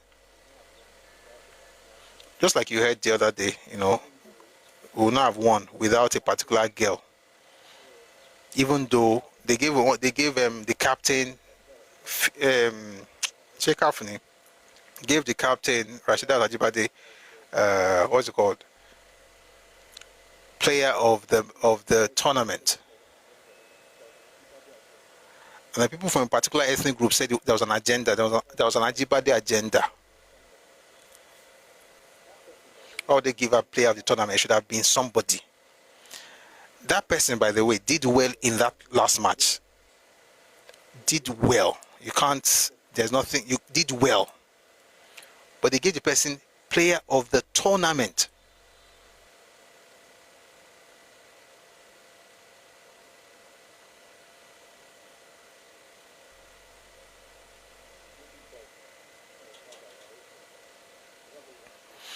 Igbotic pride. Me and your father were age mates. That's what you want to hear. We are age mates.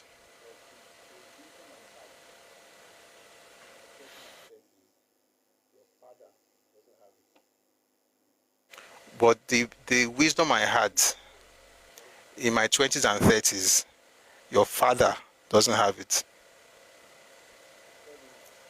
I didn't say he didn't have it though. Doesn't have it. Tell him that's when you get home. Because when you insult me like this in the comment section, I can't insult you now because you're literally under my foot. You are not worthy to even lift my slippers, let alone latch my sandals. Your dad may try, but even he is still going to be under, because, I mean, for you, being under people's foot is generational. So, but at least he's older than you, so you can send that message to him. Thank you very much. Where was I? The point is that young boys playing a game of football became a political issue. And it's exactly what still happens today. And the people who are just here right now insulting their parents, thinking they're talking to me, they are doing exactly what their political great-grandfather, whatever, what he did, which is to go everywhere acting like bush babies, crying all over the place.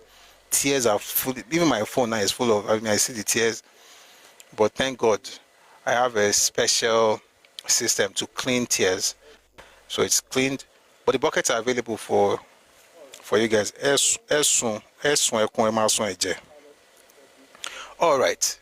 2 weeks, they were asking the pilots to publish what happened in Ibadan.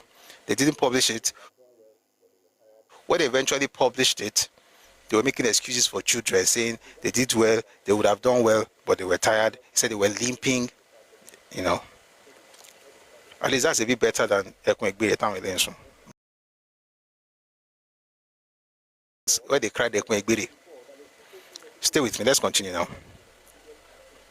I said before that the CKC episode was a big step forward in an insidious campaign which had gone on for more than 2 years on the pages of the pilot. 1 or 2 more instances will be given. By the time the pilot had published for a year, you know when it started? Pilot started in 1937. So by the time I published for a year, that's by 1938. By the time the pilot had published for a year, an important feature of the paper had become manifest. The Igbos in particular were given inordinate publicity on the pages of the paper, which I think is actually fair, to be honest, because, I mean, the person who started is an Igbo, so it's okay. That's what I think. And I think that's what Papa also thought, so listen to him. The Igbos in particular were given inordinate publicity on the pages of the paper. Perhaps this was as it should be. The Igbo had never had a share in newspaper publicity before the advent of the pilot. But equally so, no Yoruba man of the class of the Igbos publicized in the pilot ever had a share of publicity in any paper either. In those days, one had to be an outstanding politician, a big shot in society. In those days, one had to be an outstanding politician, a big shot in society, or a well-connected person for one's name to appear in the Nigerian Daily Times, Nigerian Daily Telegraph, and Lagos Daily News. Of course, if you had a friend working in the news or composing section of a paper, no matter who you are, you might be slipped in. Names of people like myself appeared in the papers simply because we were agitators or freelance journalists.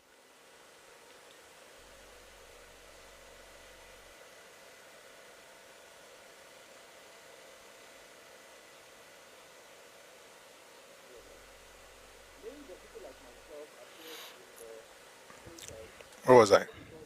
Names of people like myself appeared in the papers simply because we were agitators or freelance journalists.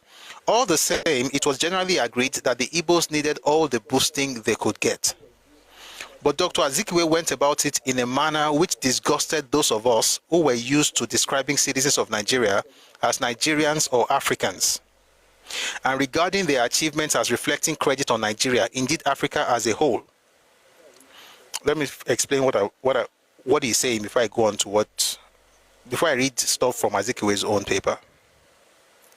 You see, remember what we said about Nigerian youth movement? All these people, the young people, right, who were in Nigerian youth movement, they were nationalists, right? All they wanted was, independence, Africanization of the civil service, respect for the black man. Anything they did as black people. So, for instance, when they talk about civil service back in the day, they will not say indigenization. They use the word Africanization. Africanization of the civil service. We want black people there. It wasn't about ethnicity. It wasn't about tribe. It was about, we are black, we are Africans. We don't want white people to be ruling us. For instance, and if you were not here, let me just quickly let me just refer to something. When the Lagos Youth Movement was established in 1934, it was established for something similar. It was because of Yaba Higher College, and because of the inferior diplomas that will be issued by that school. The Lagos Youth Movement, which eventually becomes the Nigerian Youth Movement after 2 years, did all of that because they were trying to essentially show that there is nothing inferior about the black man. There's nothing inferior about Yoruba, about Africans, right? It wasn't about Yoruba or Igbo or Hausa. It was about African. So if a Yoruba man, and many of them did, let's say they went to the UK, and we had a lot of them in the 1890s, in the early 1900s, who graduated and returned to Nigeria.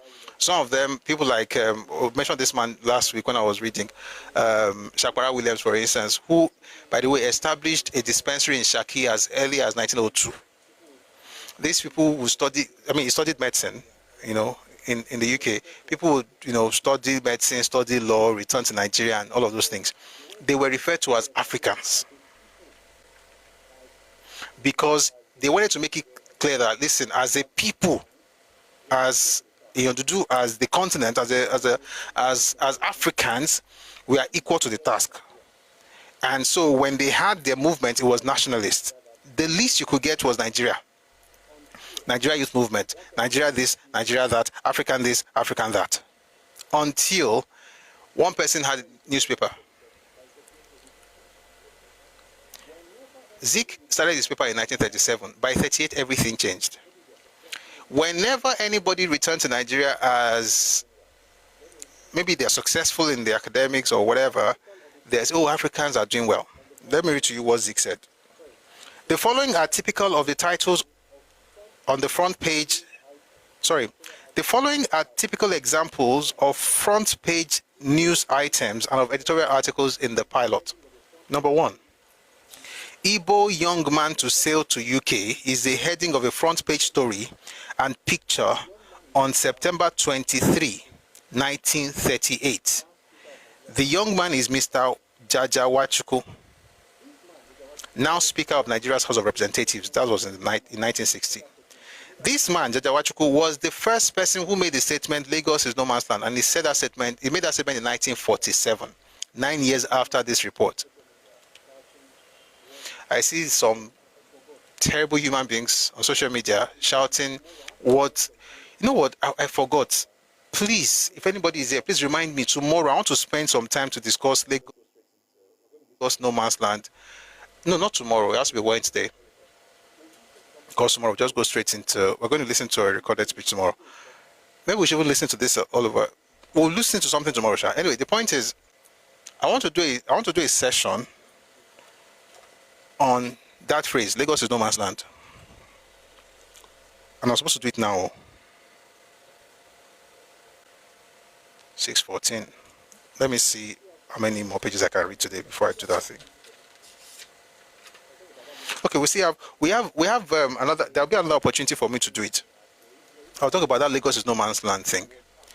There is an insidious campaign in our day where people are saying things like, it was actually Jack Conde who said Lagos is no man's land. Jack Conde did not say it.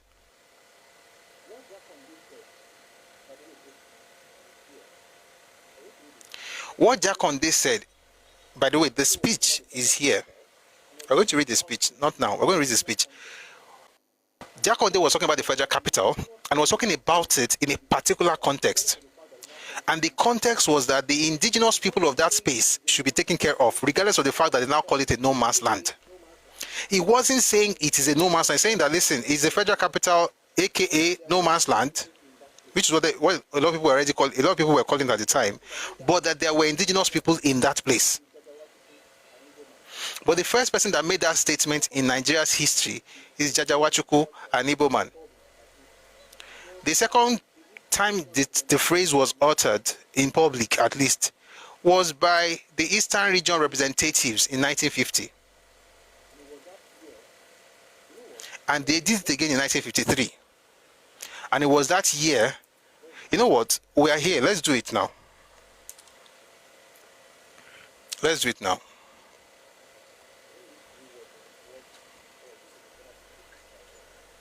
One second. I'm going to read to you what because I think it's important to quickly put this out there.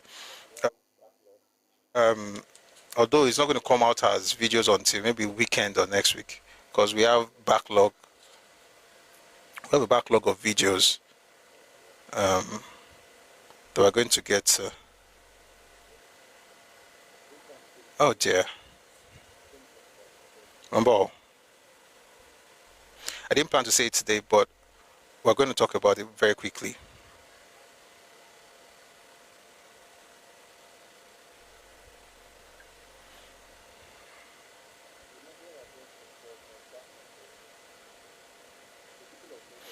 Is the inaugural address of Governor Jack Conde to the people of Lagos State, 1st October 1979. So there's 1st October 1979, there's another one in 1st October 1983. Oh, Jesus is Lord. Mumbo.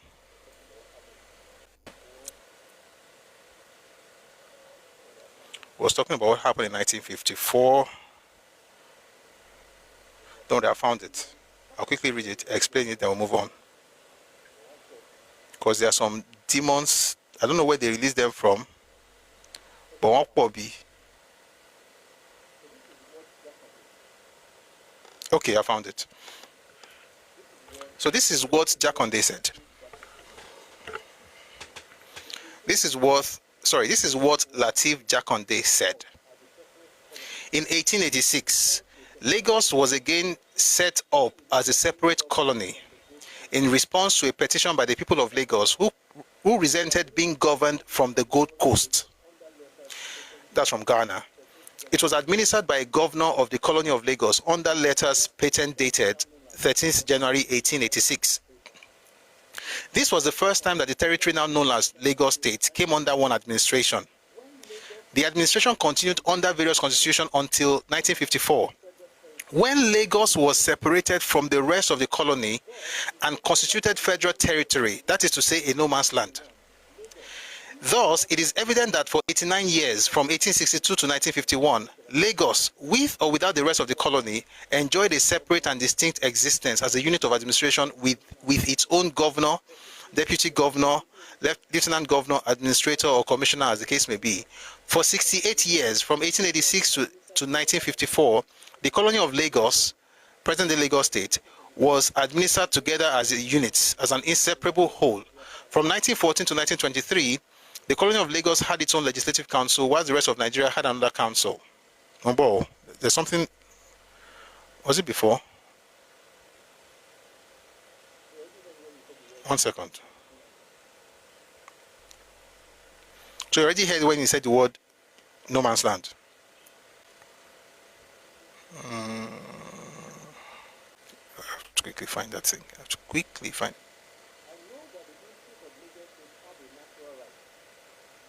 All right. I know that the indigenes of Lagos State have a natural right to the services provided by their state. I know that the non-indigenous of Lagos State have an indisputable right to the services provided by the state of the residents. I know that Lagos State is said to be the most developed part of Nigeria, but I also know that below the majestic flyovers, the mystifying ring roads, and the spiraling skyscrapers, there is abject poverty in the state. And I know that there are in Lagos State some of the worst living conditions that can be found in any part of the state. And I'm sure that it will surprise many Nigerians in other states to be told that Lagos State is as much in need of development as in any other state. Then he says,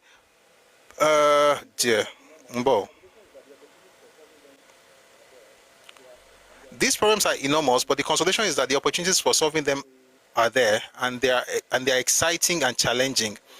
And then it goes on to say, I think it's because I'm rushing.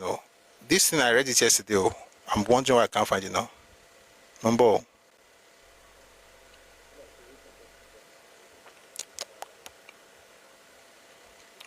Be like say, wait and talk the first time. Now, wait we go do. We go fire about the tweet.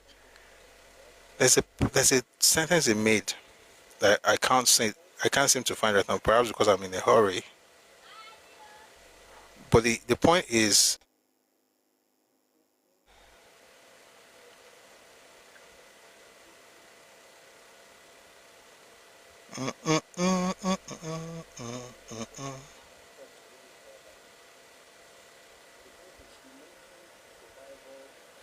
we're going to have a session on it, so I can really farabale. But the point is, he mentioned the survival of the state. He also mentioned the place of the indigenous people of the land. But somehow people just take that one and he said it was no man's land. And even when he was talking about the federal territory, not the state. The federal territory, which was excised in 1954. That's the part he was talking about. So when he said, he was the governor and he said Lagos was no man's land, even in this speech, he was not referring to the state. He was talking about the federal territory. But even in that same speech, he mentioned the rights of the indigenes, which of course, these blockheads will act like they don't exist because we are all in Nigeria. Therefore, but they will always fail, by the way. So I'm going to have a session on it. Sincerely, I'm going to have a session. I'll trace it back to 1947, 1950, 1953, 1954, and then this speech in 1979, and including the video that is now all over the place based on what Shehu Shagari said in his campaign. The context, which has also been intentionally, essentially just forgotten, or should I say forgotten, or I don't even know the word to use, left out intentionally, omitted. We're going to have conversations on that. But back to what we're discussing. Jaja Wachukwu was a guy who went abroad in 1938. Now, before this point, so back to what we're saying now. Before this point, when anybody made that kind of trip in Nigerian newspapers, whether Nigerian Daily Times, Nigerian Daily Telegraph, in Lagos News, they just say a Nigerian or an African. But the following are typical of the titles of front-page news items and of editorial articles in the pilot. Number one, Igbo young man to sail to UK is the heading of a front-page story and picture on September 23, 1938. The young man is Mr. Jaja Wachukwu, now Speaker of Nigeria's House of Representatives. Number two, 14th West African student, 10th Nigerian, 8th Igbo in USA. Another front-page story on January 28, 1939. The 8th Igbo is Mr. Onwafo Orizu, now Senator in Nigeria's upper house. Let me also pause to say something.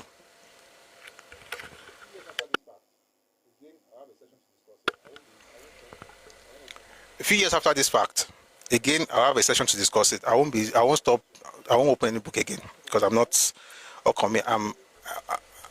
want to focus, right? But you see, this same Jaja Wachukwu was the one in 1953 took £30,000 from people in his community who wanted to school abroad and chopped the money. He scammed them. Again, I won't read anything today. I'm telling actually what I just said right now, I'm not telling you, I'm telling myself that no, we're not opening another thing. So I'll stay with this book. He was convicted, imprisoned, but guess who fought for him to be released? Any guesses? Anybody wants to guess? Someone said about Shehu Shagari. I already mentioned in Levi. The context is what... Maybe you should listen to that thing again and listen to what he's saying. Zeke fought for Rizu to be released. Eventually got him in politics and made sure he won his seat in the 1954 elections. And eventually became the Senate president. By the time of the Nigerian coup, he was the acting president.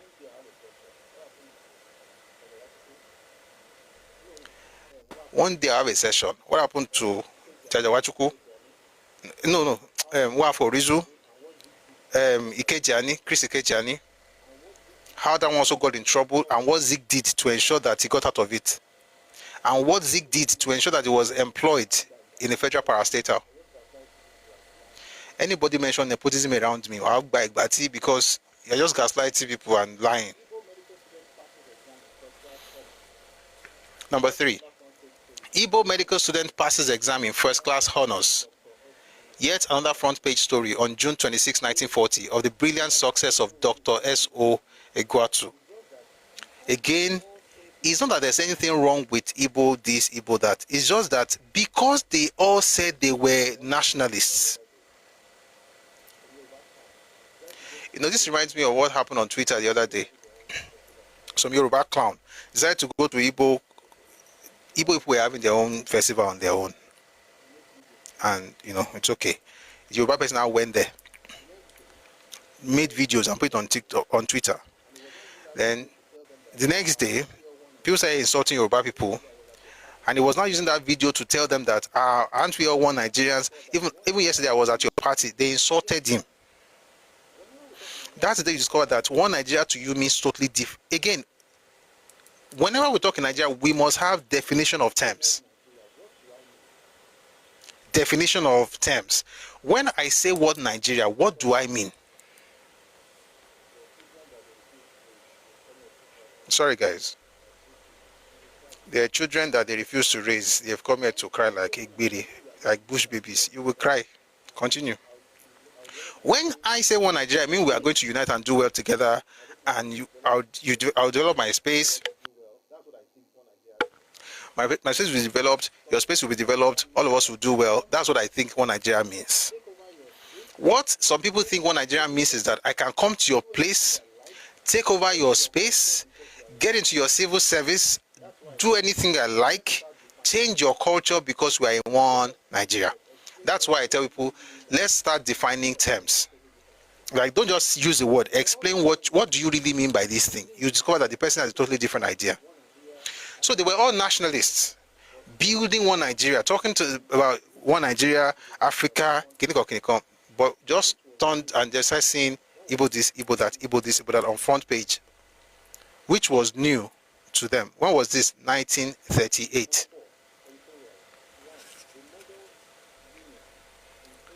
Number 4, editorials. 1, a model union in praise of the Ibibio State Union, August 1938. 1 year ago, celebrating the first anniversary of the call to the bar of the first Igbo lawyer in the person of Mr. Justice Louis Mbanefo, now Chief Justice of the Eastern Region High Court. And then number 3, they had a very crazy one. The Igbos are coming. December 31, 1938. The very title is sufficiently indicative of the contents. These are but a few examples of the publicity given to Igbos as a group. But against this, the achievement of Yorubas, and in particular the academic laurels of their scholars, received, if at all, inconspicuous notice in the pilot. When an Igbo man did or was about to do something praiseworthy, he was invariably given a 2-column headline and report in the pilot, and was always described by his ethnic origin in the headlines. But when the PhD degree of London University, indeed of any university for that matter, was conferred on the first Nigerian ever, the historic news was given a small single-column space in the pilot, and the headline read, "Nigerian economist passes PhD London." the scholar concerned was Dr. Fadipe, a Yoruba. In other words, if you do it, it's from your region. If I do it, it's from the nation. So your achievement is ethnic. Use it to boost your ego, which is fair. But my achievement is used to boost our ego. So what is yours. What is mine is ours. You are a thief. That's what it means. The other day on TikTok, somebody did something, and somebody wrote there, Yoruba Kiniko is doing well. What do you do with that? Wabalayo your knee. If, for instance, you see Michelle Alozie, Igbo, of course she's Igbo. See, we're in 2025. This is not 1930. She's Igbo. You want to celebrate her as Igbo? Fine. And there's nothing. Listen, guys, there's nothing. Even when they were doing this thing, there's nothing wrong with it, except for the fact that if you're going to do it for yourself, it's fine. But you can't then turn around and dictate to others how they should celebrate their own. So you celebrate your own in your ethnic, jingoistic manner, but you want to make mine the one that belongs to the Commonwealth. Are you a thief? If you have an Igbo player doing well and you are celebrating, of course you should celebrate that person, and there's nothing wrong with it. But when you hear the Yoruba person doing it, don't come around with your stupidity and say they are being tribalistic. Are you dumb? When you do yours, it was good. And by the way, I defend your right to do it, because again, it helps your whatever issues you are going through. It helps. But if other people want to do the same, by the way, it gets worse. It gets worse. And it's in history and it's today. For instance, they tell you that you're wearing Yoruba clothing. You say it's Nigerian clothing. How? You didn't have that kind of, you didn't even have clothes. I mean, I'm not mentioning any group, so that means I'm not insulting anybody. You wear something that belongs to other. You know what people that want to appropriate, you know what they do? Let me hear something. There's no culture on earth that does not copy. None. There's no culture on earth that does not copy. But you see, advanced and developed cultures copy and acknowledge the source. Underdeveloped cultures copy and appropriate what they are copying. And by saying that they are the originators of that which they do not even have the capacity to create in the first place. That's the problem.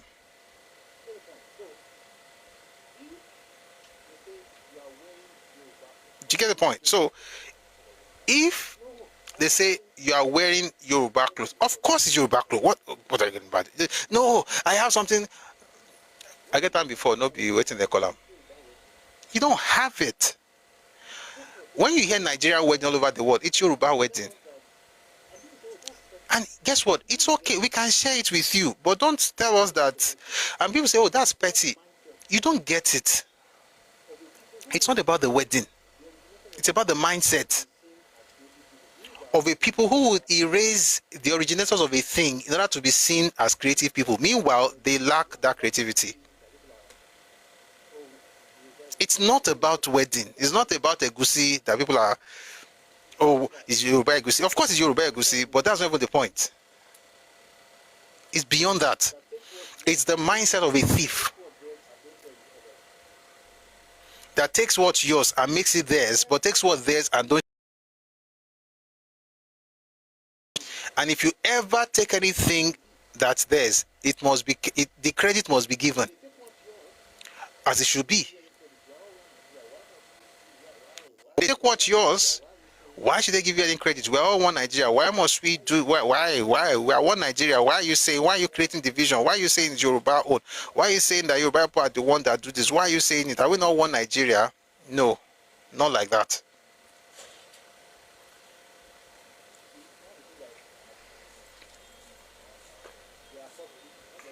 You see, one of the things that we're accomplishing, not not that we are seeking to accomplish, we're already accomplishing it, and we're going to continue to accomplish it at a bigger stage, is that in Nigeria, there will be that delineation that will allow everybody to thrive, but that will also protect people in their spaces, even if it's online. If you notice, all this graga that they do, when they bully people, if you notice, it has reduced in politics. If you said anything against, like, I don't want to support Peter B, they will come on you, they don't do it again. Or be a order. They don't do it. They are very careful now. These are toothless dogs, just barking all over the place. Chihuahuas, they're just barking. They don't have they can't do anything. Thank you, Rewaju. God bless you. Mobs, just a mob. That energy don't reduce. Now just toothless bulldogs. You see the face. Even now, just nakamakpako. Go sing a katolese. Nakamakpako for head. That nonsense they do, reporting people's jobs, going after people's work, going to Netflix, writing emails, trying to destroy people's lives. These are demonically influenced human beings. But it's fair when they do it. They will change street names in Anambra. It's okay. They change in Owerri, in Imo State. It's okay. You do it in Lagos, they'll start crying like Egbere. You think that there's not something insidious about that? So anybody can do whatever they like, but you can't try it. There's a separate standard for you as a Yoruba person. Why? Because you're and I'm not talking to program setting people. And it's important to make it very clear that there's nobody that's going to allow you to do that nonsense again. It's not happening again. So here it says Igbo are coming. All right. So when the Yoruba man went to the UK, the first PhD we had in Nigeria, when anybody was getting a degree or whatever, everybody would say Igbo doctor. See your own right now. Igbo medical student passes exam in first class honors. Is it right? Yes. Should Igbo be celebrated? Yes. The Yoruba person now has PhD. What do you see? Nigerian economist passes PhD, London. Why did you not write Nigerian medical student passes exam in first class when Eguatu did what he did? When it says here, celebrating the first anniversary of the call to the bar of the first Igbo lawyer, why didn't you say Nigerian lawyer from the East? There's nothing wrong with saying Igbo. Again, there's nothing wrong with that. There's nothing wrong with celebrating your ethnic group. But don't be stupid. When other people are celebrating their ethnic groups, don't come around with, we not want Nigeria, let's use Nigeria. That thing, they've been doing this since 1938. That's what I'm trying to say today. And when we come next time, we're going to get into how all these things eventually destroyed NYM that was founded without Zik. That Zik joined the same way this other gentleman joined LP. Now they are two chairmen. I'm not saying it's his fault. It's not about building stuff. It's about taking advantage of what is being built or what has been built to drive your own agenda, to give wings to you to fly. And once you are done using it, you destroy it. It will be better if you left it the way you met it. But no, you must destroy it because in your mind, you're the one that gave it clout. So you must strip it of everything that makes it better than what it was when you joined it to make that statement. That's what Zik did in 1941. We'll get there. Am I saying this to say Zik is a bad man? No, I'm telling you to say that if this happened in 38, in 40, in 41, and it's happening again today, don't make the mistake of just acting like Kosheleri. It has happened before, and there was a way it was dealt with. Let's get back to the book. It says here, when the PhD degree of London University, indeed of any university for that matter, was conferred on the first Nigerian ever, the historic news was given a small single column space in the pilot, and the headline read, Nigerian economist passes PhD, London. The scholar concerned was Dr. Fadipe, a Yoruba. As late as 1945, two Nigerian law students, this one is crazy by the way. As late as 1945, 2 Nigerian law students of Cambridge University, 1 Yoruba and 1 Igbo, passed the law tripos examination. Yoruba passed with second-class honors upper division 2-1. Emogbo, listen attentively. I'm going to bounce away for your maximum enjoyment. Adewale Ayuba. So listen attentively. The Yoruba passed with second-class honors upper division, and the Igbo also passed with second-class honors, but in the lower division. So that's 2-1 for the Yoruba, 2-2 for Igbos. It's all good now, at least they both passed. The latter, the one with 2-2, got front page publicity in the pilot. But the former, the one with 2-1, got a small space given to him on the back page a few days after the report of his Igbo colleague had appeared. As for outstanding Yoruba public men, they were all of them dubbed as imperialist stooges and Uncle Toms. I'll explain 2 things. Number 1, why did they report the 2-2 before the 2-1? Why? You cannot take the shine off the one from my place, regardless of the fact that he had 2-2.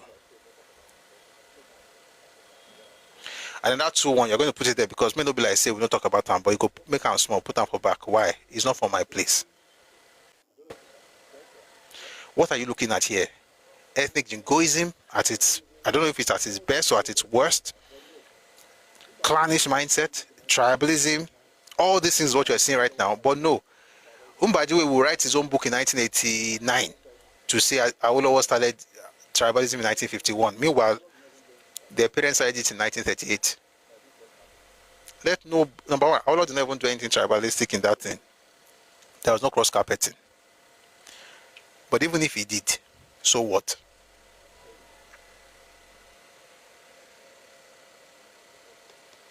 So what?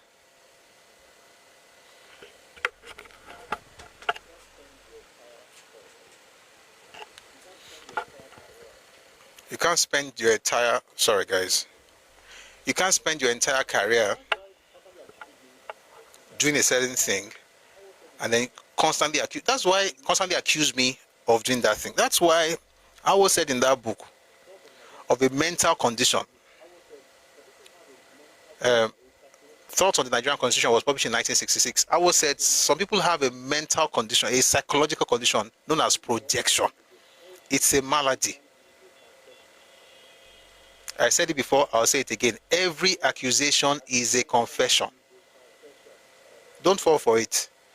Every accusation is a confession from certain people. If they say you are a tribalist, that's who they are. They're just letting you know. Whatever they say, they're just telling you who they are. So don't try to explain yourself. Don't try to defend yourself like it's unnecessary. It's just an intro. What can I introduce around is an introduction, it's a confession. All right. So that's what they did for the one with 2-1. Then number 2, anyone who was a politician who was, Yoruba, they called those people imperialist stooges. They are all called Uncle Toms. We had Uncle Toms, Auntie Jemimas. If you just be Yoruba and be against whatever Azikiwe was saying, and then you're qualified, for Ebu, for insult. Apart from failing to give publicity to the achievements of the Yoruba and holding the public men to obloquy, the pilot always made sure that all their misdoings received due publicity. So if they do something good, I won't talk about it. See, like you remember, I told you last week, and I sincerely I do this. I try. If I find good news about the East, I'll put it out. Okay. If I find something that's not good, I will still talk about it, but at least I will talk about the good one. This one will not talk about the good one. He will not take the bad one and blow it out of proportion. But we are all one Nigeria. As many of the unsavory aspects of Yoruba life as its news gatherers could muster received banner headlines in the pilot. In contrast to this, care was taken to ensure that any misdoing of the Igbo was kept out of the newspaper. Whenever a non-Yoruba name was mentioned in the pilot, in connect. This one is actually crazy. Whenever a non-Yoruba name was mentioned in the pilot in connection with a trial or conviction for a crime, meticulous care was taken to indicate the tribe of the accused or convicted person. There's a gentleman, I don't know if he's a gentleman, but there's a person, I don't know the gender, but there's somebody on Twitter who is always, I don't like to read it out. Like, if you notice, there are times I want to read something, I've read something from that angle, but I will just find a way. Anything is right to say, the Igbo did something, Igbo. That was what West African pilot was doing in the 1930s. If the main name is Adeyemi, everybody knows Yoruba. But let's say your name is Ochuko or Ogene, they have to write in bracket Urobo. Why? Just in case somebody in Lagos is thinking that Ogene is Igbo. So let's first give them the real Kini Urobo. They write the Urobo there. Whatever that guy is, girl, I don't know who is behind the account because it's an anonymous account. Whatever that account is doing is what they were doing with other people back then. One day, in this conversation, we're going to get to it. I won't have a separate session. We're going to get to into the evolution of media in Nigeria. We're almost there. When we get to the Lagos Press War, I'll talk about the evolution of media in Nigeria. And the reason is because you hear people saying things like, oh, you have Lagos Ibadan media. Yeah, they are the ones who are pushing propaganda. We did not know anything called propaganda in Nigerian journalism until 1937. And you know the person who introduced it. We mentioned his name earlier. Let's get back to this book. Whenever a non-Yoruba name was mentioned in the pilot in connection with a trial or conviction for a crime, meticulous care was taken to indicate the tribe of the accused or convicted person. Not many people then and now could differentiate an Igbo name from an Edo name or Ijo name, for instance. So in order to make assurance doubly sure that the reading public were not misled into thinking that an Igbo man had been mixed up in any reported ugly business, a non-Yoruba name was invariably correctly identified by its tribal origin. So once you see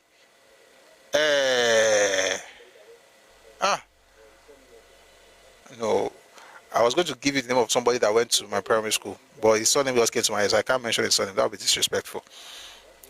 Ogogo is one of these guys that went to primary school, secondary school with me. Ogogo. They have to write it there as Robo. They must write it there. We don't go to say na Igbo.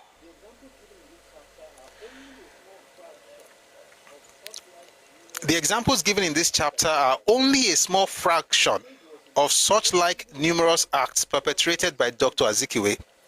A stage was reached when even his apologists felt very strongly.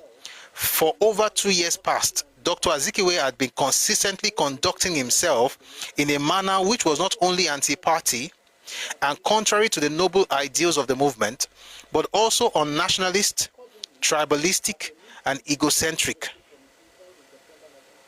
Accordingly, at a meeting of the Central Executive Committee held in September 1940, a decision was taken that a letter should be addressed to Dr. Azikiwe, inviting him to appear before the next meeting of the Central Executive Committee, fixed for Monday, 7th October 1940, to show why his membership of the movement should not be determined. 3 of us were co-opted from the branches. This showdown, you know what?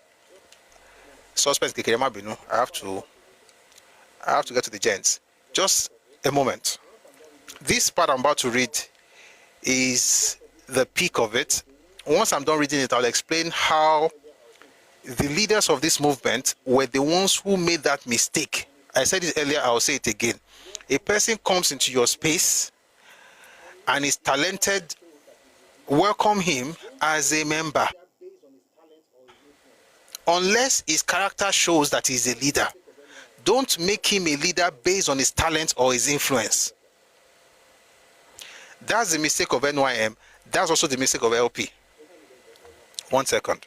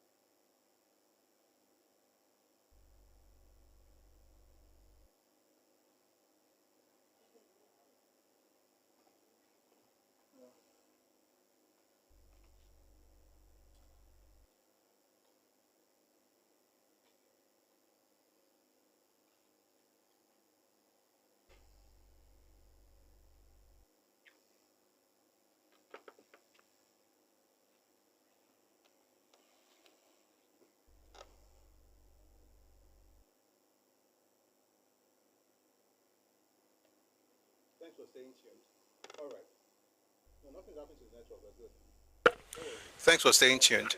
All right. No, nothing's happened to the network. We're good. Where were we? I was talking about. Sorry. I was talking about not making a person a leader based on talent. Although talents can be important, I've also made that mistake before, right? Where somebody is very talented and you prop them up and then you give them undue influence in your space. And then before you know it, it shows that the person you're talking about doesn't have the character to handle the pedestal you've placed them on. Okay? So they have the talent to display, but they don't have the character to sustain that space. They can display something on that level. Sorry. I mean the stage. They can display their talent on that stage, but they don't have the character to remain on the stage. So it's a lesson that we all have to learn. So beyond just talking about Nigerian history and stuff, as a person, as a business owner, as whatever you do, whether you work in private organization or public firms, it's a lesson you should learn. Talent is not enough, but you're going to understand that when I'm sure you understand it now, but I'm going to explain it, in more details when we get to the end of this particular saga, I should call it. And after reading this, we'll come to the end of today's session, only to meet again at 1 p.m. tomorrow, Ife time. So this guy has been doing this since 1938, and people got tired of it. So in 1940, the Central Executive Committee, this is different from the Executive Council in Lagos. This one is central of Gbogbo. The Central Executive Committee of NYM decided to send a letter to Azikiwe that he should come and explain to them why his membership should not be determined. In other words, come and explain to us why you should remain a member of this movement, seeing the anti-party, tribalistic, or nationalist and egocentric actions that you have displayed or that you have carried out in the last few years. And by the way, one of the major reasons that Azikiwe was against these people, let me just say it before I read the part I want to read. One of the major reasons was because they moved from they moved from West African Pilot to daily service. And in case you were not here earlier, let me just quickly repeat it. You have a group, a body, Nigeria Youth Movement. They had an organ, or let's say a newspaper, for disseminating information about the activities and all that, right? But then they have a member who has now become part of the executive committee, who owns his own newspaper. So and they should not have done this, it was a mistake. They then said, you know what? This guy has a newspaper. Everybody's reading it. Why are we even having our own paper? Let's just use his own newspaper now. So they started using West African Pilot, belonging to Zik, to talk about whatever they were doing, let the world know it, and so on and so forth. So they were using his paper to disseminate information about the movement. Then after a while, they were like, this thing is not going to work. The things we want to say, we can't really say it the way we want to say it, since this is a private entity. Let's revitalize or revive the service and even make it daily. Zeke was part of that decision making. Zeke was on the board when they decided that thing, right? He must have felt, so you want to become a competition. You want to start your own paper, MRE. So is there writing against, not the paper, against the movement? 38, 39, 40. It came to a head in 40. This one I'm about to read is actually what led to the end, is the beginning of the end of NYM. Be careful with talented and influential people who lack character. If the person has character, you can lift them up with their talent and influence. If the person lacks character, it doesn't matter how much money they have or how much talent they possess. Don't allow them lead. They cannot lead. They are just talented.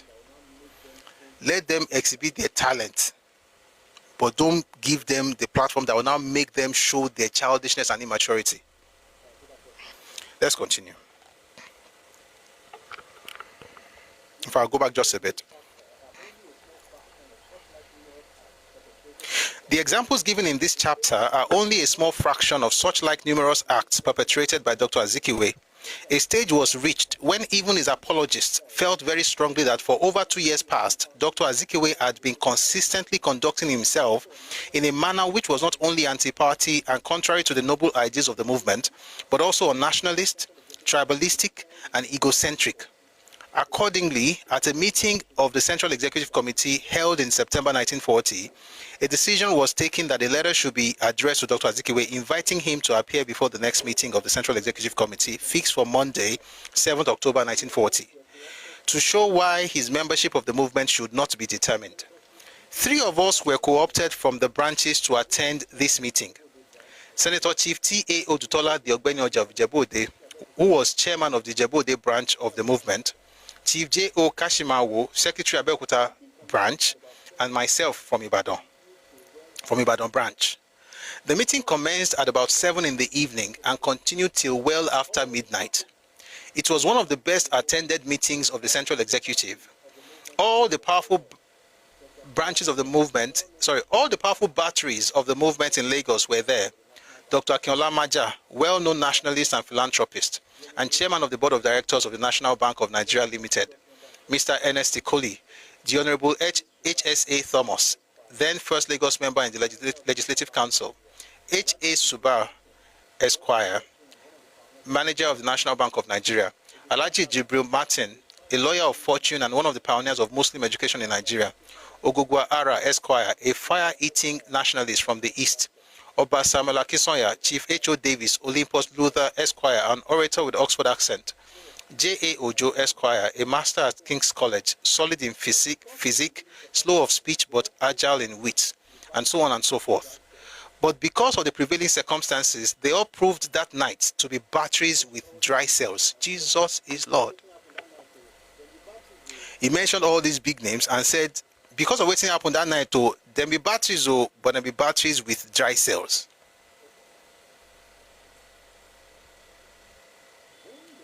Let's continue. When the decision was taken to invite, guys, we're in the meeting now, all of us, so we're there. When the decision was taken to invite Dr. Azikiwe to the meeting, 3 persons, Akinsanya, Ojo, and Luther, were charged with the duty of assembling all the facts which supported the indictment against Dr. Azikiwe of disloyalty to the cause and ideals of the movement. These 3 persons were also to lead the case against Dr. Azikiwe at the meeting. After the September meeting and before October 7, the Honorable Olayimika Alakija, 3rd Lagos member in the Legislative Council, elected in 1938 on the platform of the movement, died, and the date for a by-election to fill his place had been fixed.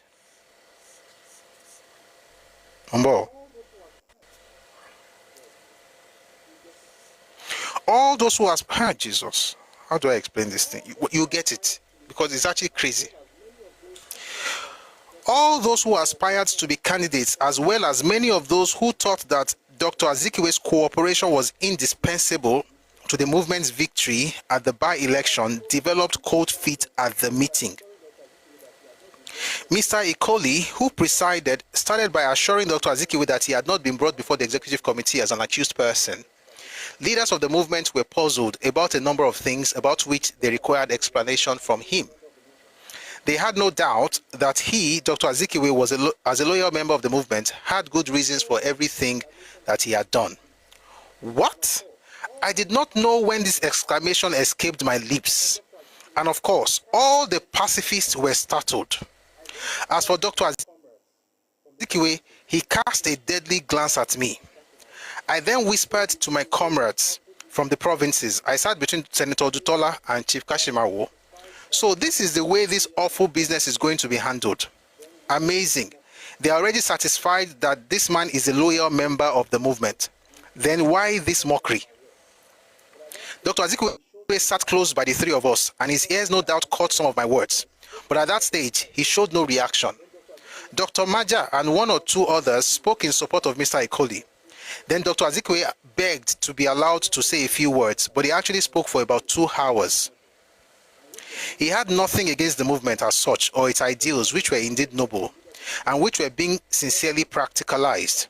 But he had been offended by some leaders of the movement, personally, particularly by Chief H.O. Davis and Oba Samuel Akisanya.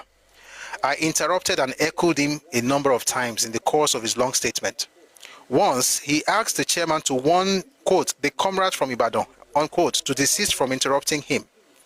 This request evoked a warning in these words, Comrade Awolowo, please. I kept quiet and spent some time in scanning the faces of our leaders at the meeting, and their reaction was unmistakably one of sympathy or pretended sympathy for Dr. Azikiwe. I was compelled to ejaculate. Incredible, what is now happening? An accused turned prosecutor. The simple truth is that this man is disloyal to the cause and he should be told so. The things I say, I will say it. We have to be telling ourselves the truth. Incredible, I'll say it again. What is now happening? An accused turned prosecutor. The simple truth is that the man is disloyal to the cause and he should be told so. Dr. Azikiwe quickly rejoined that I was one of the victims of H.O. Davis's propaganda against him, that I had slandered him by describing him as a disloyal person. The word I used that night was much stronger than disloyal, and that unless I withdrew my remarks, he might be compelled to take legal action against me. Legal action, my foot, I retorted. He speaks as if he is going to be both plaintiff and judge. Besides, I most vehemently resent the suggestion that I am one of the victims of H.O. Davis's propaganda. I am 31, and I am old enough to make up my own mind on any issues of the day. Unquote. That was I was speaking. Mr. Ikoli then said that he must really appeal to me to stop all these interruptions. They will do nobody any good. I remained silent for the rest of Dr. Azikiwe's speech, but I must confess that all that he said was a palpable affliction to me. He wound up his speech by saying that in view of the incompatibility between him, this is the sad part. Let me calm down. He wound up his speech by saying that in view of the incompatibility between him as a person and the persons he had mentioned, he had no alternative but to tender there and then his resignation from the movement. As soon as Dr. Azikiwe resumed his seat, there were volleys of appeal to him from different sides of the meeting, begging him to withdraw his resignation.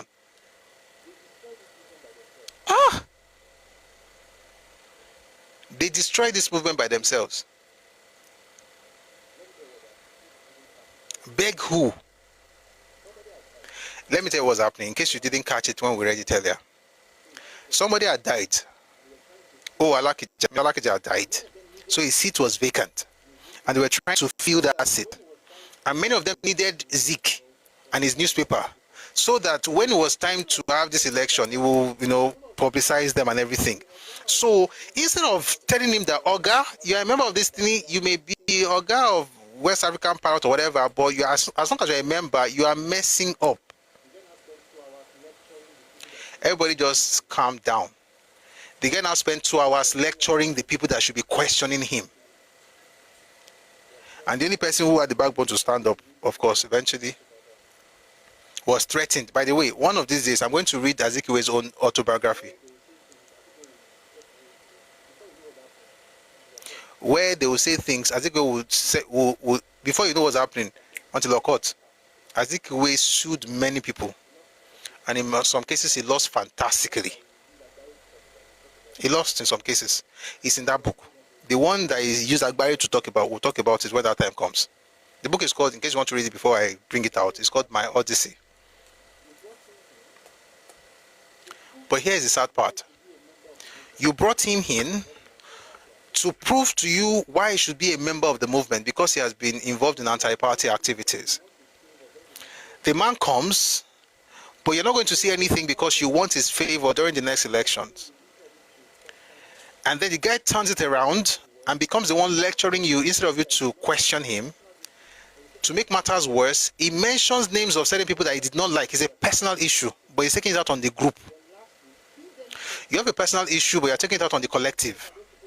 Then lastly, he then said, because himself and those people don't align, he will resign from the movement. And then to now make the matters terribly worse, you now begin to beg him. Why? because of his influence. In other words, character did not matter.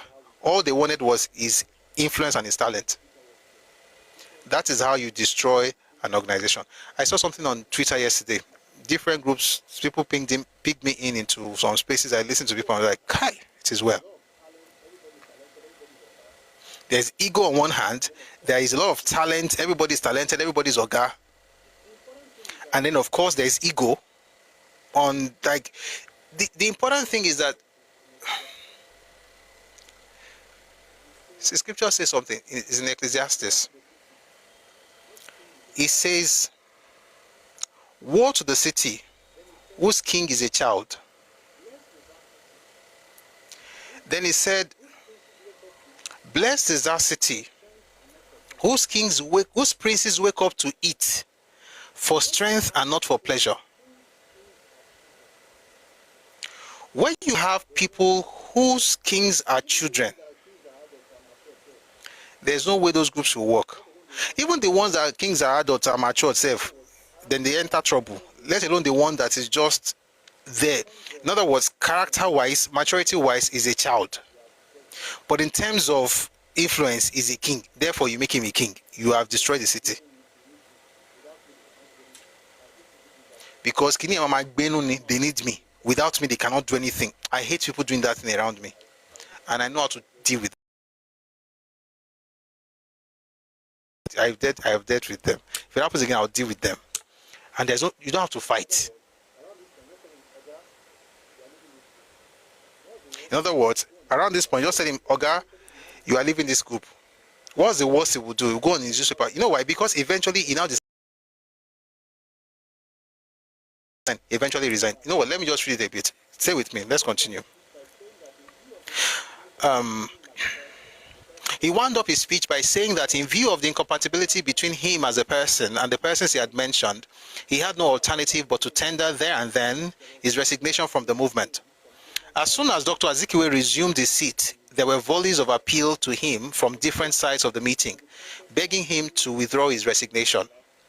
I spoke and recounted some of the doings of Dr. Azikiwe, Karela Omoko. I spoke and recounted some of the doings of Dr. Azikiwe, which amounted to a breach of faith on his part with the movement and a deliberate subversion of its ideals.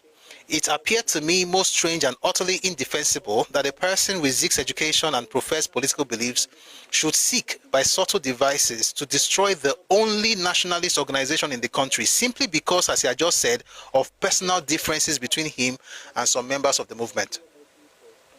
I felt sure, I added, that the man had some ulterior motives for his conduct. I urged that he should be expelled that night. If we continue to abhor him, I'll take that again. If we continue to harbor him in the movement, he would eventually destroy it, and that turned out to be prophetic. You know what Jesus said? Any tree that is unfruitful, they will cut it and throw it in the fire. That's what they should do with people like this. Any unfruitful tree. The one that is fruitful, my Father will prune it so that it will be more fruitful. The one that is unfruitful will be cut and thrown in the fire. The man was unfruitful, but the leaders did not have the backbone. Leadership is not a popularity contest. If you want people to like you, you should never be a leader. Don't bother. Don't bother. The guy is threatening to I'll leave. Let me tell you something. Let me tell you why I can speak like this. It's not because I'm perfect, though. It's because I've been in very crazy situations in my life. Not once. You know how you have, let me give you an example.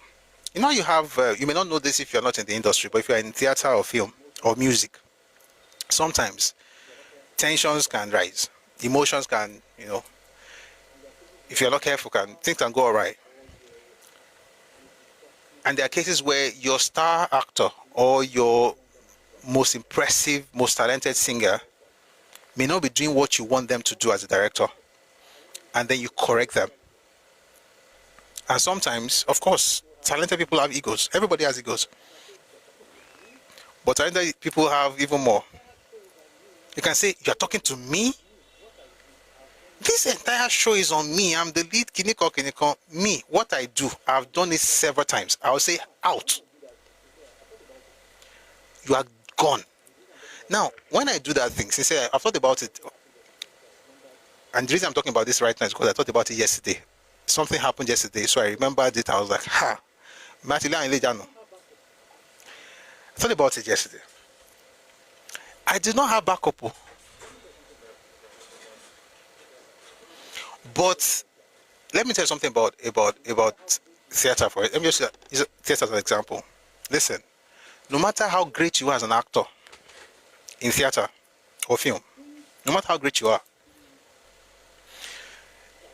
there are things that the director can bring out of you. And I've heard this from my own actors. That's how I know. You will destroy super egos with this. That's actually how to build super egos. Don't get it. If you pander to people, that's what they are feeling every time. How many cups have they won in the last 10 years? What was I saying? Actors who have worked with me have told me this, which is how I got to know. Fantastic people, great singers, great actors. You work with them, you drill them. They will tell you that this is how far I can go. You say no, you can go higher. This is the pitch I can hit. This is the note I can hit. This is the farthest I can. No, you can go further. Then you drive them. You drill them. That thing is inside them, but I'm the one bringing it out. If you go, I'll find somebody else and I'll bring it out to that person. That's my own. I respect you. I want you. But if you think you are better than what we are doing, you can get out. We'll find somebody else and we're going to pull it out of that person. Because even you, before you came, not like I say you had it, though, but you didn't even know you had it. Are you going to lose stars? Yes. But are you going to build stars? Yes. You are going to lose. Let me tell you something. In case if you want to go and do this in your business, let me tell you now, you will lose people. You will lose people, but you will build people. You will build dedicated, loyal people who would acknowledge everywhere they go. Some people still talk about it even today. They will tell you that this thing, before I met this person, I couldn't do this. Now that I met this person, after I met this person, I did this, I did this, I did that. Because of this person, they will be loyal to you. But all this pandering, if it now goes now, we'll now have to start from the beginning. We will start. Last, we'll change the date of the event. That's how I think. Pata will change the date. One day I watched, there's a movie, Coach Carter. If you've not watched that movie, watch it. When I was like, this man gets it. Coach Carter is a very fantastic film. Samuel L. Jackson walked his own son out of the pitch, and he was one of the best players. You must be resourceful to attempt such. No, you cannot attempt such if you don't see. Resourcefulness is not about. Don't worry, we're talking leadership. If you think you must have others in order to attempt such, okay, now you are at the mercy of the star. He can move anyhow he moves. Why? Because you are not resourceful. I don't care about your resource. You can get out with it. If you think like this, you will never be under bondage to anybody in this life. You will respect people. You will adore them. You will celebrate them. But you will never be under anybody's bondage. If you threaten me with something right now, you are out of my life. Like there and then, you are out. Can you come back? You can come back. But in that moment, you are out. You can't threaten me now. Say if I go, you'll not be able to do this. Before you came, I was doing it. You are out. I think that people don't get it. It's difficult. You will lose people. You will suffer for it. Let me just say that. You will suffer for it. But you see, you have to be ready to suffer for things. We are going to lead anyway. So what exactly is leadership about? Oh, we are all happy together. No. I will make decisions that will affect me negatively. But it will help the group in the long term. You will cast them away sharply. Maybe because of my background and my work. You must never be at the mercy of another person. Never. Especially if that person is somebody that's supposed to be working for you or they're supposed to have authority over. If it's your Oga, that's different. Even then, God said there's another level to that one, but that's not today's topic. There's a way to even tackle that one. But I cannot talk about that one without going spiritual. So you don't pander a lot to. I don't pander to anybody. Anybody. I go to me ojela beg. I go to me ojela beg. See, you come back and say, if you don't do this, you do that. Oh God, open the door. If you want to build, building. Listen, you will suffer. I think people don't like to go through hard times, right? Like if I let this person go, it will affect the whole team. It is true. Will you lose it? You may even lose, but guess what? It's better. Lose and start from the scratch. By the way, if you think all this I'm saying is just sounding this guy again, if you have led before, you get it. But one thing you can watch that will help you, please watch Coach Carter. If you own a business, watch that movie. Let me tell you, I was about to tell you some of my examples, but I won't tell you any story again. Watch Coach Carter. If you own a business, if you have a team, even if it's a team of 10 people, watch that movie. Nobody should hold the team to ransom because they are the most talented.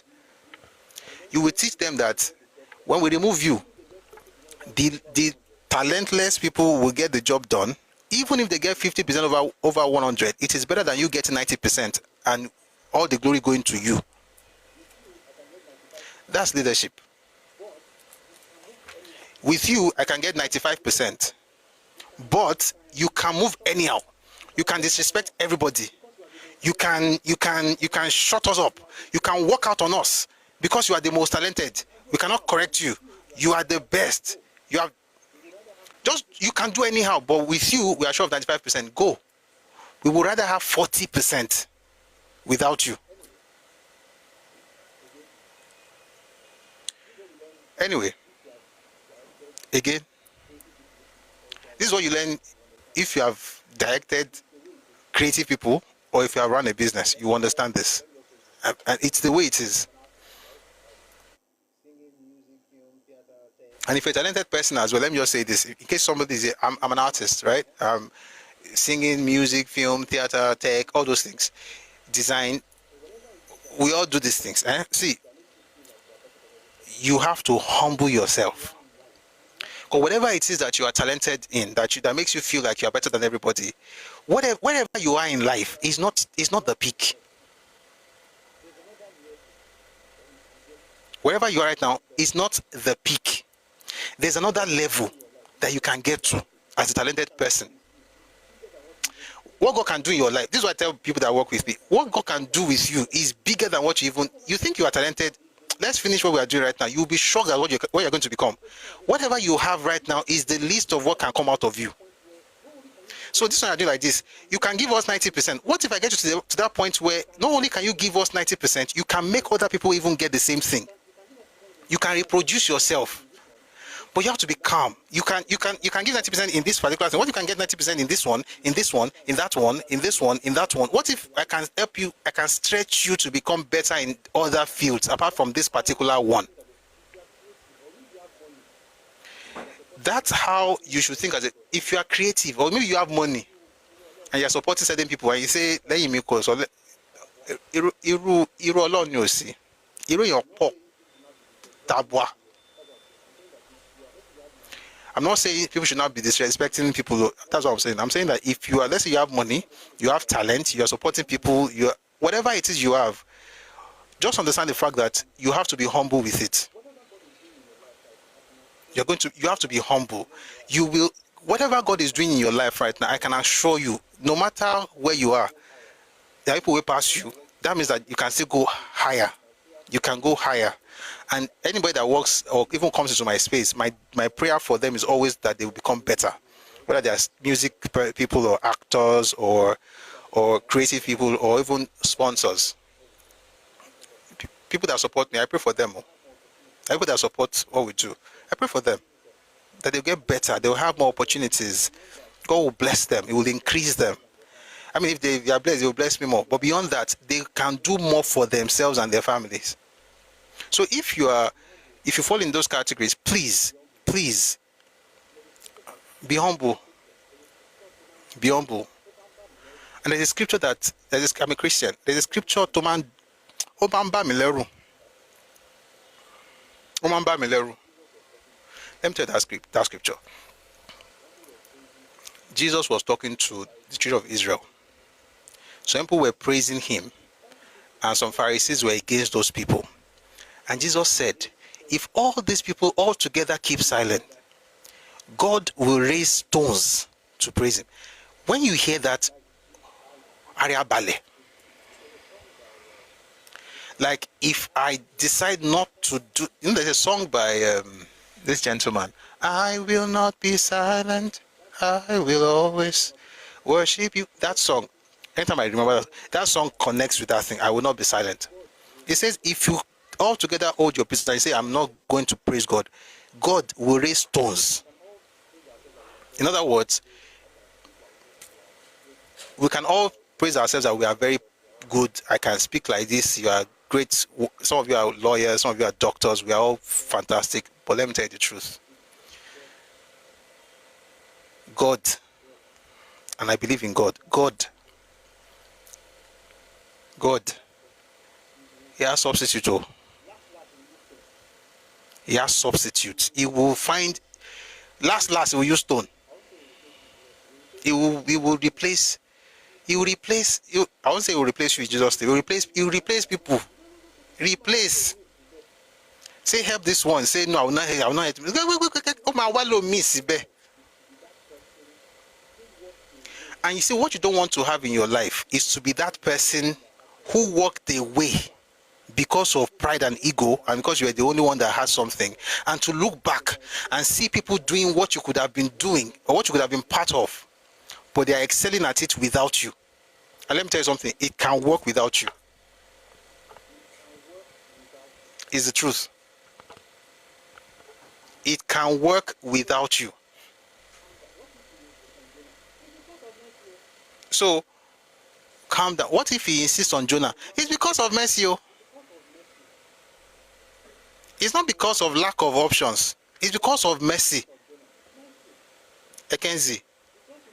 He said, why did he insist on Jonah? Mercy. He just wanted him to finish his work. Remember Balaam and the donkey? Yes. You will be shocked that whatever God has given to you to do, please be humble. I mean, do it well. Be humble. I'm not saying take nonsense, because when people don't have sense, they'll come and rubbish you. Give nothing. I just remember my friend. She's late now. So give it to them. No problem with that. But I'm saying as a whole, on the assignment, not on detractors. Detractors, give detractors, like some detractors that come here. But I'm talking about your assignment. Be humble with it. Do it well. Don't take nonsense. So people, take it for granted. Speak up. But don't get to that point where your shoulders are so high, you cannot be corrected. You cannot work with anybody. You are better than everybody. And if they say anything, you walk away. Walk away. This is what I say in my life. Walk away. Head count. That's the mistake they made in 1940. Walk away. Let us have another head count so we know how many people remain for this thing. Anybody who cannot do what I just said right now, listen, what I just said right now is not easy. It can lead you into trouble. People will curse you. Even the one where they remain, they insult you. They will tell you, say, you never have backup. Meanwhile, it's one of them that will be the backup. One of them will step into those shoes. That person will be shocked. But in the interim, they will insult you. Even you will feel bad. Even you get home and be telling yourself, shame on luck, but you have to do that. If the business will thrive, if the enterprise will progress, you need to cut off some people and do it as early as possible. If it festers, you are in trouble. All right. back to the book now. So Awo said as soon Azikiwe threatened them that I was going to resign. Then Awo spoke up. I spoke and recounted some of the doings of Dr. Azikiwe, which amounted to a breach of faith on his part with the movement and deliberate subversion of its ideals. It appeared to me most strange and utterly indefensible. Sorry, let me stop. Somebody said you might lose money and time. It's true. Do you know this thing happened in X? Twitter. Sorry, we're going back to this. So, Twitter. Let me not do my Nigerian thing. Nigerian man want me go. But the other side, on Twitter, when Elon Musk bought Twitter, that's what he did. People insult him. The service was crap for a while. Now, what's happening right now? Now you're discovering that there were too many people in Twitter than they needed to be, or they needed to be. There were too many. God bless you. He purged the system. But guess what? He lost advertisers. He lost advertisers. For a long time, a lot of people just withdraw, especially these Democrats, withdrawing, say they don't want to be part of what he's doing. Are they not back now? If you are doing short term, you have no business leading anybody. Maybe just lead yourself. If you are doing short term, what we go do, we'll go get something right now. They must like us. They must love us. What can we do? You'll be doing populist. That's why, look at our politicians. Not all of them, but many of them are, waiting people think you just give them one small thing. Everybody goes cry, everybody go happy. That's it. What do you think is happening to President Tinubu right now? You will remove some people. They will insult the hell out of you, but you remove them, and they are not coming back. People will insult you. They will castigate you. They will say things. Okay. When the thing starts benefiting everybody, they will turn around and say, that man is a man. He did it even when we insulted him. That's leadership. They will insult you. And by the way, I don't know who is going to listen to this. Somebody insult you. I mean, sometimes you should insult them back. But on the job, for doing what you are supposed to do, people are going to castigate you. And you can't stop to answer all of them. Sometimes you stop, but not all of the time. They will say things. You purge the system. You will suffer. You may lose some things. You may even lose relationship. You may lose money. You may even almost lose yourself. But that's what it takes to be a leader. It's hard work. That's why many people don't want it. And those who are there saying they're leaders, they know they're not leading anything. They're just taking a stroll. Nobody's following them because they don't have backbone. If people say, do this for me now, they've dropped everything. They are following the mob. But they're supposed to be the leader. There are certain political movements I've seen in Nigeria. It is the tail wagging the dog or wagging the cat. Anywhere they go, you as a leader now follow them. You're not a leader. You're not even a follower. You're worse than a follower. You're a people pleaser. And people pleasers don't make good leaders. Let's get back to this book. That was some preaching, actually. If your leader decided to sell food, uncle,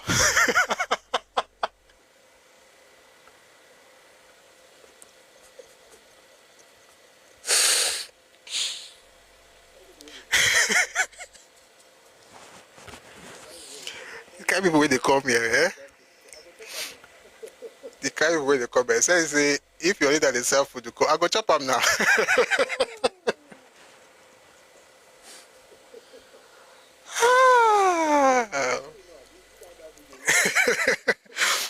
What is it? Another video? Sure, you know, is it another video where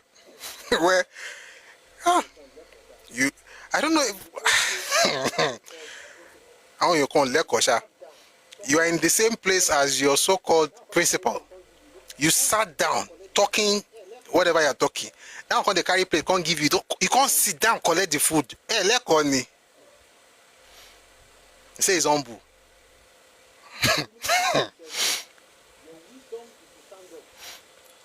His humility is to serve you. Your wisdom is to stand up. To say, no, sir, you can't serve me. And that's if that's humility, by the way, and not for the cameras. Because most of these things are for camera. But a normal day, if not for camera, his humility is to offer to serve you. His humility is seen in his offer to serve you. Your wisdom is seen in your ability to reject that offer. I say, no, sir, no. No. And even if it's given to you, you stand up. You're using your two hands. Not just collect something and say, he's our leader, but he's a servant leader. Are you joking? I don't know who raised, well, may God help our pastors and our imams, because I don't, and parents, because,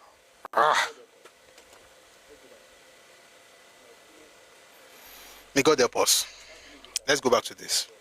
We must finish, we can't finish this chapter, definitely, but I'm sure you've had a great time. But let's read a bit more before we call it a day. That's the funny thing. We started early, we're finishing late, but it's okay. As soon as Dr. Azikiwe resumed his seat, there were volleys of appeal to him, from different sides of the meeting, begging him to withdraw his resignation. I spoke and recounted some of the doings of Dr. Azikiwe, which amounted to a breach of faith on his part with the movement and a deliberate subversion of its ideals. It appeared to me most strange and utterly indefensible that a person with Zeke's education and professed political beliefs should seek by subtle devices to destroy the only nationalist organization in the country, simply because, as he had just said, of personal differences between him and some members of the movement. I felt sure, by the way, if you are supporting me, I appreciate you, but it's just important to say that thing. God is our source, people are channels. God is the source, people are channels, and it will flow through those channels. The day a channel become the source, if you allow it, is the day two things will happen. Number one, you have turned the channel to a god, to a deity, and number two, you run the risk of that channel stopping. Nothing is flowing out of that thing. Even if they give you money, the money they give you is sand.